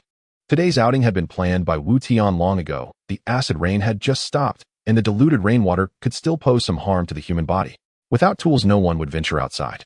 Going out now, they could seize some supplies ahead of time, and there was little danger and no competition. To be safe, Wu Tian equipped the team members with electric batons and machetes, and he had informed Sui Zhanlin and the others yesterday that there would be action today. There was no water accumulation on the mountain, so they could only carry their supplies down. Once at the foot of the mountain, they launched the inflatable boats and kayaks into the water. Sui Zhanlin and the others who had risen early kept watching outside from the window. They were thrilled when they received the notification from Wu Tian yesterday and hardly slept the entire night. Seeing from afar that Wu Tian and the others had prepared the inflatable boats and were waiting in the corridor, the water level was just between the 3rd and 4th floors. So they directly removed the windows in the corridor for easier access, and others in the buildings also saw Wu Tian and the team with some waving and shouting. They hoped Wu Tian and his team could rescue them, but Wu Tian paid no heed. Sui Zhanlin, Wang Xian, and Han Lin had also secured control over several buildings. Thus Wu Tian brought them along for this outing primarily to train them. Other buildings likely had their own leaders, and now was not the time to take over the entire community. The inflatable boats soon arrived at Building No. 3, the closest to the mountain ascent. Wang Xian hurried forward upon seeing Wu Tian, saying, "Mr. Wu, thank you for your hard work. According to your arrangement, the 10 people accompanying me are all here." Those following Wang Xian immediately greeted, "Hello, Mr. Wu," acknowledging who the real boss was. Wu Tian actually enjoyed this feeling of being complimented, but he did not show it. He merely nodded and beckoned everyone to board the boat. They picked up Wang Xian and Han Lin from Building 7 and Building 10. Although they weren't as well equipped as Wu Tian and the others, they managed to gather enough raincoats to wear. Braving the rain, the fleet hurried towards the city. It took a full 20 minutes to reach the city's edge, not because the distance was far, but mainly because they were unfamiliar with the area, which hindered their speed. The target this time was an office building, which was the closest tall structure to the community, consisting of 3 sections, A, B, and C. Wu Tian arranged for the neighbors of the 3 buildings to stay here and search. Wu Tian and his team continued to another nearby skyscraper located near the edge of the city where there had been no one before the rain. Wei Tong wielded a large iron hammer and struck it 5 or 6 times before shattering the glass, which was clearly made in our country. They moved the boat into the building and found a corner to hide it so it wouldn't be taken. If others had boats too, it would be troublesome. Then the group dispersed to begin their search. Wu Tian and Ling Shui climbed directly to the rooftop, starting their search from the top down. During this time spent at home, their exercise had indeed paid off. Ling Shui didn't feel too tired. Upon reaching the 30th floor, Wu Tian took out 2 bottles of water from his space, opened one, and handed it to his wife. After a brief rest, Ling Shui eagerly intended to start searching for supplies. The first office they approached had a sign indicating it was a technology company. They didn't hold much hope, but since they were there, they decided to take a look. Wu Tian took out the break window hammer and with a single strike shattered the glass door. Upon entering, they discovered that it was actually a live streaming company. All the rooms in this company were separately partitioned and equipped with various streaming equipment. There were also many samples used for sales. Ling Shui excitedly rushed over, picking and choosing various snacks she usually enjoyed. Wu Tian didn't stop her, as it was rare to see his wife so happy. He followed behind, collecting the items she left behind, as well as the equipment within the streaming room, into his space. Not even the tables and chairs were spared. Ling Shui was in front loading up bags, while Wu Tian followed behind collecting everything, leaving nothing in their wake. Originally, this outing was to open a path for the people in the community. Wu Tian actually didn't want to compete with the survivors for these items, squeezing their living space. But after thinking about it, since they were there, they should collect what they needed. Soon government shelters would start accepting people, and they didn't plan to go there. Moreover, not everyone would be allowed in. There was a limited capacity for housing. Planning to establish a survival base, it was essential to gather as many supplies as possible. Many things would spoil or be taken by stronger individuals if not collected, so it was better to take them and support more people distributing them reasonably. Thus they left nothing untouched. If it weren't for the fact that they couldn't take the renovation materials, he would have scraped the walls clean. Ling Shui, walking ahead, quickly filled her pockets only to turn back and realize her husband was empty-handed, reminding her of his abilities. Ling Shui returned with a pile of items, pouting, "Hubby, can't you help me a bit? I can't carry all this home." Hearing Ling Shui's dissatisfied voice, Wu Tian felt quite wronged. It was her choice to pick these things, now she was blaming him for not helping. However, reasoning with women was futile. With a strong survival instinct, Wu Tian embraced his wife, kissed her, and took the bag from her hands, directly storing it in his space. Only then was Ling Shui satisfied. Wu Tian felt that if he had been any later, his back would have suffered again. And no, don't get the wrong idea. It was because Ling Shui's hand was already on his waist, preparing to use her ultimate move. The two continued their scavenging journey, searching all the way to the 17th floor, where they finally halted, having cleared out everything above. They took out 2 bags from their space, each carrying one. At this moment, Wei Tong and the others had almost finished their search with items piled all over. Fearing they couldn't transport everything back, they stopped searching. The ship was already filled with supplies, waiting for Wu Tian and Ling Shui to come down. Seeing that each of them was only carrying 1 bag, Wei Tong felt a bit puzzled, but refrained from asking. He simply reached out to take the bag, and Wu Tian proactively explained, "The upper floors were all for the company with nothing useful, so we didn't collect much, just picked out a few essentials." The nearby team members, hearing this, chuckled teasingly at Wu Tian, saying, "Boss Wu, you don't need to explain, we all understand. We've collected plenty of supplies that we can't even take back." Wu Tian looked at them in confusion, wondering what they understood, feeling a bit bewildered, especially as he noticed them glancing at him and his wife. He quickly understood what they meant, clearing his throat awkwardly, saying, "Don't get it wrong, I just didn't find anything appealing with Xiao Shui, that's why I only took a little. We returned late because the floors were too high." Everyone replied, "Yes, Boss Wu is right." Seeing everyone teasing her husband, Ling Shui felt no guilt, as she and her husband hadn't done anything improper, so their teasing didn't bother her. Since there was a misunderstanding, she thought it better to let it continue than to have the secret of their space revealed. Wei Tong quietly approached Yi Tian, pulling out a box of Durex from his pocket and discreetly handing it to Wu Tian, saying, "Boss Wu, this is a good find I got for you. I'm sure you'll find it useful, so I saved it for you." Yi Tian did not refuse the gesture, quickly slipping it into his pants pocket, while everyone was distracted. With so many items on the ground, they couldn't carry everything back at once, so Wu Tian and Ling Shui decided to stay with a few people, while Wei Tong was responsible for escorting the items back. Before they left, Yi Tian called Wei Tong aside, handing him a handgun and instructing him to keep it safe. "If the road isn't safe, don't hold back. The lives of the brothers are the most important. If it threatens their safety, abandon the supplies. Your life is the priority." Hearing Wu Tian's words, Wei Tong was deeply moved. Boss Wu truly regarded his brothers as people, and he knew he wouldn't have a chance to repay this kindness. The only thing he could do was ensure the team was well led along with his loyalty. So he nodded directly, saying, "Don't worry, Boss Wu, I will bring the brothers back quickly, you take care too." Subsequently, Wei Tong led his team off, while Wu Tian allowed the remaining members to rest for a while. Soon it would be their turn. He used the intercom to inform Sui Zhanlin and the others, who also had a bountiful harvest. They split off some people to follow the team and bring the supplies back. Originally, they had decided to leave everything for Wu Tian to handle, wanting to transport all the supplies directly to the mountain, but Wu Tian did not agree. He directly told them that all supplies should be taken back to their respective floors to see if there were any surplus items that could be exchanged. They were responsible for handling it themselves. If you want the horse to run, you must feed it grass, otherwise who would be willing to work hard for you? This was also Wu Tian's selfish motive. It was a perfect opportunity to see the character of several people. Now that they had resources, would they still listen to him? He hoped they wouldn't disappoint him. Wei Tong quickly joined Sui Zhanlin and the others. Except for Sui Zhanlin, who accompanied him back, the other two had to stay behind, as the neighbors were all ordinary people. In case of any emergencies, there would be no one to handle them, so having a leader present was indeed necessary. After the convoy carrying supplies left, Han Lin directly led his men to the building where Wang Xian and the others were, as everyone had been busy all morning and needed to rest. It was inappropriate to cook separately, so he came over here, and Wang Xian quickly arranged for people to prepare food. The weather was getting colder, and when they were busy they couldn't feel it, but once they stopped they felt the clothes soaked with sweat clinging to their bodies, cold and damp. Gathered together, several people moved the office chairs outside, broke them apart, and started a fire to warm themselves. Enjoying the warmth from the flames, Han Lin sighed. Old Wang, today has been a great harvest. Everyone no longer has to worry about food. Indeed, we owe it to General Wu, otherwise we would have starved eventually. This cursed weather gives no hope at all. The acid rain has stopped, but who knows what will happen in the future. As Han Lin spoke, he scooted closer to the fire. Yes, the weather is getting colder. General Wu also mentioned we should prepare more warm clothing and stock up on burning materials. Old Han, do you think General Wu knows something? Hearing Wang Xian say this, Han Lin was indeed curious, but did not answer.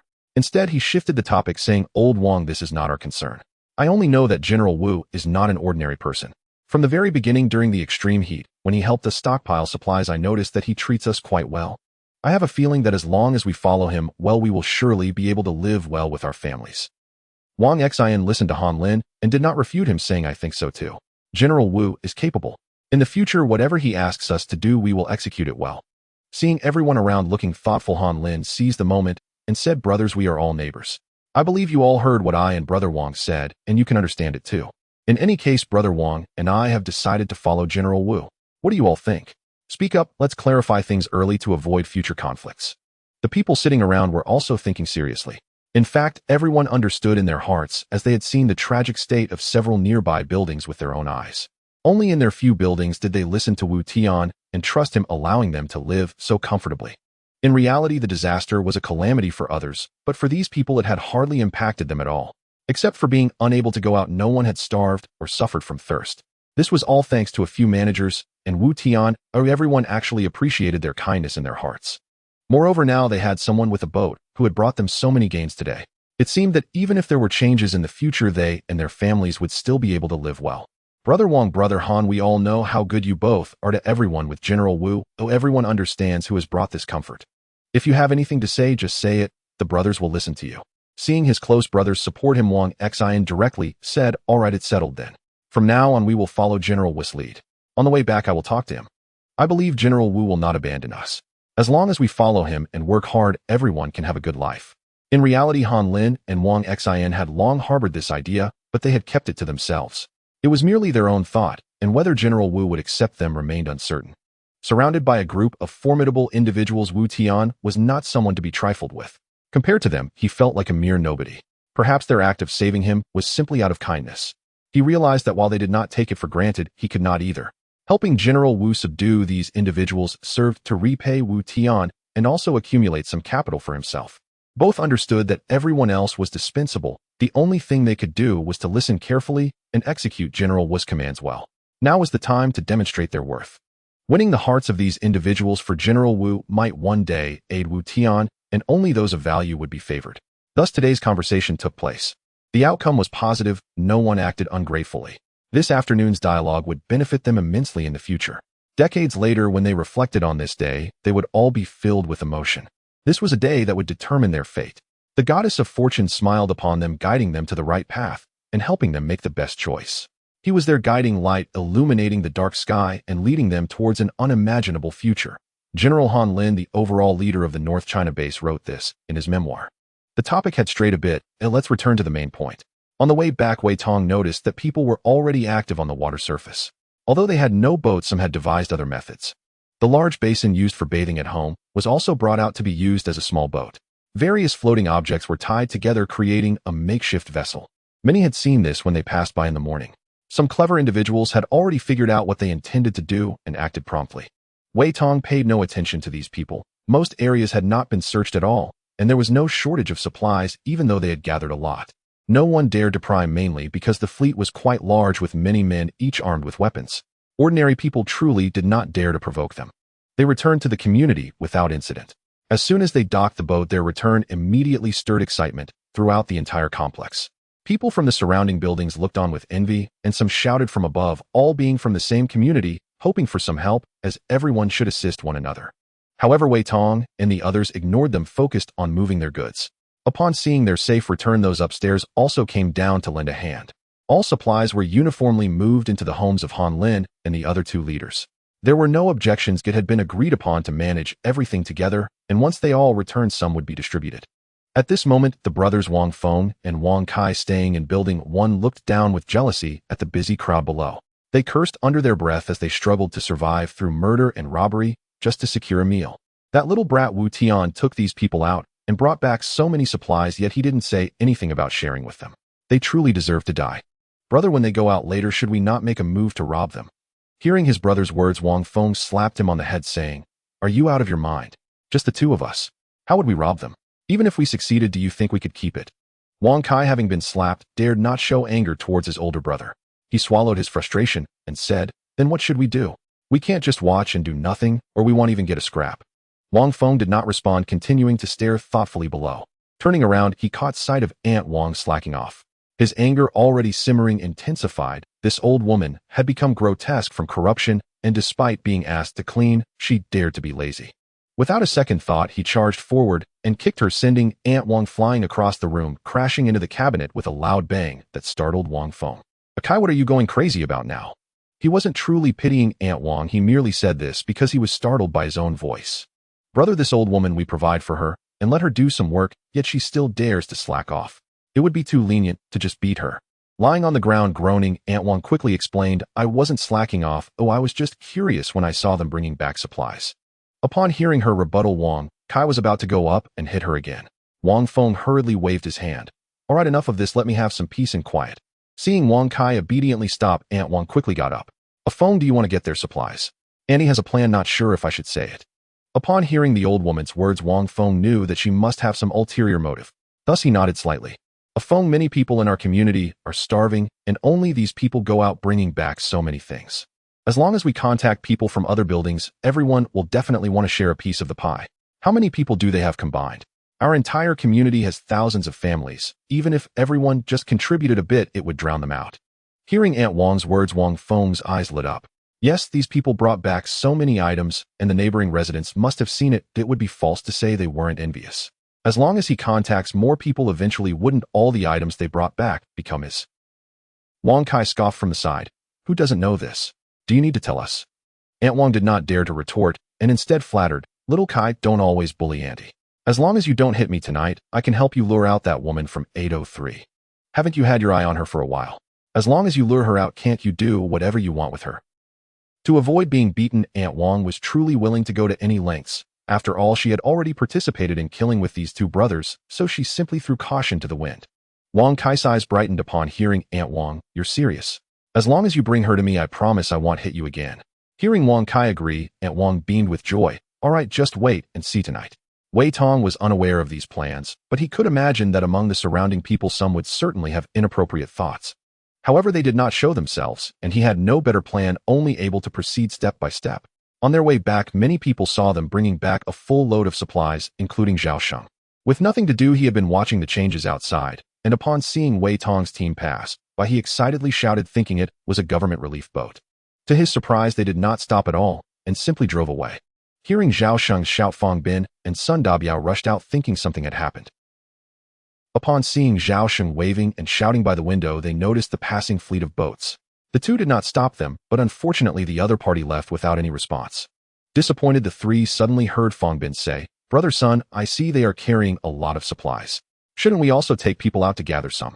The neighbors probably don't have much left at home. No one knows when the government's aid will arrive. We can't just starve to death." Hearing Fang Bin's words, Zhao Sheng was the first to express support. "Brother Sun, my foot has healed quite a bit too. I want to go out with you guys." Sun Dabiao pondered for a moment. "All right, we really should prepare early, but there aren't any boats in our building. A clever woman cannot cook without rice. Brother Sun, speaking of boats, I know where to find one. I saw it at the home of the two brothers on the 9th floor when I was settling them in. They'll go get it now." Fang Bin couldn't wait any longer and dashed out after speaking. "Ah Sheng, stay home, and rest will go take a look too." Sun Dabiao hurriedly followed, and the two rushed to the 9th floor, knocking on the door. The people inside heard the noise. "Wait a moment, who is it? Knocking so urgently, are you trying to rush me?" "They'll be right there, just a second." The door was opened by someone inside. Several men gathered in the living room relaxed their expressions upon seeing Zhao Sheng and Sun Dabiao. The one who opened the door smiled broadly. "Brother Fang, Brother Sun, it's you. Sorry, I thought it was someone looking for trouble." The two didn't mind. "We have something urgent. I'm here to grab some things. In a bit, I'll notify the brothers to come to my house for a meeting. Each family must send someone over. There are important matters to discuss." Fang Bin directly entered one of the rooms, and as soon as he walked in, he saw the kayak laid out on the floor, serving as a mattress. After moving everything on top to the bed, he took the kayak outside. This thing is very useful. You should find something else to cover it with. Clean up a bit and come down quickly. The person immediately agreed and had someone send them out. With the boat acquired, Fong Bin and Sun Dabiao were very happy as they carried it down together. Back home, they quickly found a pump and filled the boat with air. The hull was very sturdy and did not leak. They just couldn't find the paddles and had to use something else as a substitute. Soon the neighbors all came down. Upon entering, they saw the kayak in the living room and immediately understood why Sun Dabiao had sought them out. "Brother Sun, do you want to go out and gather supplies like that group that passed by today?" one neighbor asked. "With so many of us, one boat isn't enough. Oh, we can't carry much, and it would be too dangerous with too few people." Hearing everyone's chattering questions and doubts, Sun Dabiao was not angry. What they said indeed made sense. A short person in the crowd pushed forward a bit. "Brother Sun, I have a way. There's an outdoor supply store about a kilometer away. I went there to buy something before they have boats." Hearing this from the short person, everyone became excited. Fong Bin voiced his concern. "With the acid rain falling so heavily before, I wonder if the supplies are still there or if they've all been corroded." The short person quickly replied, "Brother Fong, I thought about your concern too. But I observed these past few days that acid rain doesn't corrode everything. The boat is made of plastic, so it should be fine. Besides, it's not far from us. We can go take a look first." Everyone agreed with his thoughts, but they still needed the approval of Sun Dabiao and the others. Therefore, the little one continued to explain. "Now that the fleet is passing outside, it shows that the water cannot harm the hull. The shop over there is on the 3rd floor. Although we dare not go into the water, we can definitely break through the floorboards and pull things up. They shouldn't all be corroded, as the materials used on the ship should be fine." Right after he finished speaking, Sun Dabiao's eyes lit up. "Yes, what's the use of thinking here? Now that there is a boat, checking it out won't incur any loss. Anyway, it would be better to get more boats. If not, there's no need to be upset, so let's give it a try." Once decided, Sun Dabiao immediately chose several strong individuals, armed them, and prepared to set off. Fong Bin naturally had to follow. He even brought a large hammer. As the few of them just boarded the ship, they were not used to it and almost fell off. It was Sun Dabiao who quickly had everyone sit down, stabilizing the hull. Without oars, they found some wooden boards at home to temporarily use. Before long, they arrived at their destination. Upon moving the boat inside the building, the group began to observe their surroundings, while Fong Bin circled around the corner of the wall and finally spotted the window on the 3rd floor submerged in water. Many items were floating inside, all blocked by the window. He hurriedly called everyone over, saying, "It seems we won't need to break the wall today. Everything is floating, and as long as we break the window, they will all float out." Sun Dabiao took a glance, and sure enough, after taking the hammer from Fong Bin, he leaned his whole body out of the 4th floor window, ready to break the glass. However, this method was simply ineffective. The hammer couldn't reach the window underwater. There was no choice but to move the boat out again. Once the boat was positioned properly, Sun Dabiao swung the hammer and smashed it. With a loud bang, the window shattered, and many floating items poured out from the gap. Everyone hurriedly began to fish for items. "Brother Sun, I found this. It's an inflatable kayak." Sun Dabiao turned back to look, saying, "You inflate it and see if it works, and everyone else be careful not to let anything escape." That person immediately took off his clothes, wiped the inflation port, and started blowing into it. After a long time, the kayak finally took shape, but he was exhausted to the point of nearly bursting his lungs. "Let someone else blow. Oh, I really can't anymore. My mouth feels so swollen." Another person quickly took over without caring about the dirt and started blowing. Finally, after several people's efforts, the kayak was inflated. Although it wasn't fully inflated, it was completely fine for a few people to sit in it. "Brother Sun, the boat is fine and usable. We are going to get rich." "This is just the beginning. It's only a boat. Look at what I have here," Fong Bin said, showcasing the items. "A diving suit." "Brother Fong is amazing. How did you get such good stuff? You are truly impressive." "Haha, just lucky. I didn't expect these items to be of such good quality. They haven't corroded at all after being submerged for so long." "Brother Fong, it seems that acid rain couldn't corrode these materials. I had seen before that some plastics were corroded. The materials must be different. Let's not discuss this now. When we get back, we'll study it slowly. Whoever is a good swimmer should wear this suit and go in to see if there are any more good items." The little one also came along. His name was Zhou Yandong. He usually liked swimming and was quite good at it. Before the apocalypse, he often came here to buy things, so he was familiar with the environment. How could he miss such an opportunity? He volunteered to go down. The rest of the group didn't idle either. While they quickly drained the rainwater from the kayak, they used tools to gather all the nematodes in the nearby water to one side, then wedged a stick between the boat and the wall. Blocking the floating nematodes, these worms looked disgusting, and they couldn't tell if they were harmful to humans, so they needed to be cautious. After clearing away the insects, Zhou Yandong donned his diving suit and put on a mask he had found wrapping his head completely. To prevent water from seeping in, he took a deep breath and plunged into the water, carefully swimming through the window. It was pitch dark inside, and he could see nothing. He groped around and managed to find a shelf where there was an inflatable boat. He wasn't sure if it was still usable after being submerged for so long, but he prepared to take it up and check. However, he couldn't move it at all, so he could only drag a few kayaks from the corner, pulling them over to the window. Seeing him bring something out, Sun Dabiao quickly took it from him, saying, "Brother Sun, there are still good things inside, but I can't move them. We need to find a rope, Gil, tie the stuff to it, and you all can drag it up." Upon hearing his words, the people on another boat quickly paddled over to find a rope, and soon they found a bundle of hemp rope from upstairs. Handing one end to him, Zhou Yandong went back into the water, securing the rope to the engine. He tugged on it. This was their agreed-upon signal. The people above noticed the movement and immediately began to pull the rope. Soon the boat was dragged up, and everyone was delighted to see this treasure, hoping it would still be usable. If it worked, they wouldn't have to paddle bit by bit anymore. To be honest, without suitable tools, rowing was truly exhausting. After moving the items onto the boat, Zhou Yandong returned to the water once more. This time he retrieved even more, including some outdoor tents and climbing picks. The climbing picks were made entirely of metal and were extremely sharp, making them good weapons that definitely couldn't be missed. Fongbin chose 2 picks to clip onto his waist, one of which he selected for Zhao Sheng, and Sun Dabiao certainly agreed. No one else dared to oppose. After 3 busy hours, they finally fished out all the surviving items inside. During this time, Zhou Yandong, exhausted, had someone replace him. They also picked up a few more people along the way. With more boats, they weren't worried about not fitting everything. They planned to transport everything back first, then make further plans. Lying on the kayak after taking off his diving suit, Zhou Yandong's face was flushed and covered with rashes. Although the acid rain had been diluted, it was still corrosive, just not as severe. Even though he had taken precautions, some had still gotten in. Fortunately, it only caused an allergic reaction and did not result in significant harm. As the rainwater fell on his face, the cold sensation made him feel much better. However, after getting soaked in the rain, he, already fatigued, felt his whole body shivering. The 2 neighbors on the boat set up one of the tents to shield him and handed him some clothes to change into. Once he changed into the clothes, it wasn't so cold anymore.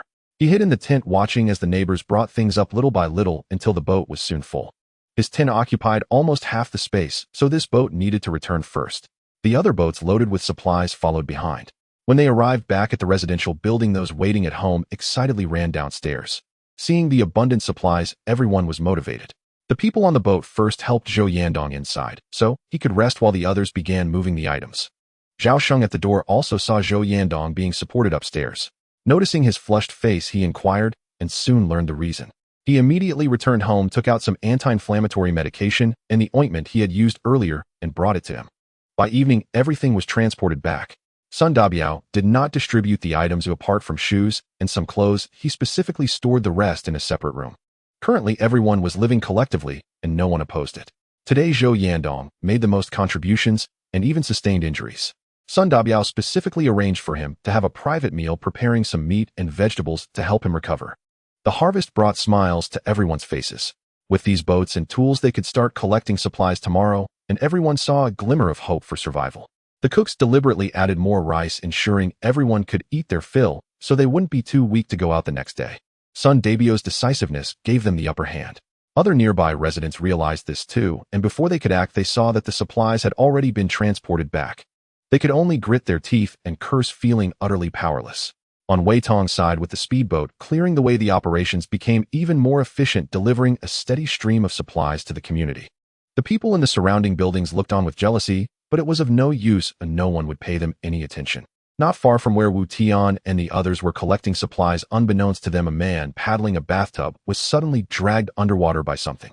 Before he could struggle, he completely vanished beneath the surface, leaving behind only a pool of blood dispersing in the water. Unfortunately, Wu Tian did not witness this. In fact, a large-scale attack by mutated animals on humans in his past life was still much later, and perhaps no one saw it at that time. Thus, Wu Tian had let his guard down a bit. Fortunately, they managed to move all their things back without encountering this bizarre creature. It was uncertain whether it was full that prevented it from attacking further.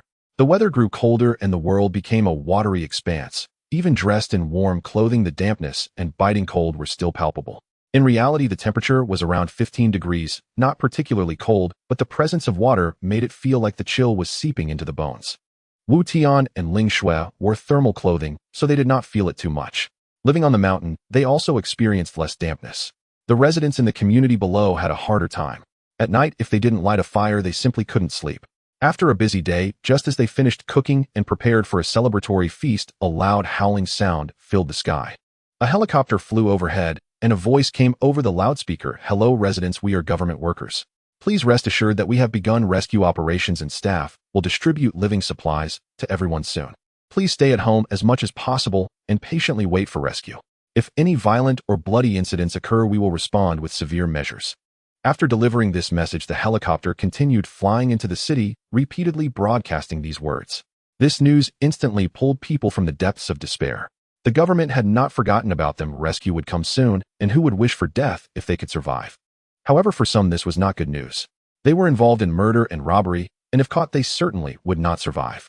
This left them all in a state of panic, including Sun Dabiao and the others. Fang Bin and Zhao Xing, being loyal friends, said, "Brother Sun, don't worry. You saved us. We are the ones who killed. If it comes to catching someone, we won't implicate you." Fang Bin added, "It was you who took us in and allowed us to survive. We will bear any consequences that arise." Sun Dabiao was deeply moved by their words, saying, "No way. If something really happens, we will all bear it together. Those two killed someone out of self-defense. Even if it comes down to it, we will serve our time together." After saying this, he raised his glass. After spending several days together, their bond had deepened, and they could no longer dwell on such matters. Life must go on. They couldn't let fear consume them. When Aunt Wang heard this news, she was overjoyed, but Wang Feng's words sent her spiraling into despair. "Old woman, why are you so happy? Are you waiting to be executed? You did kill someone." Aunt Wang stood there in shock, saying, "No, I didn't kill anyone. You forced me to do it." "Haha, who would believe you saying that?" Wang Kai added, "We three are all in this together.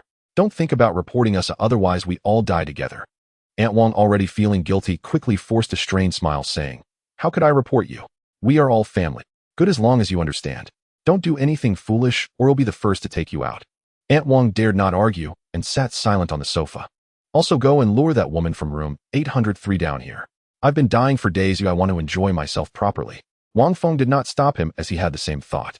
If order is really restored, we can deny it since there's no evidence against us, and they won't dare to do anything to us. Even if they really want to catch us, we should enjoy ourselves before we die, right? The devilish laughter made Aunt Wang's heart tremble. Luckily, they didn't think too much of what if they feared she would spill secrets and killed her instead. Fortunately, they did not do that. Now they were all in the same boat. If deception was necessary, so be it. After all, there were only so many things between men and women. She wouldn't care what others did as long as she was safe. With this thought, Aunt Wang quickly finished her meal, washed the dishes, and cleaned up. She took a handful of noodles from the kitchen and stepped outside. Arriving on the 8th floor, she gently knocked on the door. The person inside jumped upon seeing her through the peephole, thinking she was a ghost. When Aunt Wang was injured before, her face had been severely corroded, making her look more terrifying than a ghost. The beauty inside was so startled that she screamed, drawing the attention of the neighbors around. Thanks to the announcements from the helicopter today, the possibility of order being restored helped people overcome their fear, and those on the 8th floor opened their doors to check.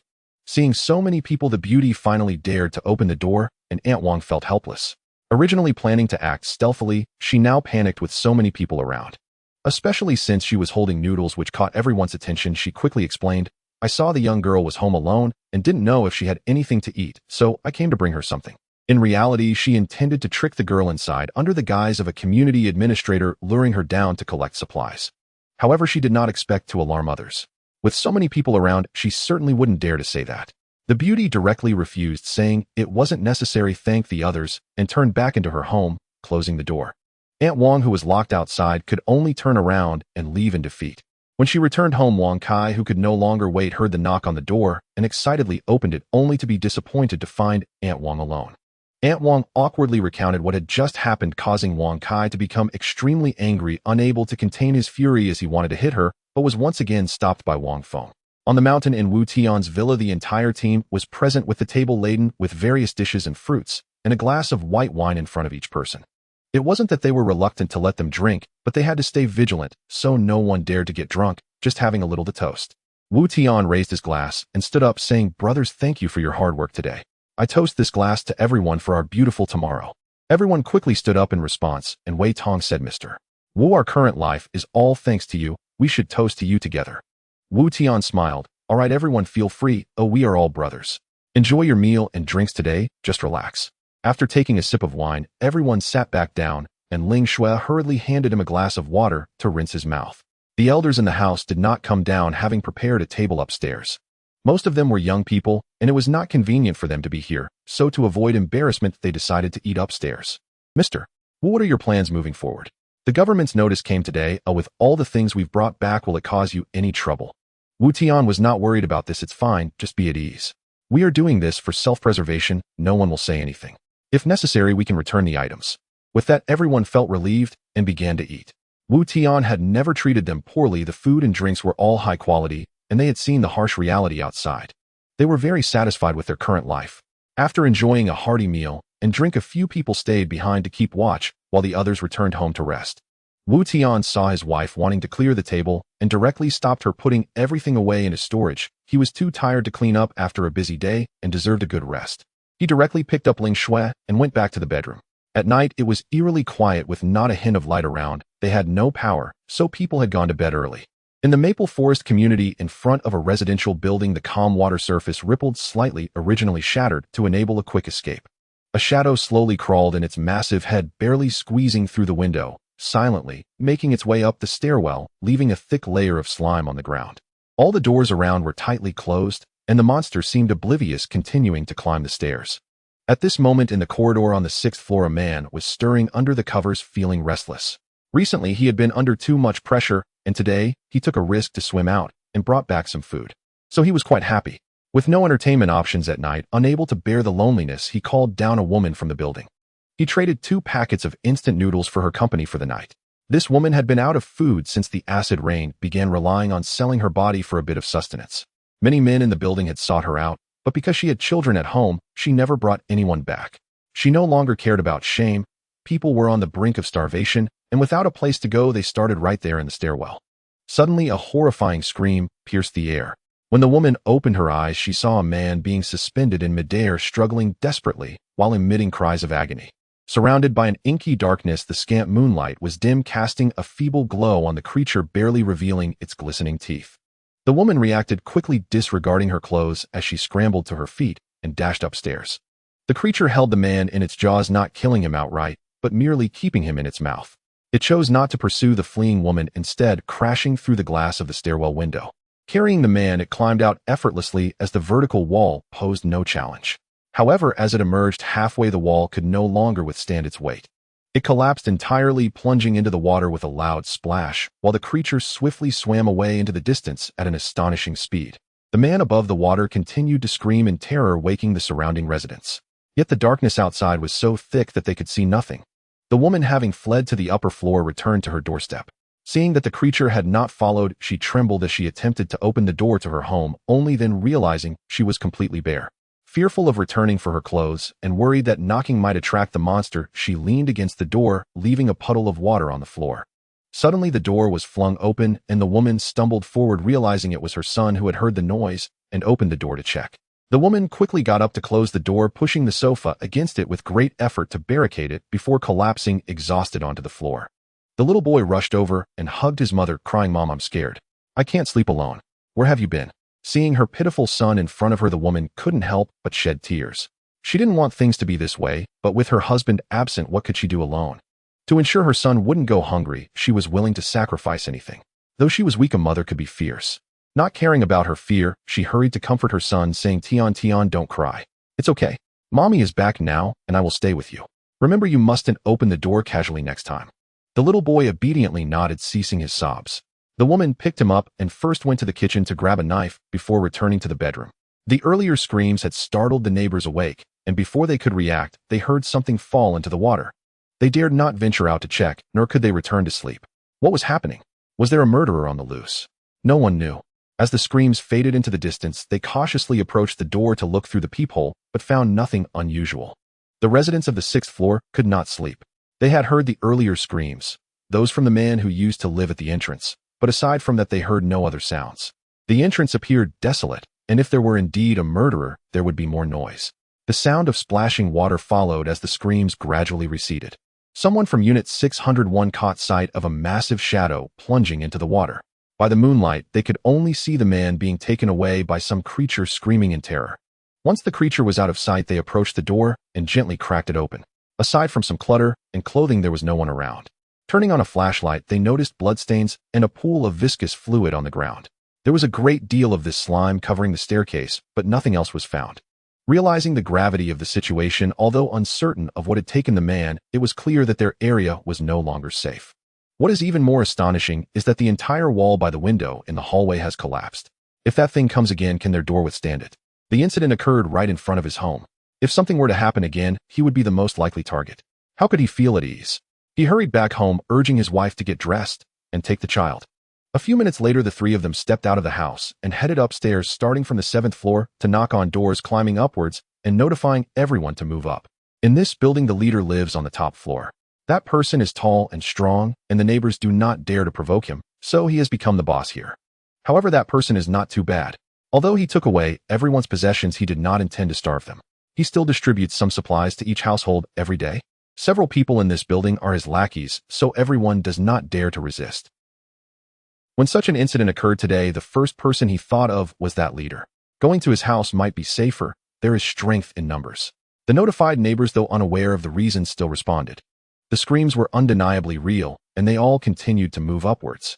A woman who had escaped was hiding in her bedroom with her son, holding a kitchen knife, with trembling hands, clearly unsettled. The knocking on the door startled her, and upon hearing voices, she quickly brought her son to the door, moved the sofa aside, and opened it. Seeing so many people outside, she burst into tears.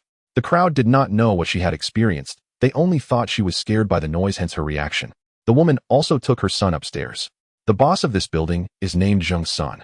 He enjoys practicing free fighting and is quite tall, so after the apocalypse he has fared well. He was originally single, but now has a girlfriend. He had already been awakened by the screams. Upon hearing the knocking, he put on his clothes and opened the door. People rushed in all at once, and the door was only closed again after the last person squeezed through. He was momentarily taken aback. Seeing so many people with weapons, he quickly ran back to the bedroom, grabbed a machete from the bedside, and charged back out. Pointing at everyone, he shouted, "What do you want, a rebel? Don't move. Whoever dares to move, I'll kill him." The tenant from 601, who entered first, realized Jung-sun had misunderstood. "Sun-gu, you are mistaken. We are not here to cause trouble. We are here to seek help." Jung-sun still didn't believe it. With everyone holding weapons, he didn't dare to relax. The man finally reacted, "Everyone put down your weapons. Don't let Sun-gu misunderstand." Seeing that everyone complied and had come with their wives and children, he finally believed it and lowered the machete in his hand. What exactly happened? Where did those screams outside come from? The man from 601 hurriedly said, "We don't know either. The screams were made by Sun Chong, who lives near us. We don't know what took him away. The wall by my door has collapsed, and there are only bloodstains on the ground along with a lot of slime. We don't know what kind of monster it is." Jung-sun was also bewildered by his words. They were actually talking about a monster. Who would believe that? The woman who had escaped also stepped forward. "Sun-gu, there really is a monster. I saw it. Sun Chong was bitten by that thing." Jung-sun, hearing her say this, asked in confusion, "How did you see it? Your home is on the 9th floor, right?" The woman, surrounded by so many people, was embarrassed to say directly, "I was looking for Sun Chong for something. He was suddenly bitten by that monster, and I was so scared that I turned and ran back home. Although I didn't see clearly what it was, that monster was indeed very large. The entire hallway was filled with its shadow." Sun Chong screamed because its teeth pierced through him. The woman was indeed terrified at that moment. It was only because of the reflection of the monster's teeth that she saw them. Since the giant snake was black, she couldn't clearly see what it looked like. Upon hearing the woman's words, most of the men understood and realized she must have gone to make a deal with Sun Chong, and they tacitly chose not to speak of it. With family members present, no one wanted to let their relatives know. Jung-sun had previously sought out this woman, so he was aware of her activities in the building. Everyone was frightened by her words, and no one bothered to dwell on why she was up at night with Sun Chong. Listening to the noisy discussions, Jung-sun felt increasingly irritated. "All right, everyone, quiet down. With so many of us here, what is there to fear? Everyone grab your weapons and follow me down to see what it is." Leaving the women, children, and elderly in the room, the men followed Jung-sun downstairs. They dared not make too much noise. Carefully descending step by step, a total of 5 flashlights were turned on. They walked all the way to the corner of the 7th floor without encountering anything, and Jung-sun, no longer hesitating, directly led them to the 6th floor. What first caught their eye was blood sprayed everywhere. It turned out that only a large hole was left where the window used to be, with cold wind howling in. Jung-sun approached the edge and looked down. All he could see was pitch black, and nothing was clear. There was a large puddle of slime on the floor of the corridor, extending all the way down. The crowd pressed against the wall, slowly making their way downstairs, while Jung-sun continuously tightened his grip on his machete. Fortunately, nothing happened as they reached the place where the monster had entered, which was also in a state of disarray. At first glance, Jing Sun noticed something unusual. This object was round and pitch black, reflecting no light under the illumination. He stepped forward, picked up the object from the ground, which was also covered in slime. Despite its disgusting state, he did not discard it, wanting to determine what exactly it was. The cold wind made the already frightened people feel even worse, their bodies trembling more intensely as they began to shuffle back. At this moment, the monster that had taken the man arrived at a supermarket in the city center where various shelves were filled with goods that had not been disturbed. There were dried bloodstains in many places on the floor. The monster lingered at the entrance for a few seconds, as if searching for something. Then it grabbed a silent human and entered the building, proceeding all the way to the 5th floor, which was filled with various furniture and living supplies. The monster moved to the innermost part where it used to be a storage area for various bedding, now transformed into a gigantic nest. Amidst countless blankets and cotton textiles, dozens of large eggs were placed, some still wobbling. A few had already cracked open, clearly having hatched. Nearby lay a pile of bones, and the humans the monster brought were placed near several eggs before it left the area. Back at home, Jing Sun placed the object on the living room floor, fetched tissues and towels, and brought a basin of water to immerse the black object. As he washed and wiped off the slime with a towel, the black object felt metallic to the touch, but was not very heavy. Soon he had cleaned it thoroughly, placing it on a tissue and drying it. All the flashlights shone around it, allowing people to see clearly. When he picked it up again and examined it closely, he was so frightened that he threw the object away. It turned out to be. Seeing Jing Sun react this way, it was clear he was frightened by this thing. What could possibly scare him so much? The person next to him picked it up. Snake. Snake. Snake scales. What? You're saying this is snake scales? You must be joking. How could there be scales this large? Voices of doubt came from the neighbors nearby. Yes, it's snake scales. I couldn't believe it at first either. I mean, how could there be scales this big? What on earth is this thing? Jing Sun confirmed what the man had said. Zhengge, how could there be such large snake scales? How thick must that snake be? I don't know either, but based on my experience, these are definitely snake scales. And do you remember the slime on the ground? This indirectly confirms that our speculation is correct. I just don't understand why the snake didn't eat the person directly, but took him away instead. I've never heard of a snake having that habit. At this point, the neighbors were panicking. There was no time to consider this question. Zhengge, let's not worry about these things for now. If there really is such a large snake, what should we do? You need to come up with a plan, or if it comes back, we won't even be enough to fill its teeth. Exactly, Zhengge. Our house can't possibly withstand it. We can't just wait for death, can we? Jing Sun was also frightened. Although he was tall and could take on a few ordinary people, against such a large snake, he felt like just a piece of meat. There was nothing he could do. If I haven't faced it directly, I don't really have a solution. You all saw it, but scales are this big, and we don't have heavy weapons. Ordinary knives can't hurt it at all. Several women nearby had already started crying out of fear. They had never experienced anything like this. Jing Sun felt annoyed. All right, stop crying. We're not dead yet. What's the use of crying? Everyone go back and bring out any weapons you can find at home. Move all supplies to the top floor. Put all the furniture in the hallway and block it completely. Hopefully this will be of some use. Hearing him say this, the neighbors quickly prepared to go out and follow his instructions. Wait, does anyone have some essential oil? Bring a lot over and sprinkle it at the entrance. We need to sprinkle it in the hallway too, and on the furniture piled outside. Zhengge, why are we doing this? Aren't snakes afraid of realgar? What's the point of using essential oil? Seeing someone question him, Zhengge replied unhappily. Are you calling the shots, or am I? Besides, snakes are not truly afraid of realgar, they just dislike its smell. Essential oil works even better. The man awkwardly smiled. Zhengge, please don't be angry. I didn't mean anything by it. I just didn't expect you to know so much. You're truly impressive. Hearing the other person no longer refute him, but instead compliment him, Jing Sun felt a bit better. Everyone quickly returned to gather their things according to the plan, fearing that the giant snake might come back. In reality, they were overthinking it. The giant snake did not return here. At that moment, it had already entered another building, which was quite far from here. What was strange was that even though there were many neighborhoods around the snake's nest, the people there had not noticed the giant snake's presence, nor had they been attacked. The giant snake seemed to possess intelligence, deliberately choosing to hunt for food far from its nest, which was quite perplexing. For many, tonight was indeed a sleepless night. On Wu Tian's side, it was not peaceful either. Just as he had just laid down, he suddenly heard a gunshot and quickly climbed out of bed. He took out a rifle from his space, gripping the gun tightly and tucking it under his armpit. The gunfire was very close, clearly indicating something was wrong with Wei Tong and the others. However, he did not know who fired the shot. Originally, Wei Tong was the only one with a gun, but after returning today, he pondered for a long time before deciding to equip the team members with firearms. Since they did not plan to go to the shelter, Wei Tong and the others also expressed their determination, making it unnecessary to hide anything from them. So each person was given a gun and 2 magazines. The primary purpose was for self-defense and to prevent unexpected situations where they might not have time to report and could easily call for help. Wu Tian went to the window and looked outside. His house had been renovated with bulletproof glass, so he was not afraid of being ambushed. Before he could comprehend the situation, Wei Tong's voice came through the intercom. President Wu, I fired the shot just now. Due to the urgency of the situation, I had no choice but to use this method to alert everyone. What happened? Are you hurt? Is everyone okay?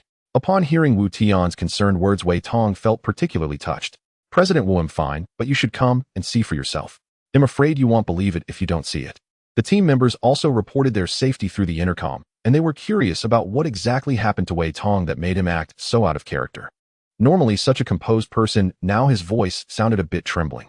Wu Tian reminded Ling Shui to be careful and left her a handgun while his parents and in-laws, alerted by the gunfire, all came to the living room. Seeing Wu Tian come down with a gun, the elderly were surprised but did not react too strongly. After all, what could be more terrifying than a natural disaster? They were not concerned about where their child's weapon came from as long as the children were safe. Having weapons meant having the ability to protect themselves. They understood Wu Tian was not a villain who would commit terrible acts. Seeing how strong the elderly's acceptance was, Wu Tian did not elaborate further. He simply looked at their concerned gazes, feeling a bit teary-eyed. He also left them a few low-recoil weapons and reminded them to lock the doors tightly before heading directly to Wei Tong's side. The entrance of the villa was brightly lit, and even before he got close, he saw bloodstains on the ground. Not far away, the team members were gathered there. Seeing him approach, everyone quickly greeted him and made space for him to see the situation inside. A huge rat lay on the ground with a bloody hole in its head. At this moment, it had not died immediately, its limbs still struggling, but it lacked the strength to stand up.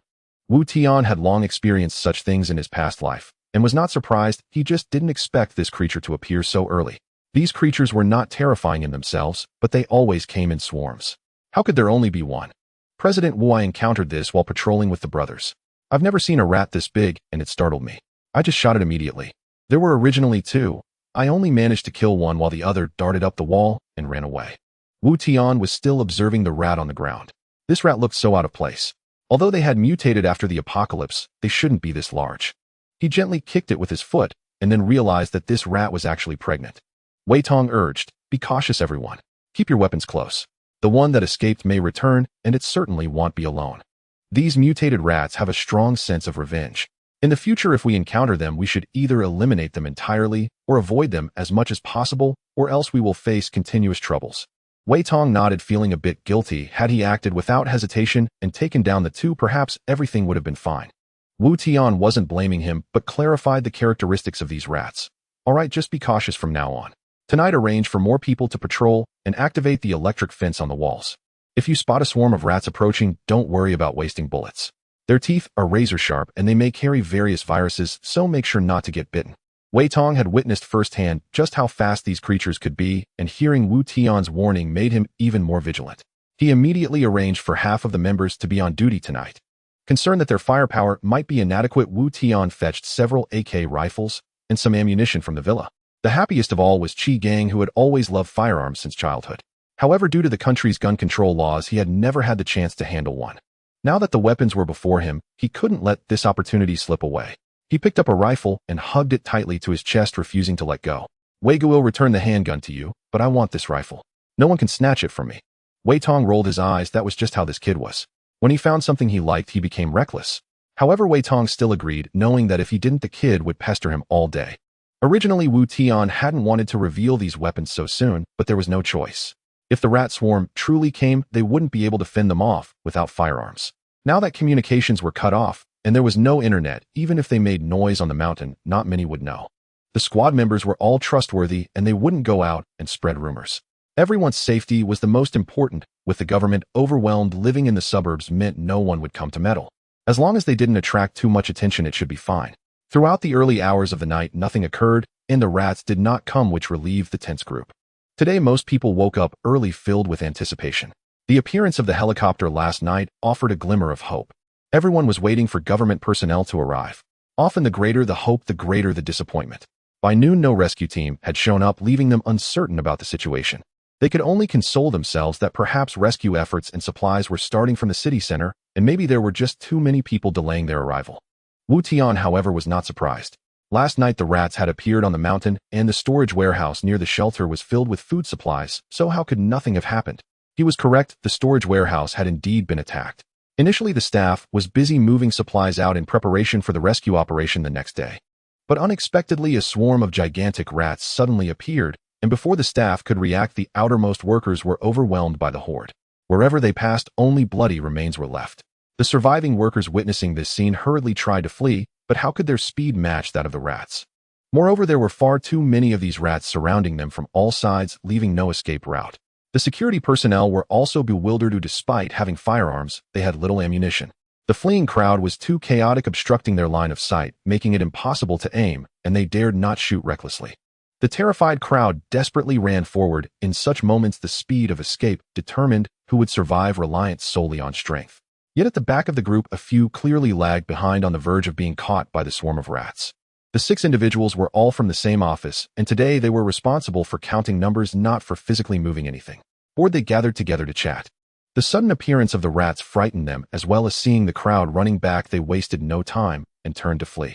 However, these individuals usually sat in the office, rarely exercised, and their speed was clearly lacking. They were soon overtaken by those behind them. Lily, wearing high heels, could not run fast at all. Wu Jie, who had a good relationship with her, did not abandon her since they were close friends. One hand was gripping Lily's arm, pulling her along, while behind them was another person named Zhang Dong, also from their office. At that moment he was not running at the back to protect the 2 women, but simply because he was too overweight, unable to move quickly. If they hadn't had some distance from the rat swarm at the start, the 3 of them would have already been caught. During the run, Lily stumbled several times, her ankles swollen and red. She could only endure the pain and eventually threw off her high heels. Just as they were about to be caught, the plump Zhang Dong seemed to suddenly awaken, his speed instantly increasing as he surged ahead of the 2. It was indeed hard to believe. Could you imagine a more than 200-pound man running so swiftly? Indeed, humans are driven to extremes. When facing life-threatening danger, anyone can unleash tremendous potential. The 2 girls were crying now at the back, knowing that if caught they would both perish. Lily glanced back at the approaching rat swarm, her eyes reflecting a hint of ruthlessness. With a sudden surge of strength, she yanked Wu Jie, who was pushing forward, back. Wu Jie, caught off guard, fell to the ground with a scream. Lily did not stop, continuing to run forward. She had no other choice but to survive. It was like a popular saying circulating online: when being chased by a bear, you don't need to outrun everyone. As long as someone runs slower than you, you can survive. When Zhang Dong turned around, he happened to see this scene. He quickly stopped, turned, and ran to Wu Jie, pulling her up to run. Wu Jie, her emotions complicated, followed behind. She never imagined her best friend would use her as a stepping stone to survive, nor did she expect the usually disregarded Zhang Dong would risk himself to save her at a crucial moment. Since you show no mercy, don't blame me for being heartless. Furious, she quickened her pace and soon caught up with Lily, not hesitating to jump up and kick her down to the ground. Zhang Dong didn't even pause, grabbing Wu Jie's arm to steady her and pulling her to keep running forward. Lily, unable to stand from the pain, lay on the ground, crying for help while apologizing to Wu Jie, hoping for rescue. Having experienced betrayal once, Wu Jie would never pay her any mind again, not even glancing back. Desperate, Lily cursed angrily while crawling forward. The mutated rats cared nothing for this. To them, every living being before their eyes was food, and soon she was overwhelmed by the swarm. Finally, everyone made it back to the base, and the troops, alerted, had arrived, opening fire with machine guns, turning the pursuing rats into a sieve. However, the sheer number of rats was overwhelming, impossible to kill them all. The base leaders ordered the immediate clearing of nearby rats and the closing of the iron gates to block the swarm. This group of mutated rats charged recklessly at the city gate, while the soldiers atop the walls continuously fired their guns, yet their efforts proved largely ineffective. There were too many rats, densely packed enough to terrify anyone with a fear of crowds. The supplies of grain piled outside were completely consumed. Even the corpses of the dead rats were not spared, all devoured. Suddenly a shrill cry echoed from afar, causing the frenzied horde of rats to halt and retreat like a receding tide. The humans on guard were equally baffled. The attack had come swiftly and left just as quickly. If it weren't for the remnants on the ground, one might think nothing had ever occurred. Zhang Dong and Wu Jie, having escaped into the base, gasped for breath. Both were utterly exhausted, with the chubby Zhang Dong's legs trembling. After a moment's pause, Wu Jie lifted her head to look at the plump man before her. He no longer seemed as annoying as before, but rather somewhat endearing. By some twist of fate, she unexpectedly kissed Zhang Dong, leaving him stunned in place. Zhang Dong, thank you for saving me. Had it not been for you, perhaps I would have perished outside. Her tears streamed down again. She was elated to have survived. Humanity reveals its most distasteful side when faced with life and death crises. It truly took courage for the chubby man to risk his life and turn back to save her. If she had found herself in such a situation, she certainly wouldn't have dared to do the same.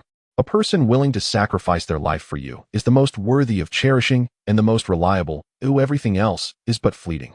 Wu Jie had come to a clear understanding and realized she didn't want to regret later. She needed to seize the moment. Even if Zhang Dong was somewhat foolish, he understood what had to be done. He reached out to embrace Wu Jie's shoulders, gently wiping away the tears from her face. Wu Jie, it's all over now, but don't cry. We should be happy that we survived. The beauty before him gradually ceased her sobs, resting her head on Zhang Dong's shoulder. What happened today had indeed dealt her a heavy blow. They say friendship is about loyalty, yet today she felt she had been unceremoniously betrayed by a friend. The leader supervising from the city wall had witnessed the earlier scene, and after Wu Jie and Zhang Dong entered the city, he chose not to confront them, perhaps out of sympathy. Neither of them had the heart to return to work. Zhang Dong had initially intended to escort Wu Jie home, but frightened, she couldn't bear to be alone, so he had to take her back to his place. The housing here was allocated by the upper authorities with staff quarters, 1 unit per person featuring 2 bedrooms and a living room. Wu Jie found no inconvenience in staying here, and their relationship had grown closer, just a thin veil away from intimacy. As they were mere small players, returning to rest, their absence wouldn't impact the larger scheme. Meanwhile, the leaders sat solemnly in the conference room. Today's events had dealt a heavy blow to all. Everything had seemed to be progressing positively. The shelter was now capable of accommodating the disaster-stricken populace, but the relief efforts that were supposed to commence were put on hold as they faced an even greater threat. The number of soldiers stationed here was limited. During the disaster, most had charged to the front lines of rescue, resulting in many casualties. The arrival of acid rain was abrupt, and many unprepared soldiers perished. With the emergence of the rat swarm, everyone had to remain behind to defend, leaving very few available for rescue operations. Someone suggested releasing the news, hoping that survivors could save themselves and find their way to the shelter, as this was the only option available. Although this decision was harsh, after discussion, it was unanimously approved. The people waiting for rescue had desperately hoped for a day, yet they saw not a single soul, and the faint glimmer of hope was extinguished once more. The feeling of despair intensified, and more people who could not endure any longer resorted to suicide. Those who initially worried about repercussions after the fact no longer hesitated. Incidents of robbery and murder became even more rampant, as many began to plan for the future. If there truly was no rescue, everyone could only wait for death. To avoid starving, they resorted to theft. In such times, only the ruthless could survive. Due to the information Wu Tian had previously relayed to the government, many things had changed this time. On this very day in his last life, the government had indeed dispatched personnel for rescue. Though it did not last long, workers had indeed come. Unexpectedly this time, there were no signs of anyone at all. What on earth had happened? This change made Wu Tian feel somewhat uneasy. The inherent advantage of his past memories had vanished completely. However, he quickly came to understand that only the people and events he influenced had changed, while the occurrence of natural disasters remained unaffected. Even if there was some degree of influence, it likely wasn't substantial. With his mood no longer oppressive, Wu Tian took out a bag of goji berries from his space, added some to his cup, and instinctively patted his waist. Spending all day at home with nothing to do, the young couple was as close as could be. As night fell, Wu Tian instinctively felt pain in his waist. A man should take better care of himself. At Li Kun's home, a group of underlings was eating, while a woman knelt beside the table, utterly tormented. She was Li Kun's wife. Li Pengzi had completely met his end the day before leaving Li Kun feeling somewhat empty inside, with his rage dissipating. His wife, although she had suffered greatly, was not in serious trouble. Because of Li Kun, the underlings dared not go too far. Who knew what their boss was thinking? If they accidentally killed her and incurred his wrath, it would not be worth the trouble. The woman repeatedly apologized and pleaded with Li Kun, appearing very humble. Ironically, her current state was far removed from her usual high and mighty demeanor. Not only did it have no effect, but it also made Li Kun even angrier. Thinking back to how good he had been to her, she had taken it for granted, betraying him with Li Pengzi and making him a cuckold for so long. Li Kun was even less inclined to let her off, but subconsciously he had never considered killing her. After all, after so many years of marriage, there were still feelings involved. In fact, after handing her over to his underlings, he soon began to regret it. Having already been cuckolded by Li Pengzi, now he felt as if a vast prairie was atop his head. He felt extremely uncomfortable inside, but could not show it. They had been together for so long, and everyone was feeling the pressure. As long as he could keep them in line, it was not worth it to have conflicts with his underlings over this woman. What if they feared his future retaliation? If he were to be secretly eliminated at night, where would he go to seek justice? The oppressive environment had twisted everyone's psychology, providing them with an outlet for their frustrations was a good thing. As long as he had someone with a gun, there would be no shortage of women in the future. Why bother caring about a broken shoe? Kuan-gu, we've nearly exhausted our supplies. I checked today, and we can last at most a week. The younger brother responsible for cooking said with frustration. A week. Li Kuan pondered for a moment. It's fine. At worst, it'll lead the brothers to do another job. We won't let you go hungry, but I just don't know what the situation outside is like. The rescue team didn't come today either, as something must have happened. With our people having guns, what do we have to fear about food? The younger brothers thought Li Kun's words made sense. With their boss armed, where could they not acquire supplies? Tomorrow we must find a way to go out and gather intelligence. If something really happened on the government side, who in Chuan City would dare to provoke us? As Li Kuan spoke, he slammed the pistol he had tucked at his waist onto the table. With this weapon, he felt confident. Firearms were heavily restricted domestically, and there were hardly any in Chuan City. Moreover, by taking out the gun, he was also using this opportunity to issue a warning to his younger brothers. Brothers, follow me well in the future. We will share blessings and hardships together. Women and food will all be available. When the time comes, everyone can do as they please and choose as they wish. Li Kun's grand vision filled the younger brothers with excitement. They were not particularly good people to begin with and never considered the consequences of their actions. Now their minds were filled with hope for the future. One eager younger brother reached out a hand and grabbed a handful from the kneeling woman's body. Kuan-gu, just tell us what to do, and the brothers will follow without hesitation. Exactly, Kuan-gu. Don't you trust us? Whatever you say, we'll do it. We'll charge through fire and water without a second thought. Li Kuan felt a bit contemptuous inside. They talked about charging through fire and water, but when he dealt with Li Pengzi before, no one had come forward to help. They were merely fair-weather friends, only loyal as long as there was benefit. If he had no gun and no supplies, would they still act this way? Now was the time to utilize people. Someone had to charge forward for him. Drawing a grand vision cost him nothing, and he could say whatever he wanted. All right, brothers, the big brother won't be like Li Pengzi, stingy and unwilling to contribute. You won't have to charge through fire and water. He added, however, there is indeed something I need your help with. After saying this, Li Kuan picked up a beer bottle and took a swig. I spent a few years in the Chuan City prison before. They have ample food supplies there, and the guards are armed while there aren't many of them. We can find a way to take it. Upon hearing that Li Kuan wanted to take the prison and that there were guns there, the younger brothers fell silent, all lowering their heads to drink. Seeing their cowardly appearances, Li Kuan was furious.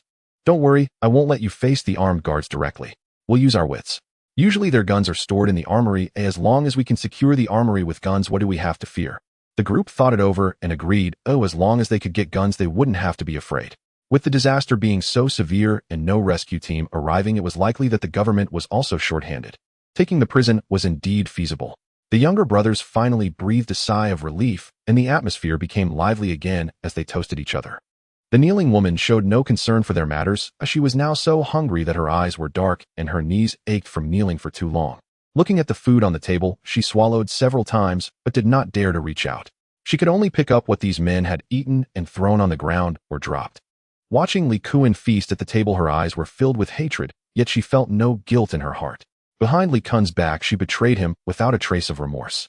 Although Fatty Li was not a good person, either he was willing to spend money on himself. Every bag and every piece of clothing she wore was provided by him. Li Kuan barely earned enough to buy cosmetics in a month. Lacking ability, he blamed others, which hardly made him a man. There was nothing wrong with her chaotic relationship with Fatty Li. She was doing it for the family. Yet he treated her like an object, bestowing her to his underlings, allowing so many to torment her. Li Kuan, just wait. Sooner or later, I will make you taste the bitterness of a life worse than death. This woman's worldview was already twisted, and now it has become even more insane, leaving only hatred in her heart. At this moment, the Wang brothers, who had initially intended to hold back, became restless again. They had long been coveting the beauty of room 803. Now that the government's rescue had not yet arrived, what were they afraid of? They were all strong young men, full of vitality. How could they hold back? Tonight they were eager and did not intend to let Aunt Wang trick the other party down. They planned to directly deceive them, like before barging in as soon as the door was opened. The two men armed themselves and followed Aunt Wang to the entrance of room 803. Seeing the brothers hide their bodies, Aunt Wang knocked on the door of 803 again. There was no sound from inside, and the knocking received no response. Inside, Yi Qian heard the first knock from Aunt Wang. Since her last visit, she sensed something was wrong and had been on guard. Upon hearing the knock, her first reaction was to grab the kitchen knife from the table, not daring to make a sound. Slowly moving to the door, she peered through the peephole. When she saw the ghastly face outside, her heart skipped a beat. It seemed her guess was right. The woman outside was abnormal, but she did not know what her intentions were. There was no way she would open the door. The only things that gave her a sense of security were the kitchen knife in her hand and the heavy iron door. The neighbor across the hall also heard the knocking. Initially planning to check, he hesitated when he saw Wang Feng and the others crouched at the door through the peephole. Yi Qian was unaware of these developments as she simply felt uneasy.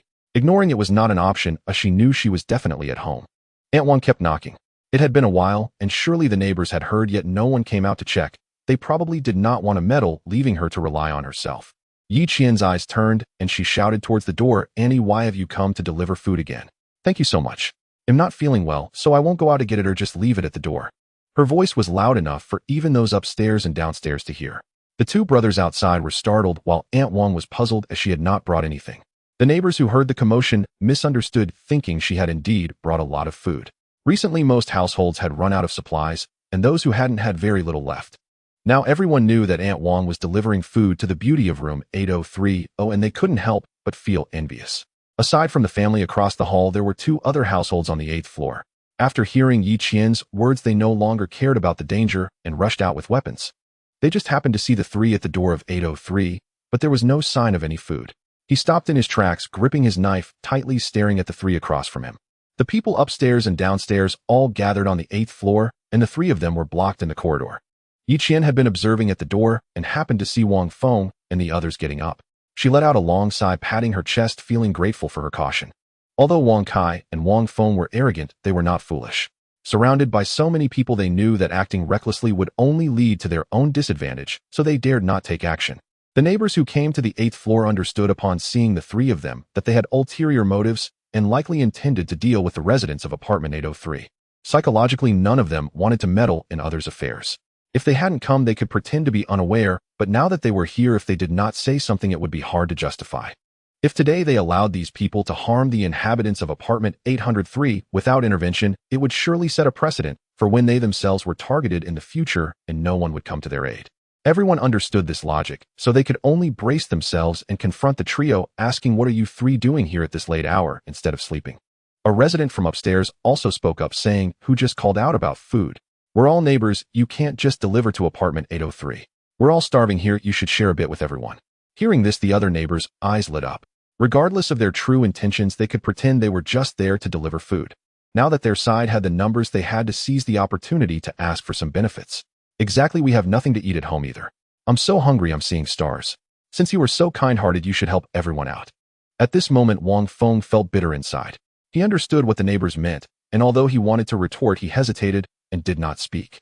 Wang Kai would not agree. His bad temper flared up. "Why should we give you food? Get lost, or I'll kill you all."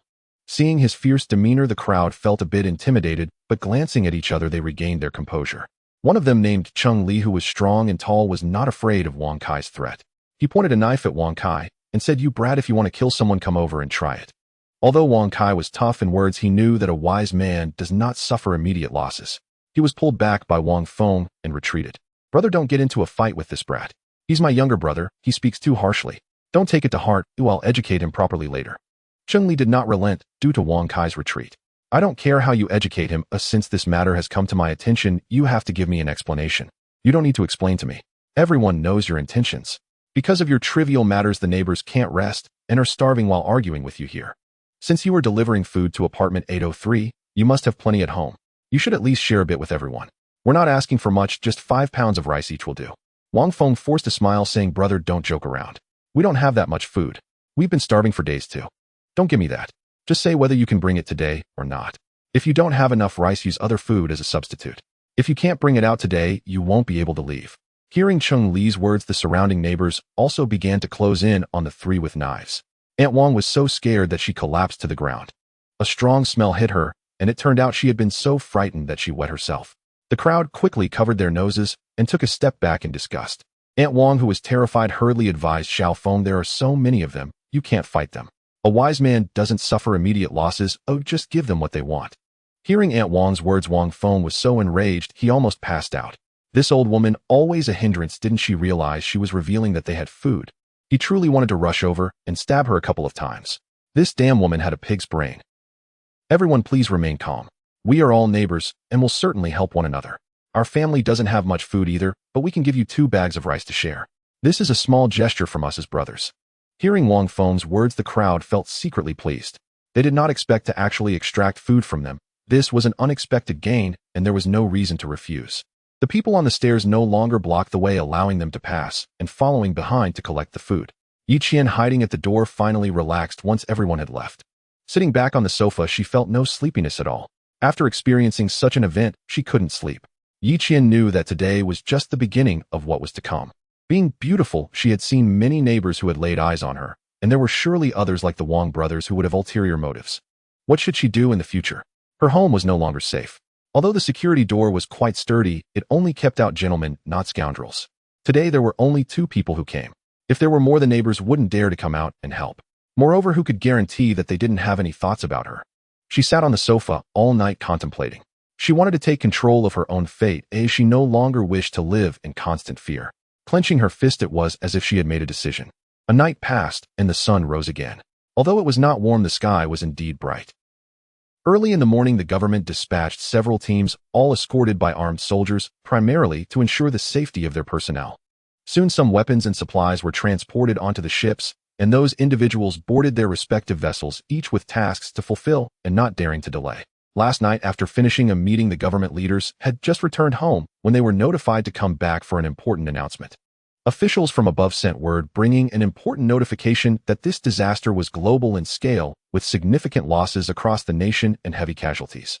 Especially among soldiers and security personnel who participated in rescue efforts, many had sacrificed their lives, leading to a severe shortage of manpower. The government now found it difficult to organize effective nationwide rescue operations, while various mutated creatures had also appeared in places like Jingjing. The military's focus was currently on defense in various locations, leaving them unable to send reinforcements. Therefore, local authorities were allowed to organize personnel on-site, governing themselves and leading local residents in self-rescue efforts. They opened up restrictions on various cutting tools and weapons, allowing the public to use them for self-defense. When personal safety was threatened, they could retaliate as necessary. Upon receiving the notification, the crowd felt a sense of helplessness. Chengdu was an inland city with a large population, yet its defense capabilities were relatively weak. Now even defense was a problem. How could they carry out their work? They spent the entire night discussing, hoping to find an effective solution. Early today, they arranged for people to relay the information conveyed from above and to inform about the shelters beginning to receive disaster victims. Those willing to join the military would be given priority, and their families would be properly accommodated. Disaster victims who were homeless due to flooding would also be given priority. Upon entering the base, individuals would need to follow arrangements, participate in work, and repay the ticket fees. Others wishing to enter the shelter would need to provide sufficient food. Alternatively, they could collect various metal materials and living supplies, which could also be exchanged for entry qualifications. This was mainly because the shelter had limited capacity and could not accept everyone. Additionally, the number of people arriving was surely significant. A daily consumption was a major issue. The base's stock would eventually run out, so preparation was essential. Just out of bed, Tian washed his face and sat at the dining table, where a lavish spread lay before him, all prepared by Ling Shui early in the morning. The elderly members of the family did not come over. To give the young couple some private space, Tian's parents and his in-laws used the kitchen downstairs. "Husband, hurry and eat, it will get cold soon. I'm just finishing up one last egg." Tian was filled with a sense of happiness. With a wife like this, what more could he ask for? "Thank you for your hard work, my dear. Just a simple meal will do. Come eat soon. It will be ready shortly." In no time, Ling Shui placed the last fried egg onto a plate and brought it to the dining table. "Husband, didn't the government say they would send rescue teams? Why has there been no news for several days?" Before Tian could respond, the intercom on the table crackled with the voice of Sui Zhonghua. "Mr. Wu, are you there? Is it convenient to talk now?" Sui Zhonghua spoke softly, worried that he might disturb Tian if he was still asleep. "I'm here. What's the matter, old Sui?" "Mr. Wu, just now people from the government came to the neighborhood announcing through loudspeakers that there will be no rescue. They hope we can organize self-help efforts. Those whose homes have been flooded can follow their boats to the shelters. The rest of us will have to find our own way there, and we must submit supplies to qualify for entry. Moreover, the space there is limited, and they can only temporarily accommodate 3 million people. What do you think we should do? The brothers hope you can provide some guidance. Oh, everyone trusts you." Tian pondered for a moment. "Old Sui, don't stop those who want to go, or let them decide for themselves. As for me, I'm not leaving. I intend to stay with those who wish to remain, and I won't treat them poorly. At this moment, it is best to allow people to choose for themselves to avoid blame later on. Everyone has their own fate and the right to make their own choices." He did not wish to force others to stay, as even if they did, they might not share the same resolve as himself, which would be of no use. I understand, Mr. Wu. I will speak with our neighbors. No matter how they choose, I will certainly not leave. For those who wish to stay, I will make it clear that they will follow your lead from now on. Sui Zhonghua was a clever man. His words were pleasing to hear. He had already guessed Wu Tian's thoughts. The previous events were clearly Wu Tian's way of winning people's hearts. After the announcement, many would surely want to go to the shelter. He knew that it would not be as comfortable as staying at home, but remaining at home posed its own risks. Only by clinging to Wu Tian's support would they find the right path. The others in the household had also heard the conversation over the intercom. Wei Tong was certainly not going to leave. Wu Tian was their family's benefactor, and no matter what, he would not abandon them. Han Lin also decided to stay, while Wang Xian wanted to take his family to the shelter, still having faith in the government. For this reason, Wang Xian hesitated for a long time before expressing his thoughts to Wu Tian. Wu Tian did not blame him. Everyone has their own aspirations, and he couldn't dictate others' decisions. There was also good news. The government would establish a trading market in the city where those unable to go to the shelter could purchase some living supplies and conduct some transactions. In the entire Chuan city, with a population of over 20 million, the shelter could only accommodate a limited number of people. What would happen to the remaining over 10 million? They had to be given away to survive. However, the government currently does not accept paper currency, only permitting barter, whether it be construction materials or everyday necessities. Anything useful can be exchanged. At present, mutated creatures pose a constant threat to people's safety, though many ordinary individuals have yet to encounter them and remain unaware of their dangers. This time, the government issued a notification to convey this message to the public, hoping that people would pay attention to safety and avoid attacks. The authorities lifted restrictions on weapons to enable individuals to possess some means of self-defense. However, the conditions for admission to the shelters have sparked dissatisfaction among the populace, with some feeling it is unfair and demanding equal treatment from the government. Yet there has never been absolute fairness in the world. Everyone's starting point is the same as disaster victims, but some families are not lacking in food, while others weep at the sight of rats invading their homes. Is this truly fair? Those with food can go to the shelter at any time, while those without must find their own solutions. Those who could not enter the shelter have not been abandoned, they simply need to wait. The heavy rain continues to fall, making construction impossible, and there are no opportunities in the short term. Research personnel have begun to organize across various regions to improve crops, and the capital has also started research on various mutated creatures. The initial conclusion drawn by numerous scientists is that these animals may evolve at an increasingly rapid pace, growing stronger, leaving humanity struggling to keep up. The government is also facing a shortage of firearms. There is simply not enough supply to distribute to the public, forcing arrangements for some cold weapons. The staff deployed this time carries this responsibility, leaving behind some supplies in each community, though only a limited number of people can receive a weapon. The authorities were already aware of the potential consequences of this approach, but there is no alternative. The harsh reality is that humanity is currently facing severe trials. Only the fittest will survive, and those who endure will become the strong. This choice was made out of necessity. If there were other options, the government would not prefer this course of action, but now there is truly no alternative. Disasters continue to unfold, and the government lacks certainty about how far this situation will develop. All they can do is help people truly adapt to this brutal environment. Currently, the outlook is grim, with scientists warning that if this situation persists, humanity may face extinction. Ultimately, after discussions, a decision was made to relax weapon regulations across various regions and to find ways to restore production while providing aid to the affected population based on actual circumstances. The remaining individuals can only find ways to survive on their own. Those who can endure will become the strong, carrying on the flame of humanity. However, the masses are unaware of these circumstances, simply believing they have been abandoned, feeling that the authorities do not care about the lives of ordinary people. Only Wu Tian understands that the current situation is significantly better than in his previous life. At least when the disaster began, the government had made some preparations. There is still the capacity to rescue some individuals, and the management structure has not been overly impacted. In his previous life, things were far worse. When the apocalypse first began, the government framework suffered severe blows, and many leaders perished in the disaster. There was no management or organization in various regions, leading to chaos, heavy casualties, and a complete lack of resource reserves, with people surviving on the disgusting insects found in water. Many who could not bear it chose to fall into depravity, becoming man-eaters. Everywhere was slaughter. The entire world was steeped in blood. It was only after the situation stabilized in the capital that they had the time to send people to various places, organizing survivors to establish shelters. At that time, with over 20 million people in Chuan City, only 5 million survived. By the time Wu Tian died, the number of living people that the Chuan City shelter could account for had dwindled to just over 2 million. What a terrifying figure, a survival rate of 1 in 10. This was still in a large inland city. The coastal areas suffered even greater losses with casualties unimaginable. People are driven by circumstances. When truly confronted with reality, it doesn't seem as terrifying. After the news was conveyed, panic ensued. To survive, they needed food supplies, and entering the shelter also required food supplies, but what to do if there was none? They had no choice but to search and seize. If they wanted to live, they had to fight. Sun Dabi and his companions were rational. Upon receiving the notice, they quickly gathered their neighbors for a meeting. They decided to take advantage of the fact that everyone hadn't reacted yet. With a boat on hand, they would go out together to search for supplies, seizing the initiative. In the end, whether they wanted to leave or stay would be up to everyone.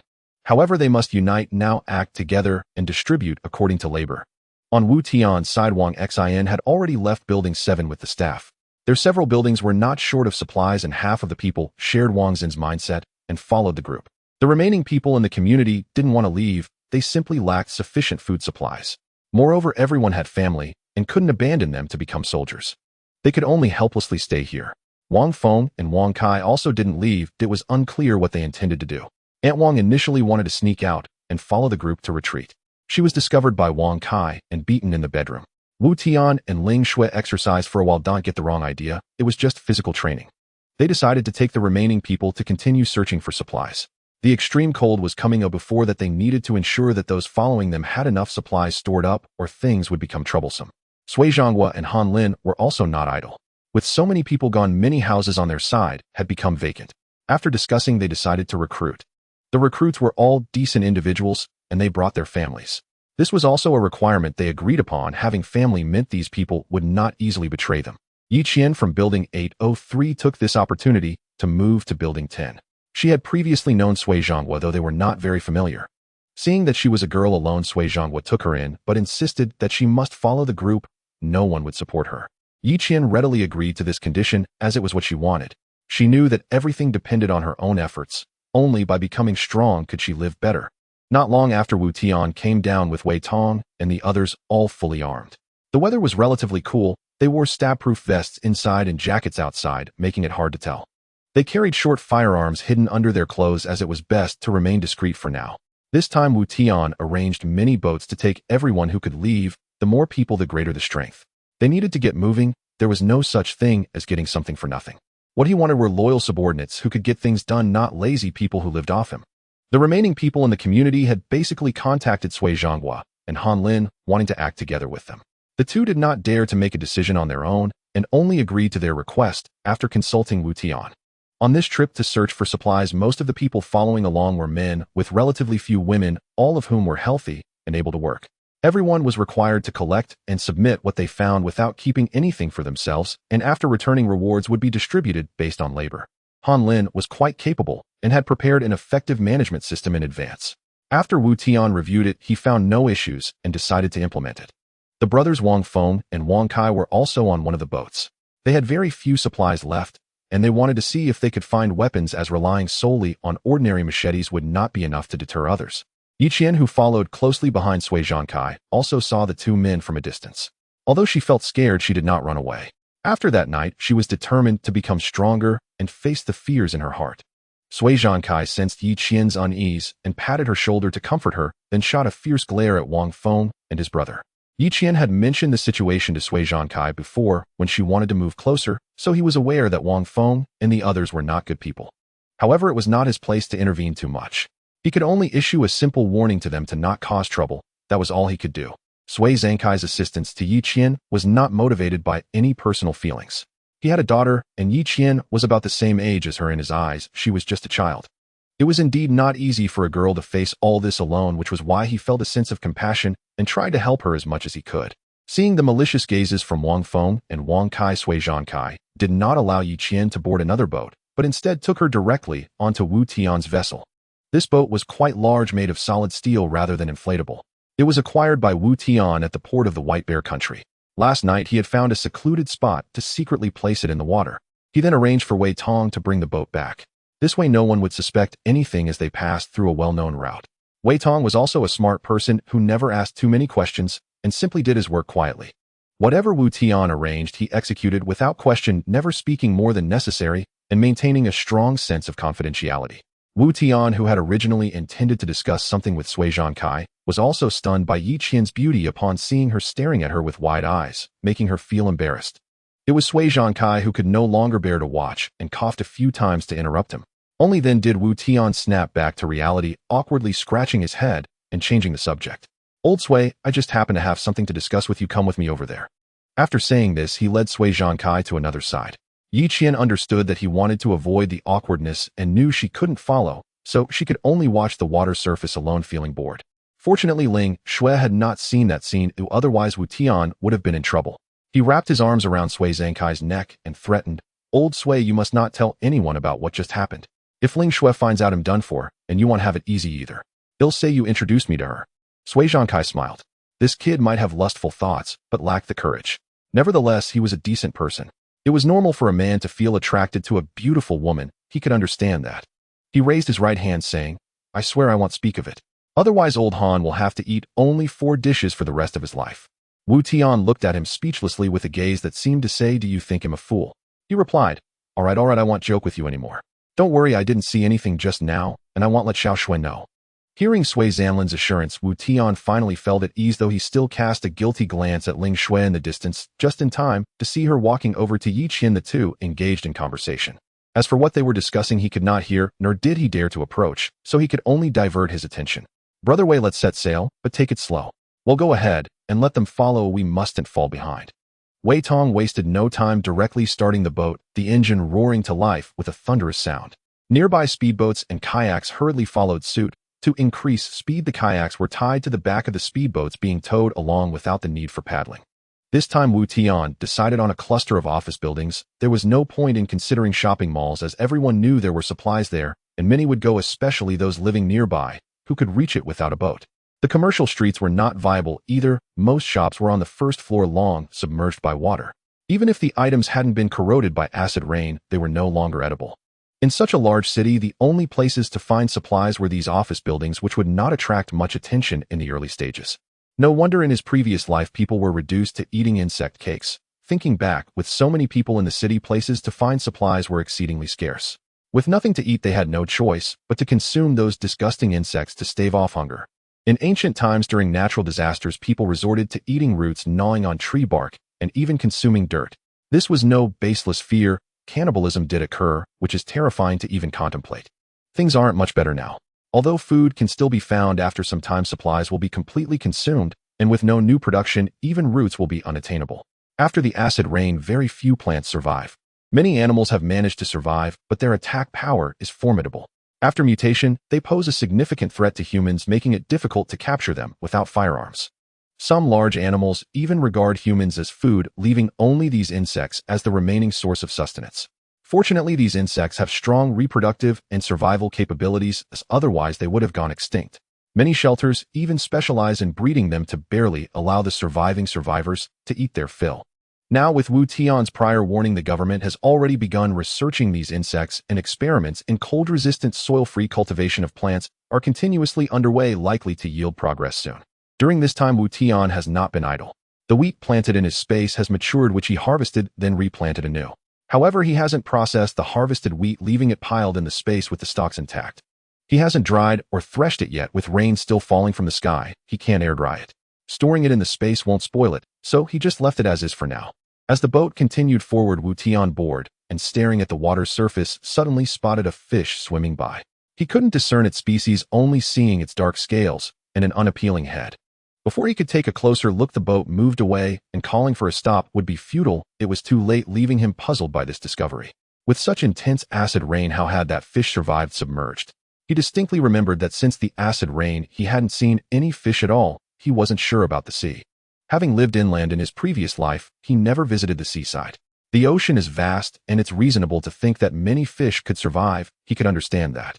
The appearance of fish in freshwater is a bit unbelievable. Could there be changes in this life that he was unaware of? He needed to pay attention and observe more closely.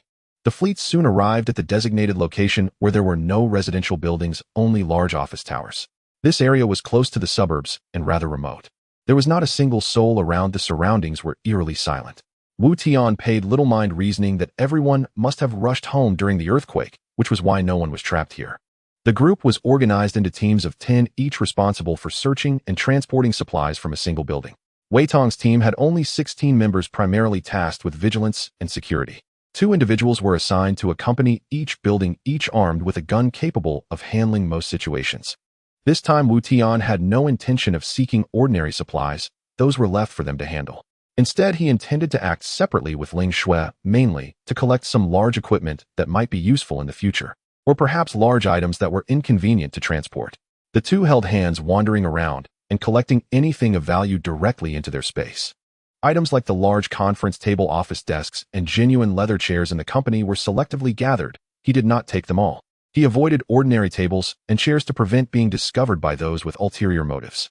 It would be best if Sui Zhanlin and the others could transport the remaining items back. If they couldn't, there was nothing that could be done. If absolutely necessary, he would provide them with a few larger flat-bottomed boats for transport. He thoroughly ransacked the boss office, emptying the cabinet of cigarettes and alcohol, as well as the safe.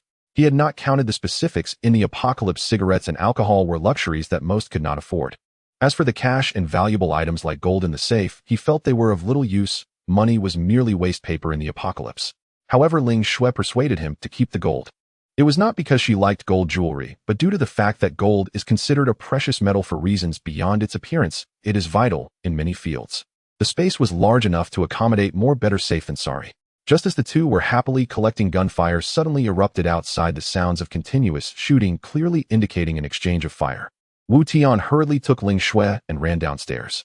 The team members were quite capable. As soon as they arrived, they began firing their guns, indicating they were facing a situation they could not resolve.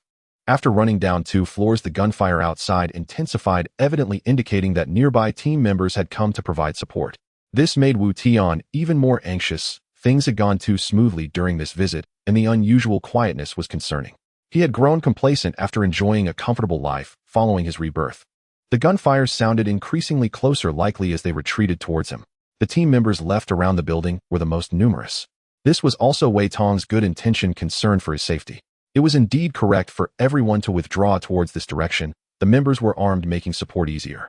By the time Wu Tian reached downstairs, Wei Tong had already grabbed the AK hidden on the boat and was firing at the distant water. A group of enormous mutated rats was swimming towards them. Several of those who returned were injured, bloodied, and some lay on the ground severely wounded and bleeding profusely. Qi Gang was helping them bandage with gauze. The situation was quite urgent, leaving no time for careful examination. He could only hastily bind the wounds and hope for the best afterward. Wu Tian quickly ran onto the boat, using the oilcloth to shield his sight, and retrieved several AKs from the space, distributing them to the nearby team members. Numerous rats swam across the surface of the water, and Wei Tong and his companions managed to kill quite a few, leaving the water stained crimson. However, it had little effect, as there were simply too many rats. Fortunately, Wei Tong reacted quickly and led everyone to retreat in time. Otherwise, they would have been surrounded and perished within. Seeing the situation deteriorate, Wu Tian could no longer worry about exposing their position and lifted a cord heavy machine gun from the boat. Wei Tong turned around just in time to see this, hurriedly passing the gun to a nearby brother before turning back to run over and take down the gun's support from the boat. This heavy machine gun had been acquired by Wu Tian during his time in the Baixiong Kingdom, and it was now proving useful. The gun itself weighed a hefty 25 kilograms, making it somewhat cumbersome for him to hold. Wei Tong ran to the staircase corner with the support, placed it properly on the ground, then hurried back down to assist Wu Tian in lifting the gun up. The residents of the community were too frightened to consider where the guns came from or how they had heavy weaponry. Under Qi Gang's command, they carried the injured upward. The young and strong wielded knives, helping the team members defend as they swam to the windows.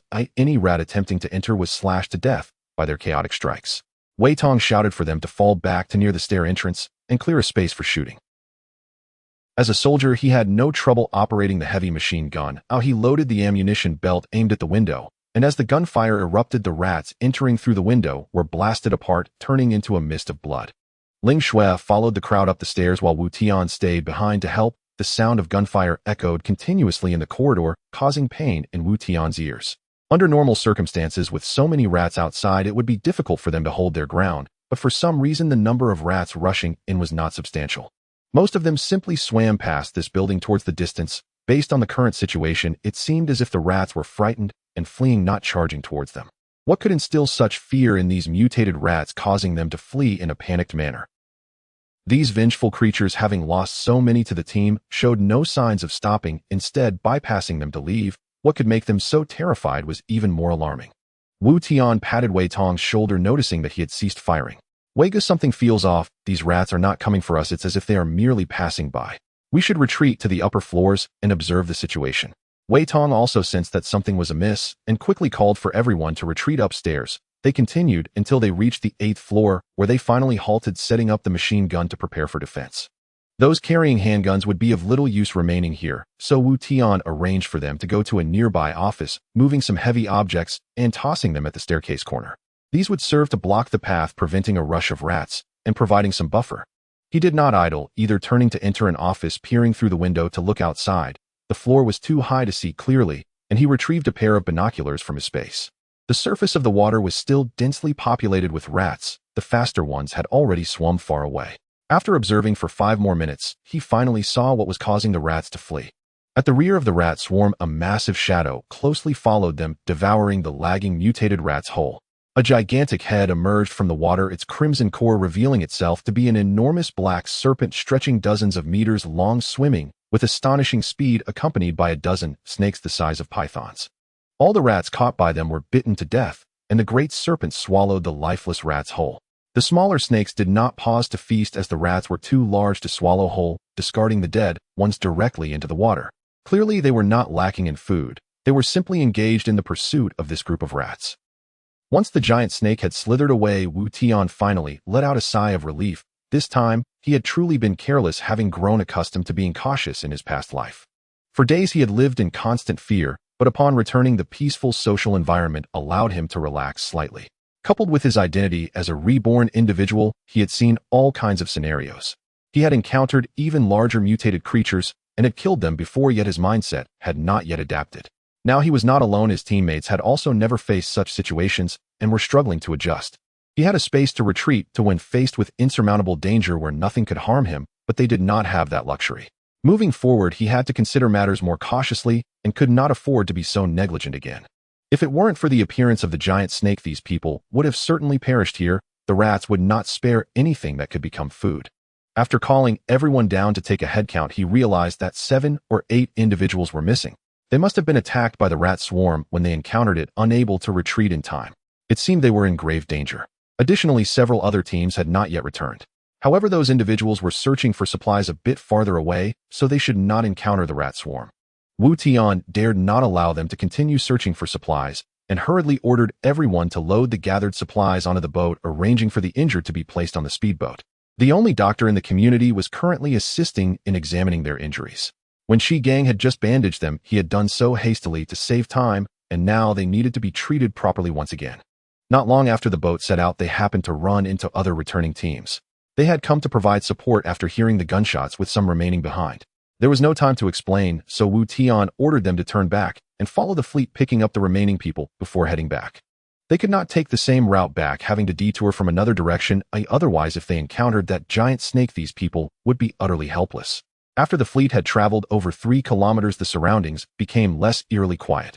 They could see people waving and shouting from the buildings as they spotted their fleet. As they moved forward, more and more communities appeared, and various types of boats began to emerge on the water. Many of those were improvised from large plastic basins linked together, barely resembling actual boats. Despite the distance, those on the boats saw their large fleet, and seeing the numerous armed individuals on board, dared not approach, hurriedly paddling aside to clear the way. The reactions of these people clearly indicated that they were unaware of the recent events and had no fear of any potential creatures lurking in the water. Some were even fishing for insects from the water. Wu Tian waved to one of them, signaling him to come over. Although the person was frightened, he steeled himself and paddled over, saying, "Big brother, what do you need? I came out to find something to eat, and I have nothing on me right now." Worried that Wu Tian wouldn't believe him, he even turned his pockets inside out to show he had hidden nothing. Wu Tian was taken aback, realizing the man thought he was a robber. "I don't want your things, I just want to ask you something. If your answer satisfies me, this pack of instant noodles is yours." After saying this, he tossed a pack of pickled cabbage beef noodles, over which the man caught with a hint of excitement. "Big brother, what do you want to ask? I will definitely tell you everything I know. When you came out to look for things, did you encounter any water monsters like a giant black snake or a swarm of mutated rats?" The man scratched his head. Big brother, what monsters are there in the water? After the acid rain, most animals have perished. Aside from these disgusting insects, there are no monsters at all. Wu Tian was somewhat puzzled. Given how close they were to where they had encountered the giant snake, why had these people never run into it? Suddenly the man slapped his forehead and exclaimed, "Elder brother, I just remembered. Speaking of monsters, there truly have been sightings. They say a snake several dozen meters long swam past, and we all thought he was hallucinating. No one believed him. However, we dare not go to the area you came from. Previously, a few people tried to check out that office building to gather some supplies, but they never returned. Later, others said they must have found many things and were unwilling to return. They planned to check it out, but then they lost all contact. Nothing much has happened here. Have you ever seen this snake? Is it really that large?" Wu Tian nodded confidently and replied, "Yes, that snake is thicker than a household water tank, and it was accompanied by several smaller snakes.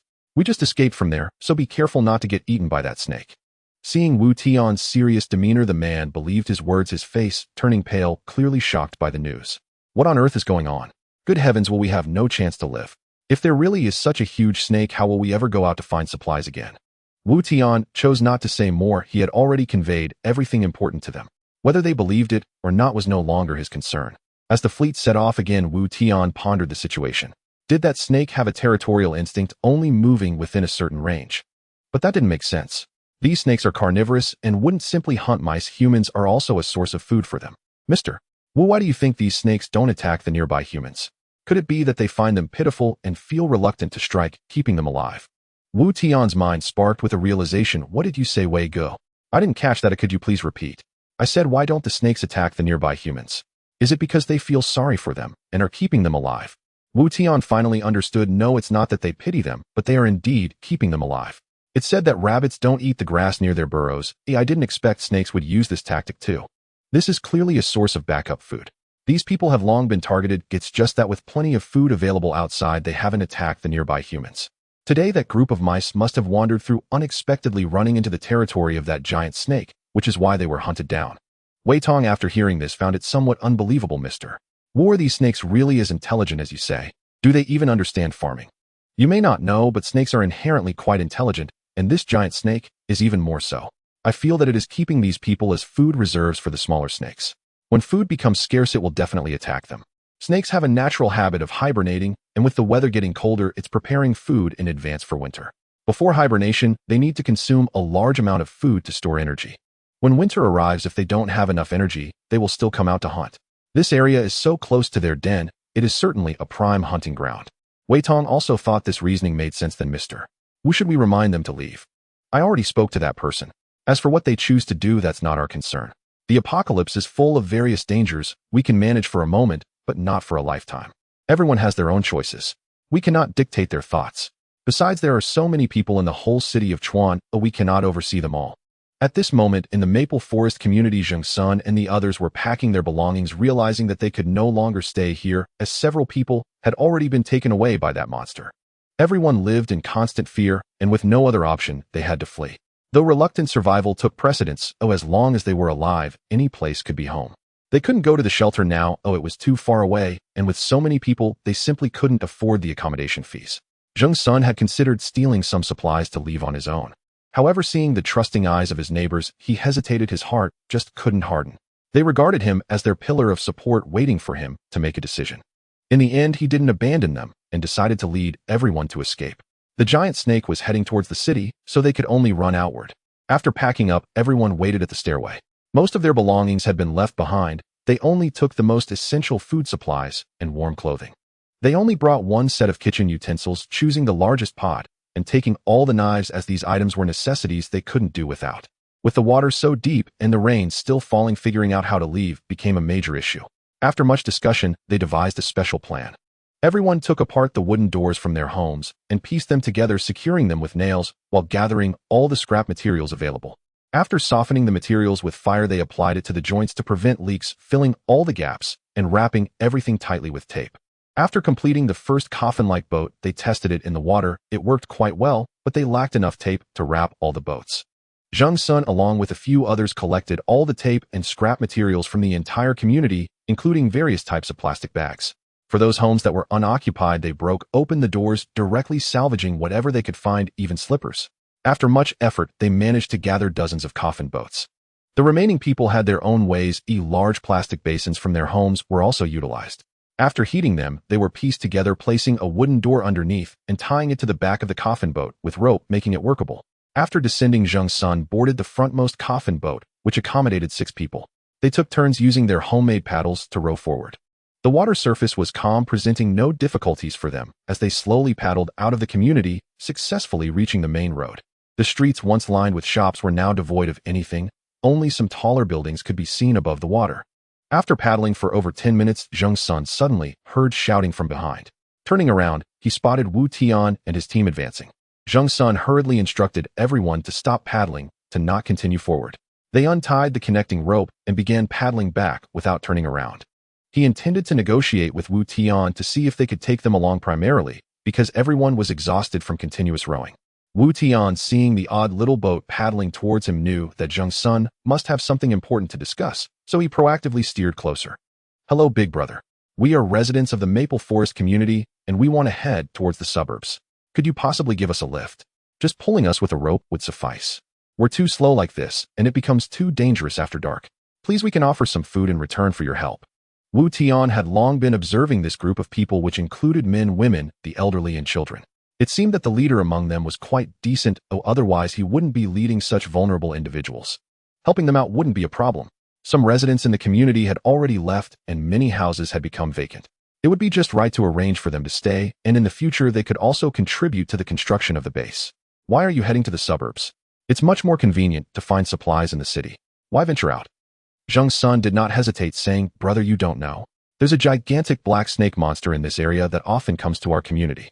Several neighbors have been eaten by it. We have no choice but to plan our escape to the outskirts." Wu Tian was a bit surprised that big snake specifically came here to eat people. No one had been eaten near its lair, and his suspicions were confirmed. "All right, then I will take you along. Have you decided where you want to go? Is there a place to settle?" Zheng Sun felt a bit awkward. "Not yet. Everyone is just thinking about leaving here as quickly as possible. There's no time to search for a place. We'll figure it out after we leave the city. It should be fine." Wu Tian did not continue the conversation. He first spoke to the people behind him, asking them to take these individuals on board. Although it was a bit cramped, it should be manageable.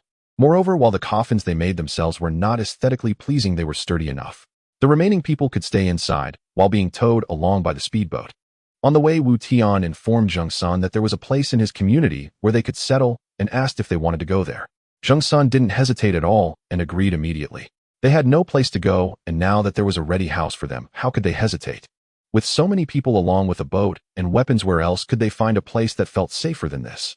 When the fleet returned to the community, those who stayed behind were waiting at the stairwells of each building, their faces filled with anxiety, and they began to wave and shout as soon as they saw them. Seeing their excited expressions, Wei Tong felt a bit unsettled. This time 7 or 8 people had died outside, and their bodies couldn't be brought back. He didn't even know how to tell their families. Wu Tian noticed his conflicted expression and didn't know how to comfort him. Such matters were something he had to face alone. Situations like today would happen again, and death was the most common occurrence in the apocalypse. He could only let him gradually adapt. Everyone has their own path to walk and their own lives to lead. They all strive to survive. If one's fate is unfortunate and they die outside, it cannot be blamed on others. This is a cruel reality. He had witnessed too much death. Aside from those close to him, the deaths of others did not stir his emotions. To Wu Tian, these individuals were merely tools he could utilize. He had no feelings for them. He was not a saint. Whether it was helping them hoard supplies at the beginning or later taking them out to search for materials, it was all preparation for establishing the base. Whether one calls him hard-hearted or hypocritical, he simply wanted a safe place for his friends and family. That was his true goal. He spoke to Sui Zhanlin about arranging a place for Zheng Sun and the others to stay. Then Wu Tian directly took Ling Shui back to the mountain. He went to check on the livestock he had previously collected in the glass greenhouse. They had been well taken care of by Wei Tong's people and were growing well. Wu Tian carefully observed and found that these animals had not shown any signs of mutation. These would be the main source of meat for the base in the future, so they had to be well taken care of.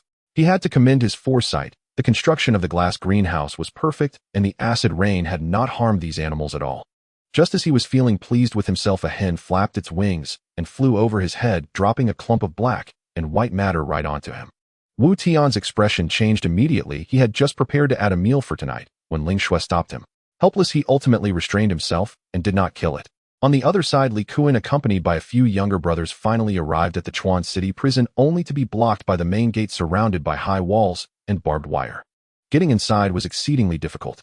Sentinels and security personnel stood guard all around. This place was built solidly and situated on elevated ground. Earthquakes and acid rain had not caused significant damage here. The government was unable to carry out any rescue operations. They had no time to care about the lives of these people, and this place had long been forgotten. Since there were ample supplies inside, no chaos ensued. The security personnel, unable to return home, could only continue to hold their posts, waiting for orders from above to evacuate. However, after so many days without contact with the outside world, and with no one from the government having come, the arrival of Li Kuan and his group immediately caught the attention of the guarding security personnel. These individuals were among the first to arrive here after the disaster, prompting the security personnel to report this situation to the person in charge. Li Kuan knew that he would undoubtedly be discovered upon arriving, having anticipated this situation and prepared with his group of younger brothers. The group, clad in tattered clothes and exuding a foul odor, stood at the gate waiting for the people inside to come out. Soon the gate opened and a leader emerged. The nearby security personnel, armed and following closely behind, made Li Kuan's younger brothers feel a bit weak in the knees. However, Li Kuan remained calm, knowing that sometimes one must take risks to gain something. He immediately approached and embraced the leader, startling the nearby security personnel, who raised their guns at Li Kuan. The leader was even more bewildered. The foul odor hitting his nose made him realize this was real. Ignoring their reactions, Li Kuan held onto the leader and began to cry, "Leader, we finally see a government official. We are starving to death. Why has no one come to rescue us? Not to mention, this kid really has a talent for acting," bursting into tears as he spoke, tears streaming down his face. "Leader, we are suffering terribly. We have been trapped at home for 3 days without food. Finally, we have come here to see our kin." The leader did not think much of it. Mainly the group looked truly pitiful. He could not push Li Kuan away, so he could only offer some words of comfort and step back. After considering for a moment, the leader decided to arrange some food for them. He could not just watch them suffer, as it was too much for his heart to bear. He took the group into the courtyard and led them into the office, arranging for someone to bring them some food, while Li Kuan, unafraid, casually sat down on the sofa. The leader also had his own motives, wanting to inquire about the situation outside. He had no idea what was going on at home, and he could not leave his post. Seeing Li Kuan and the others in such a miserable state made him feel uneasy. He wondered if his family was in the same situation, feeling anxious but unable to do anything. Through his conversation with Li Kuan, he gained some understanding of the circumstances outside. Li Kuan did not deceive him. He merely described his own plight as more tragic. Thinking that his family might have gone to a shelter eased the leader's heart slightly. Soon a staff member brought the meal over and placed it on the table in front of them. Li Kuan and the others picked it up and began to devour it. In fact, they were not hungry. They had eaten well before coming. The leader watched from the side, and the group had to eat ravenously to avoid raising any suspicions.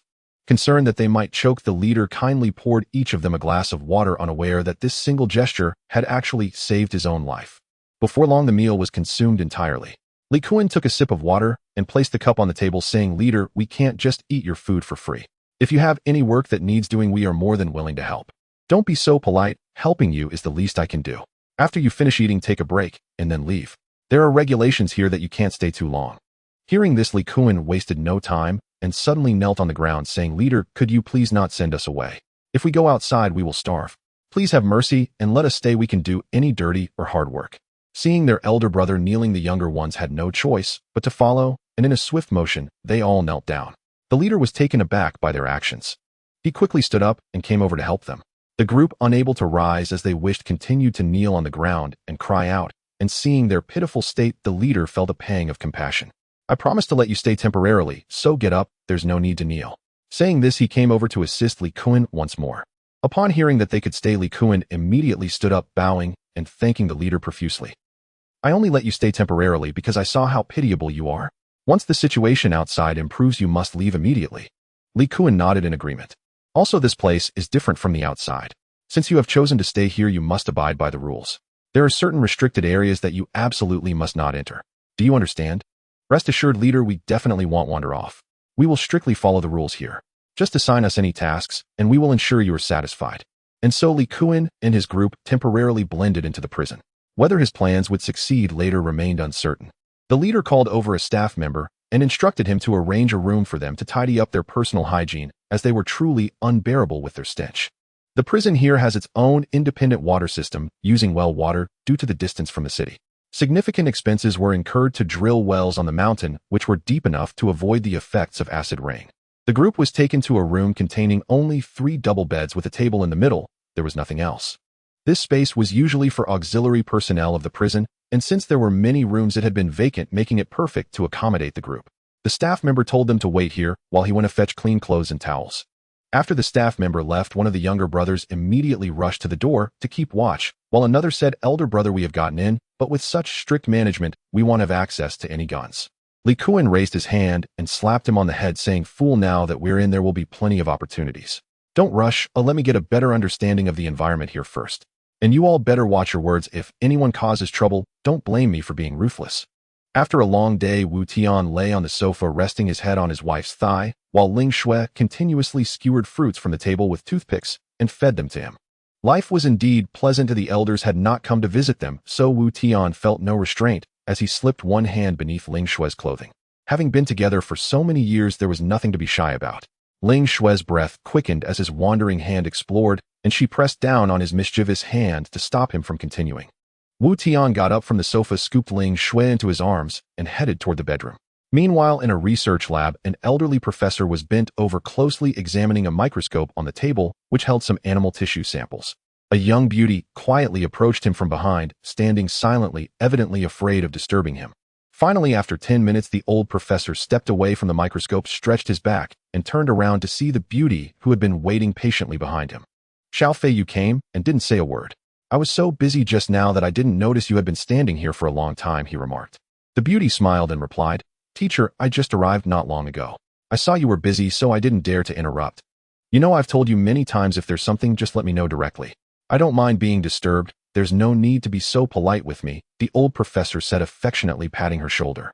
"Understood, teacher. Next time I won't wait, and will come find you directly," the beauty replied without rebuttal. "So did you come because you encountered some difficulties? How is your research progressing?" "Teacher, you're still as sharp as ever. Nothing escapes your keen eyes. I came to report on our latest progress, and we also encountered some challenges that I would like to consult you about." The old professor gestured to a chair beside him, indicating for the beauty to sit down, while he pulled another chair for himself and sat down. "Teacher, we found that the DNA sequences of these bugs are completely different from before. Some of the DNA strands have mutated, causing the cellular division of these bugs to accelerate several times, and their survival ability has greatly improved. Generally, they are hard to kill. They have become like earthworms, able to regenerate after losing limbs. Moreover, they have a very strong cold resistance, but their heat resistance is rather poor. They can survive at temperatures below zero, maintaining their vitality, yet they can be easily killed in 80-degree water. Some of the mutated genes in these bugs are phenomena we have never encountered before, making it somewhat unclear at the moment, and I have no immediate leads. However, we have discovered that consuming these bugs poses no problem. They have a high protein content and lack any toxic mutated gene sequences that would affect humans. Furthermore, due to their rapid division and reproduction rates, they can be artificially farmed. The only downside is that they taste a bit unpalatable and can appear somewhat disgusting." The old professor pondered for a moment after hearing her words. "Xiao Fei, I have a lot on my plate right now, and it's quite urgent, so I don't have time to focus on these. For now, put aside the research on these bugs and primarily think of ways to increase their reproduction rates and application plans. There is a widespread food shortage. Let's prioritize this matter so everyone can at least fill their stomachs." "Understood, teacher. I'll arrange for them to shift focus when I return. You also need to take care of your health. Remember to eat and don't stay up too late. At your age, you can't keep doing this," Xiao Fei replied, nodding. The girl's concerned words could not be ignored by the old man, prompting him to temporarily halt his work. Indeed, he should take a break, but it had been several days since he last returned home, and it was time to check in. After finishing, Wu Tian lay on the bed, one arm around Ling Shui and the other holding a cigarette. "They say a smoke after the deed is better than being an immortal. The ancients did not deceive me." Ling Shui snuggled into Wu Tian's embrace, drawing circles on his chest with one hand. "Husband, you didn't take any precautions. What if I get pregnant? Given the current situation outside, it's not suitable to have a child." Wu Tian understood her concerns and tightened his grip on her. "Xiao Shui, you don't need to worry. Everything I do now is to prepare for the future. If you do get pregnant, I will protect you and the child. No one can harm you both." In his past life, Wu Tian would never have said such a thing. How could he raise a child when he could barely feed himself? Having a child then would have been irresponsible, which is why they had never pursued having kids. In this life, the vast resources accumulated in his space gave him confidence. He believed he had enough capability to protect his wife and child. He had already begun to lay plans that everything would turn out well. Hearing Wu Tian's words filled Ling Shui with a sense of security. She got up, hugged Wu Tian, and planted a kiss on his cheek. Husband, then let's have a child. Watching Wei Ling being so obedient and sensible makes me really envious. In a sage-like mode, Wu Tian felt a pain in his lower back upon hearing this. What should he do? His second brother had indeed worked hard, and he never expected that after such a taxing ordeal this woman still wouldn't let him off the hook. As his elder brother, he felt powerless. All he could say was, "You've worked hard."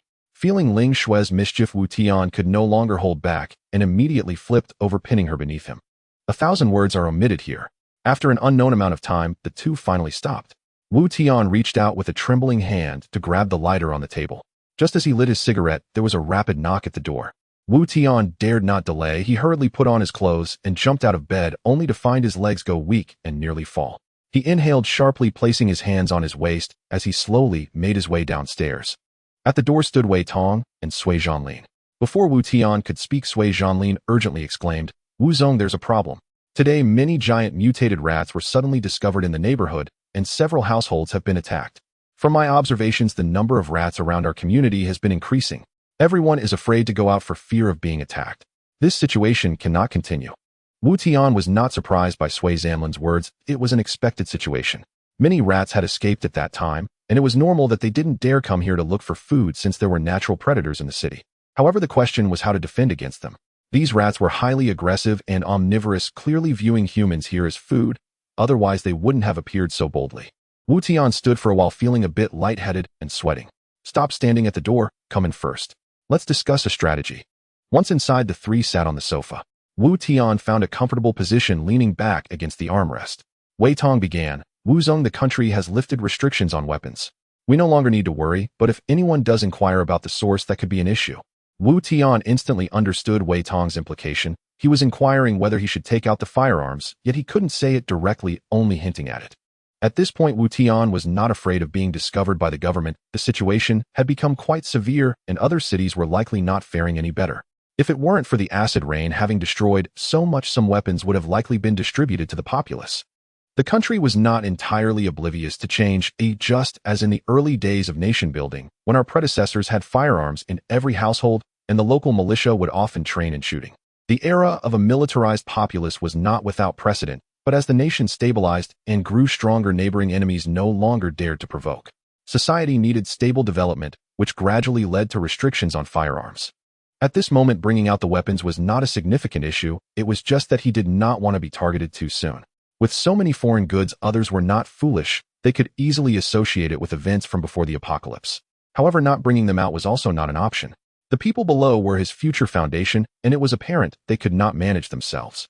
If too many rats gathered, even the dozen or so led by Wei Tong could not hold this place. Irritated, Wu Tian didn't want to think too much about it anymore. He resolutely decided that if he was discovered, then so be it. He now had enough capital to ensure the safety of himself and his family. He also hoped that whoever was keeping an eye on him would not have any ill intentions. Cooperation was welcome and help could be requested, but if they sought to possess or control him, he could simply withdraw and hide with his family in the space. This was a recent change in the space. He could now bring people inside. He had previously tested it with live animals and later taken Ling Shui inside.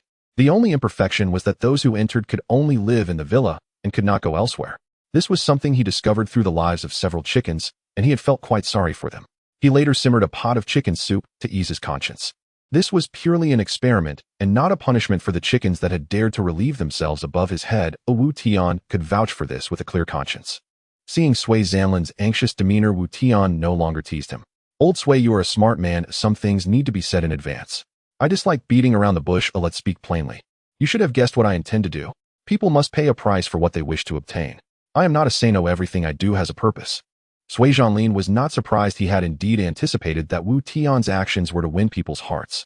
He did not resent this, as he had no ambitions and simply wanted to protect his family. To live well was all he desired. "Mr.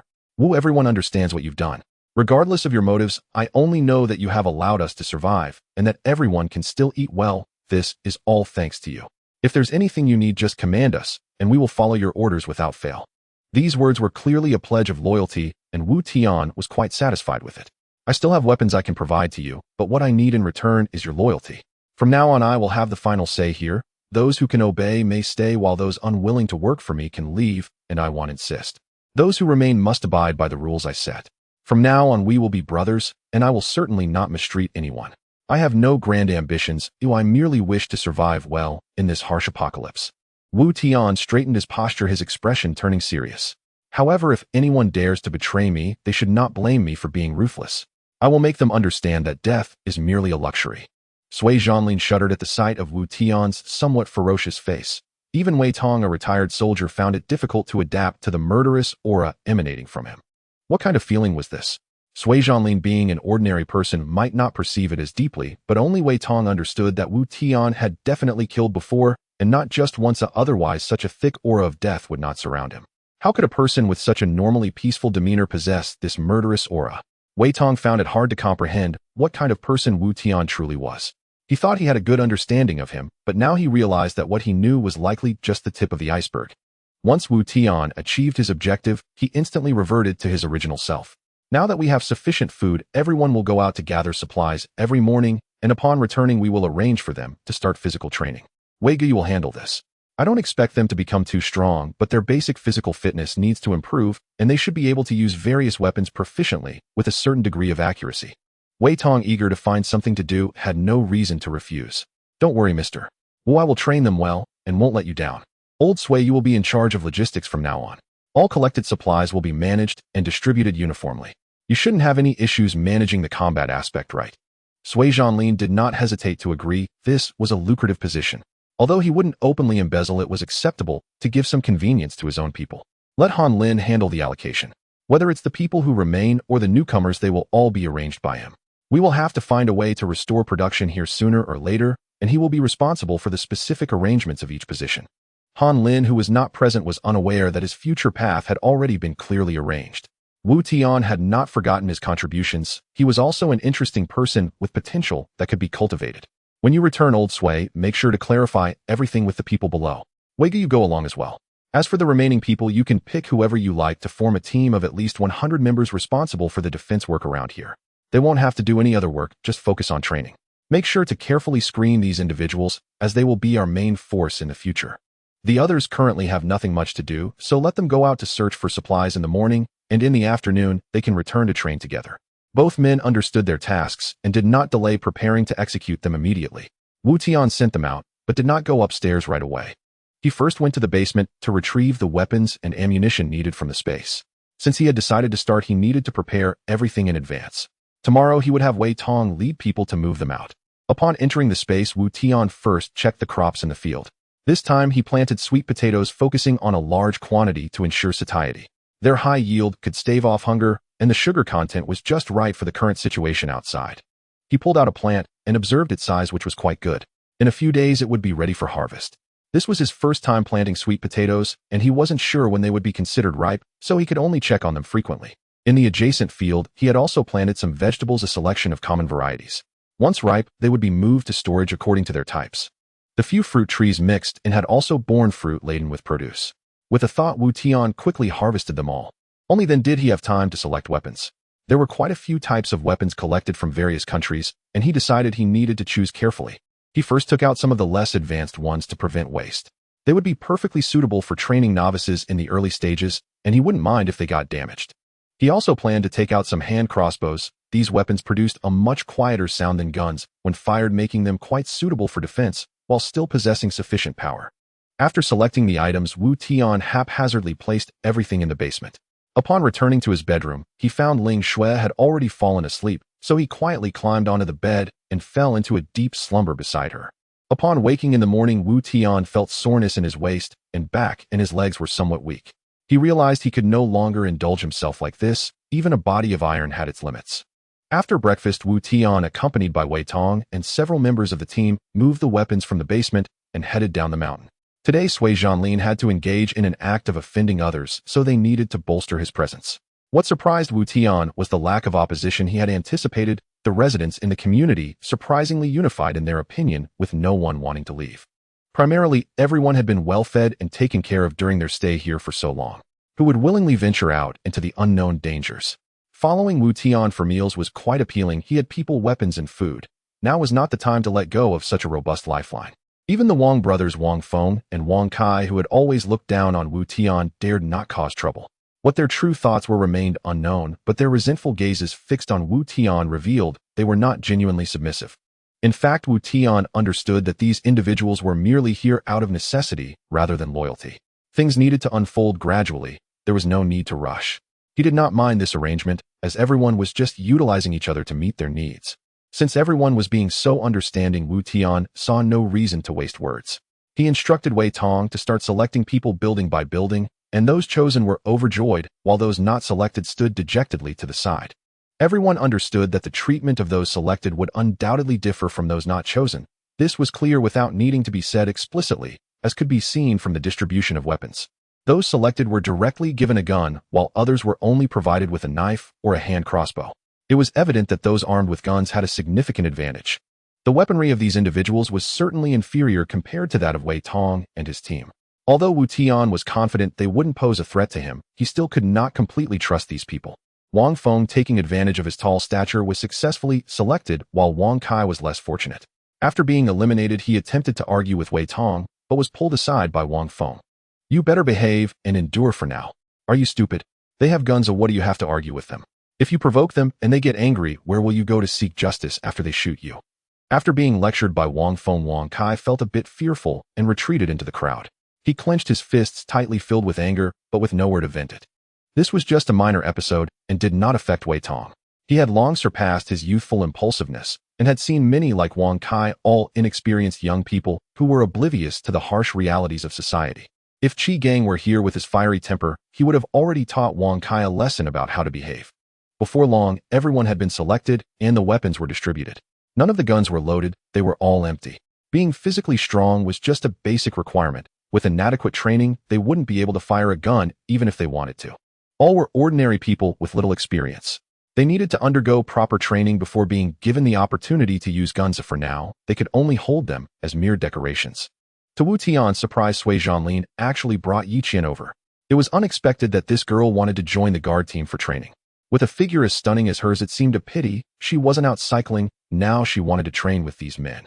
Wu Tian initially wanted to refuse, but looking at her pitiful face, he found it hard to voice his rejection. Yi Qian stepped forward and hugged one of Wu Tian's arms. "President Wu, please agree. I don't want my fate to be in someone else's hands. I'm begging you for a chance, okay? I will definitely persevere." Feeling the sensation from her arm, Wu Tian felt a bit dazed.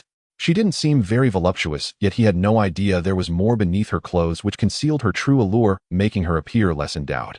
With such a strong career ambition, how could he refuse a woman like her?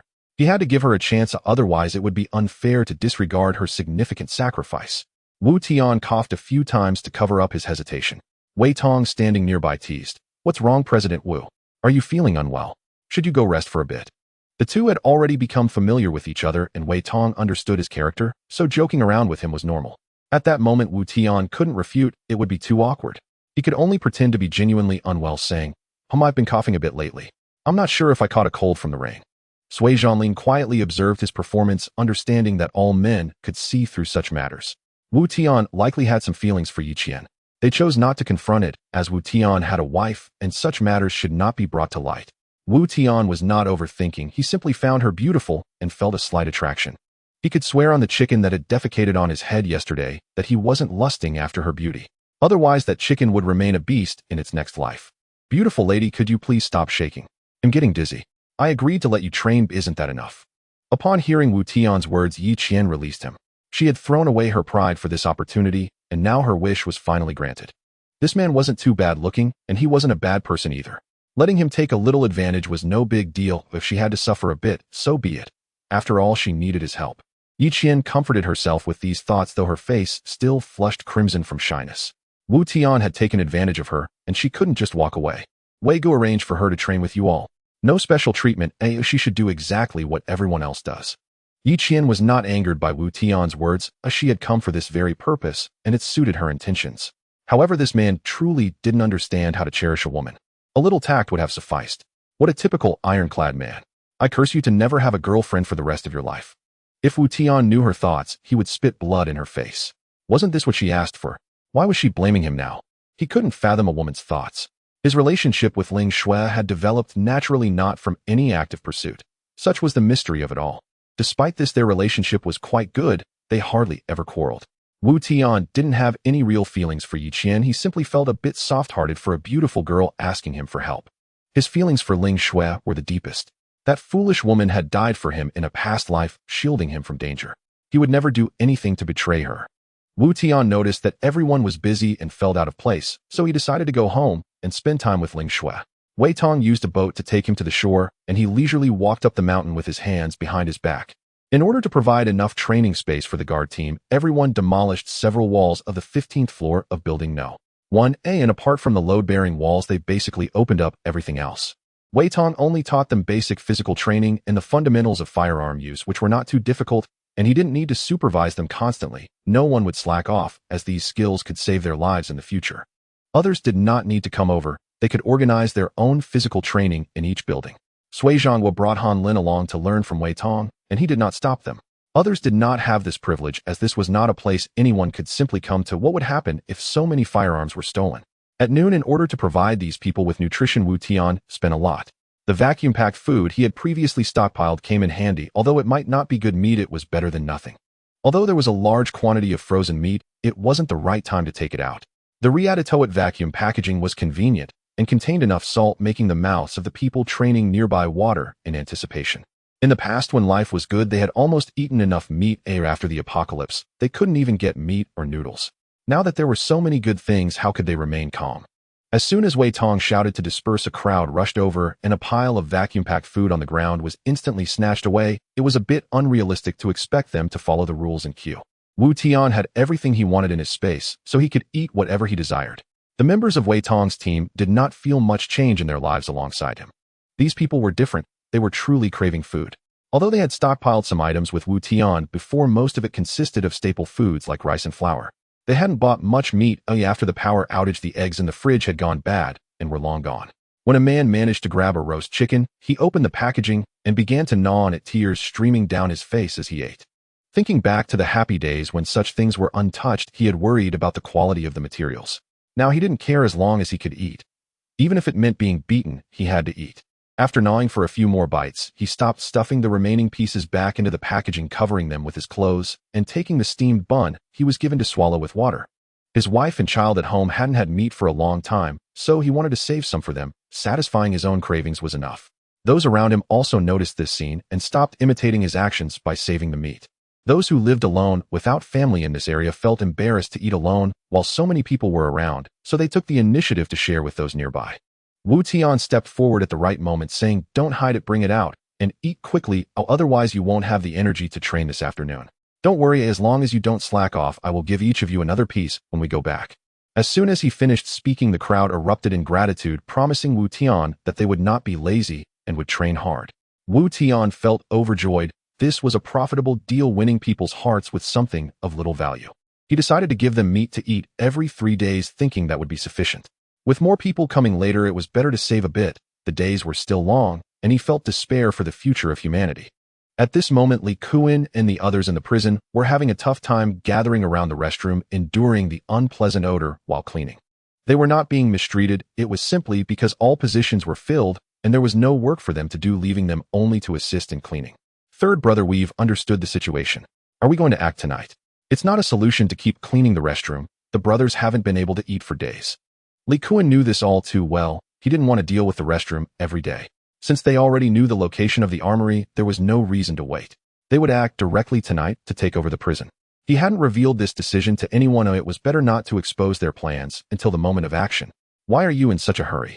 We'll assess the situation tonight. This place will eventually belong to us, so why panic?" The person smiled awkwardly, saying, "Third brother, I'm worried for you. These people are unbelievable, making you clean the restroom. Once we take over the prison, they'll have to experience what it feels like." Li Kuan found no issue with this remark. After all, he had many underlings. If they arranged for him to clean the restroom, they would have to be punished to do the work later. Soon the afternoon passed quickly. The group worked hard, not daring to slack off for fear of drawing attention. The security officer responsible for this area praised their diligence and noted that they cleaned well. When the bell rang, Li Kuan and the others put down their tools and prepared to head to the cafeteria. This was not the best time to act, as most people would not go to the cafeteria due to food distribution for the inmates. They arrived at the cafeteria, where each person received a box of rice and some chicken. These were stored foods from the cold storage, allowing them to last until now. The dishes were delivered every 3 days, and they usually served fresh vegetables, so there was not much stock available. This led to an awkward problem. Only the leaders occasionally had decent food. The group quickly finished their meals. Li Kuan led them to the storage area, where they had also picked up their cleaning tools. They had a purpose for coming here, as a room not far away was the armory. Usually only 2 people were responsible for guarding it. Li Kuan had observed several times that they would rotate to eat during meal times. Gathering his underlings, he said sternly, "We will act shortly, no more waiting. Xiao Huang, come with me, or I'll find a way to slip in and control the guard. Once you see us succeed, rush in to grab the guns. Try to keep the noise down to avoid exposure. Once we get the guns in another room, we need to find the bullets immediately, otherwise having the guns would be useless. Once we have both the guns and bullets, we'll take control here." The underlings were bubbling with excitement, as if they had been injected with adrenaline, observing carefully, while absent-mindedly sweeping the floor with their cleaning tools. When they saw one of the guards leave the room and walk away, Li Kuan didn't waste any more time and directly led the man known as Xiao Huang toward that direction. As they got closer, the sweat in his palms increased. His fingers gripping the broom turned pale from the tight squeeze, losing their color. As they reached the door, the remaining guard saw the 2 of them. Seeing them with tools, he assumed they were there to work. "You guys are really putting in the effort, can't you take a break?" Since they had cleaned here a couple of times over the past few days, the inside personnel were not surprised. They casually opened the door to let them in, perhaps having forgotten the management regulations here after living a comfortable life for too long. Li Kuan calmed his tense emotions as he began sweeping the floor, saying, "The leader kindly let us stay here. How can we not work hard? Wouldn't that just invite criticism behind our backs?" The guards secretly admired him, feeling that this person understood gratitude and was smooth in handling affairs, making him someone easy to get along with. Seeing the 2 start working, he no longer interrupted them, picking up a cup of tea and sitting back in his chair completely unguarded towards Li Kuan and the others. Li Kuan raised his head and signaled to Xiao Huang, who rushed over and choked the guard by the neck. The guard, with decent physical fitness, quickly reacted and tried to pry Xiao Huang's arm off with his hands. Xiao Huang, not used to exercising, found himself a bit flustered for a moment, prompting Li Kuan to rush over to assist, grabbing a teacup from the table and smashing it over the guard's head. In an instant, the guard was struck, blood flowing from his head, which only fueled Li Kuan's frenzy as he continued to swing several more blows. Only when the guard slumped over in the chair without any response did he stop. Xiao Huang released his grip on the guard's arm and hurried to the door to call the few people waiting in the warehouse. Li Kuan leaned in to place his hand over the guard's nostrils, wanting to check if he was still breathing, and when he felt a faint warmth, he finally relaxed. To be honest, these individuals held no grudge against him. It was simply a matter of different factions. He only wished to seize this place and had no intention of killing. He found a rope and bound the guard to the chair, then stuffed his mouth with clothing to silence him. The younger brothers had already gone to the back to find guns, while Xiao Huang stayed by the door to keep watch. He took down a bulletproof vest from the wall and began to put it on. No one is unafraid of death, and neither was Li Kuan. After putting it on, he still felt a bit uneasy, so he grabbed a bulletproof helmet from the wall and donned it casually, taking a blast shield as well. Now he was truly fully armed. The younger brothers soon found the keys from the guard and unlocked the weapon cabinet, also grabbing a lot of bullets from nearby. After bringing out the items, they finally saw what their leader looked like, and everyone began to scramble for the things on the wall.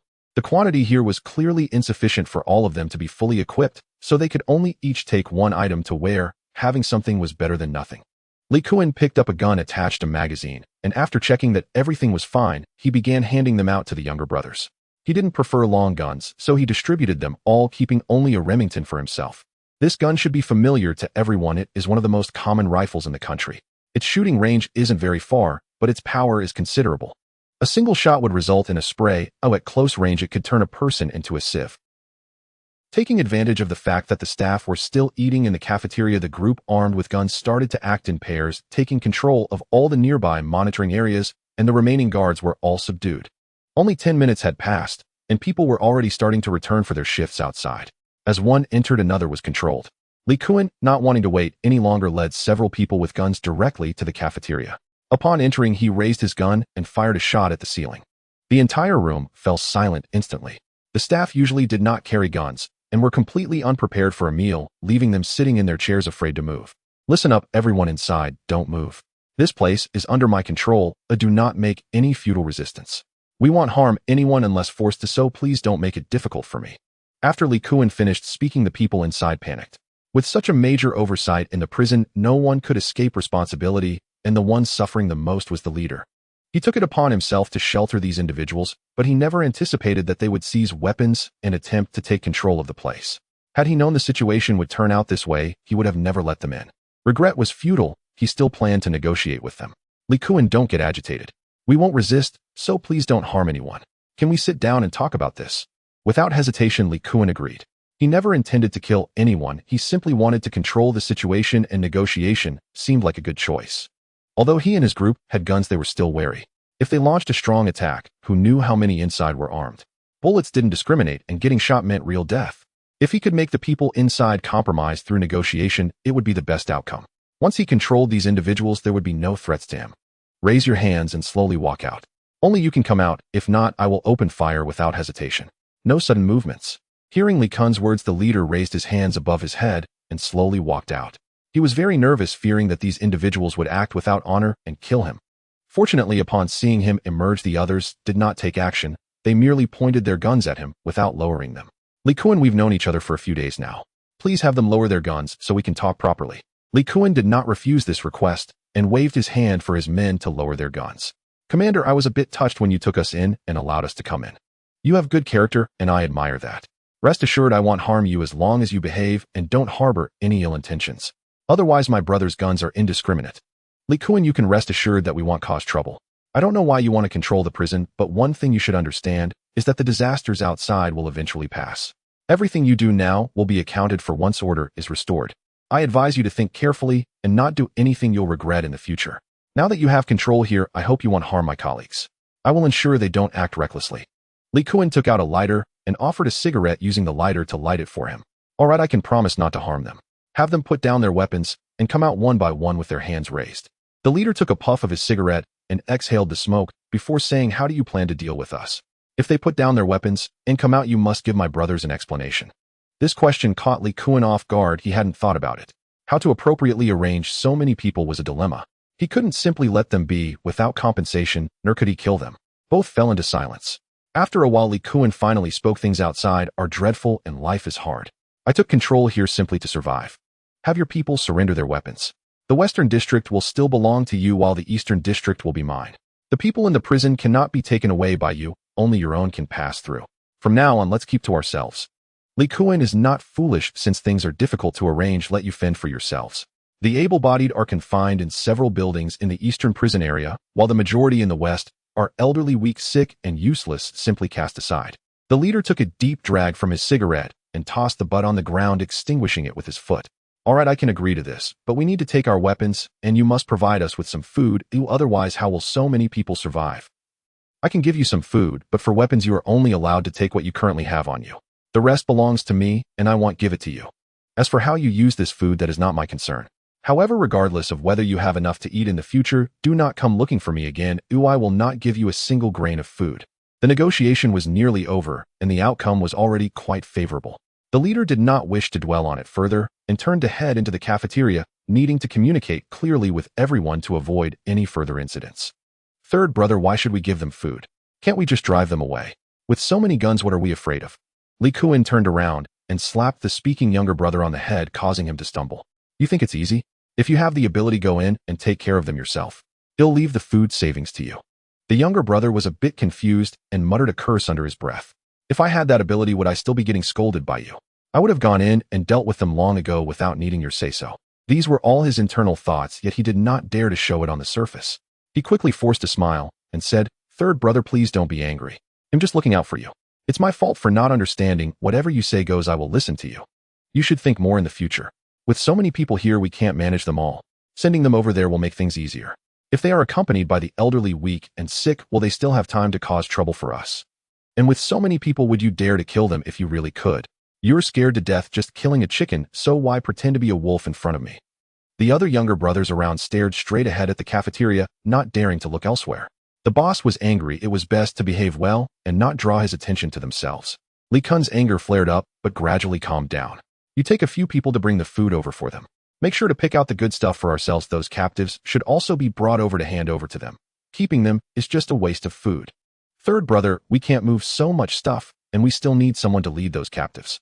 We simply don't have enough manpower. You need to give me a few more people, or we won't be able to manage it at all. You really are a fool. Li Kuan's recently quelled anger flared up again. Are you stupid? With so many people in the prison, can't you just grab a few to move things?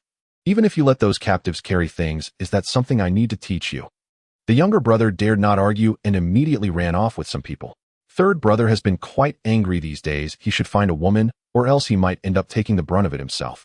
After dark, the entire Chuan city appeared lifeless, shrouded in darkness, with only the faint moonlight seeping through the clouds casting a dim glow.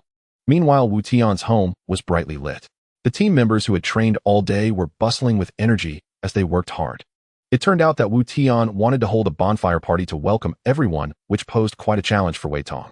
It had been raining continuously, yet the boss insisted on having a bonfire party, leaving everyone at a loss. With no other choice since the boss had made the decision, Wei Tong could only find a way to solve the problem. He gathered the team and planned to transform the area using some supports and wooden planks. After working hard for 3 hours, they finally erected a makeshift shelter. However, the roof constructed from spliced wooden boards still leaked rainwater like a waterfall. With no other options, Wu Tian had to retrieve some plastic sheets and several large rolls of iron sheets from his space. The shelter's roof was sloped, and aside from nails, it was secured with 4 thick wires. The roof's load-bearing capacity was quite poor. Using tiles or other materials was simply not feasible, as they could easily collapse. Torn fabric and iron sheets were the best choices. Lightweight and easy to install, all they needed to do was to splice the iron sheets together, secure them to the wooden boards, and cover them with plastic sheets. Finally, placing another layer of wooden boards on top completed the shelter. Everyone finally had a chance to sit down and rest. They were exhausted from the day's training and had no time to relax before setting up the shelter. However, all of this was worth it. Wu Tian had paid the price of 2 pigs for this bonfire party, as it was essential to provide them with good food. Wu Tian was certainly reluctant to move the pigs from the breeding area. These 2 pigs were not freshly slaughtered, but were previously stored in his space as processed pork. When the 4 pieces of pork were brought out, everyone sitting on the ground jumped up in excitement. They could hardly believe their eyes. Seeing fresh pork today was simply incredible. A crowd quickly surrounded the people carrying the pork, nearly crushing them. It was Wei Tong's loud shout that finally stopped their actions. Surprise was truly everywhere. Wu Tian had plenty of various seasonings in his space and generously prepared enough rice, which had also been steamed and stored beforehand. Soon the meat was cleaned and placed in the pot to start cooking. The group gathered around several large pots, saliva almost dripping from their mouths, as they could hardly contain their hunger. To ensure everyone could eat their fill, Wu Tian had Wei Tong bring a sack of potatoes from the basement. This made a significant difference, as vegetables had become a true luxury that most wouldn't dare to share.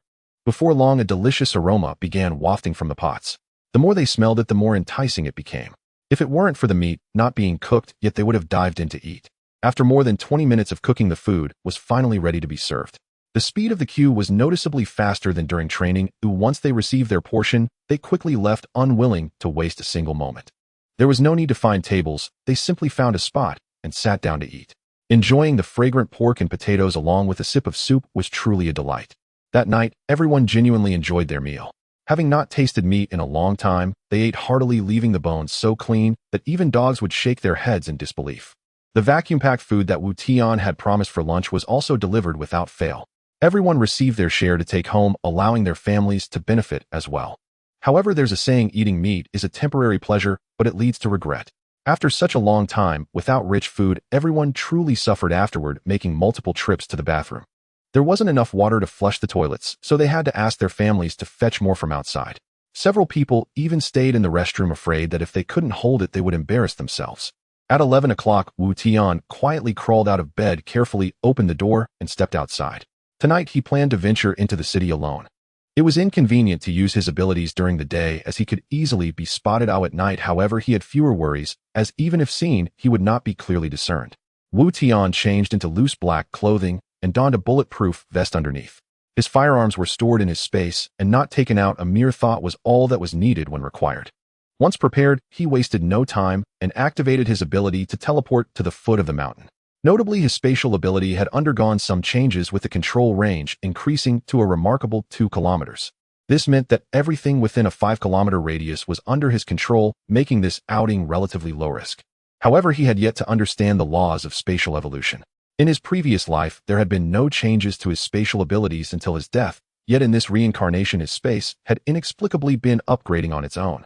This also bolstered his confidence. Originally he intended to stay hidden, but his current circumstances did not allow for that. There was no need to fear anything when strength was everything. He noticed that each time he activated his ability, he felt a twinge of fatigue, which intensified with more frequent use. Simply using space to store or retrieve items had little effect on him. After teleporting a dozen times, he felt his overall mental state deteriorate, and he had only just reached the vicinity of the city center. He teleported to an office building and observed that there were no signs of life around the rooftop. Door was closed, offering a level of safety. Finding a corner to sit down and rest for a while to regain his composure, he intended to look for that large snake and see if he could find an opportunity to deal with it. The meat of this mutated snake was indeed delicious, and consuming it had benefits for the body, enhancing strength and immunity, significantly improving physical quality. He did not know the specifics behind this. In his last life, he had roamed the edge of death seeking revenge, ignoring unrelated matters, and failing to grasp many things thoroughly. But that was enough. The newly joined members of the guard team needed to improve their physical fitness. Mere hard training would not suffice. His parents and in-laws also needed to bolster their abilities, otherwise how would they endure as the environment worsened? So this trip was a must for him. The further evolution of his space endowed him with sufficient confidence to face any trouble. After resting with his eyes closed for a bit, he felt much of the fatigue dissipate. Each teleportation this time was at the limit of his range, and he had a solid grasp of what he could endure. He tossed a piece of chocolate into his mouth and began to observe his surroundings. In the distance, faint flickers of firelight could be seen from a few buildings in the neighborhood. After a long observation, he still could not locate the giant snake. Even with his perception abilities maximized, he found nothing. Tian had no choice but to set off again, activating his ability to arrive at a building about 4 kilometers away from the office. This area was even quieter, with no residents around and darkness enveloping everything.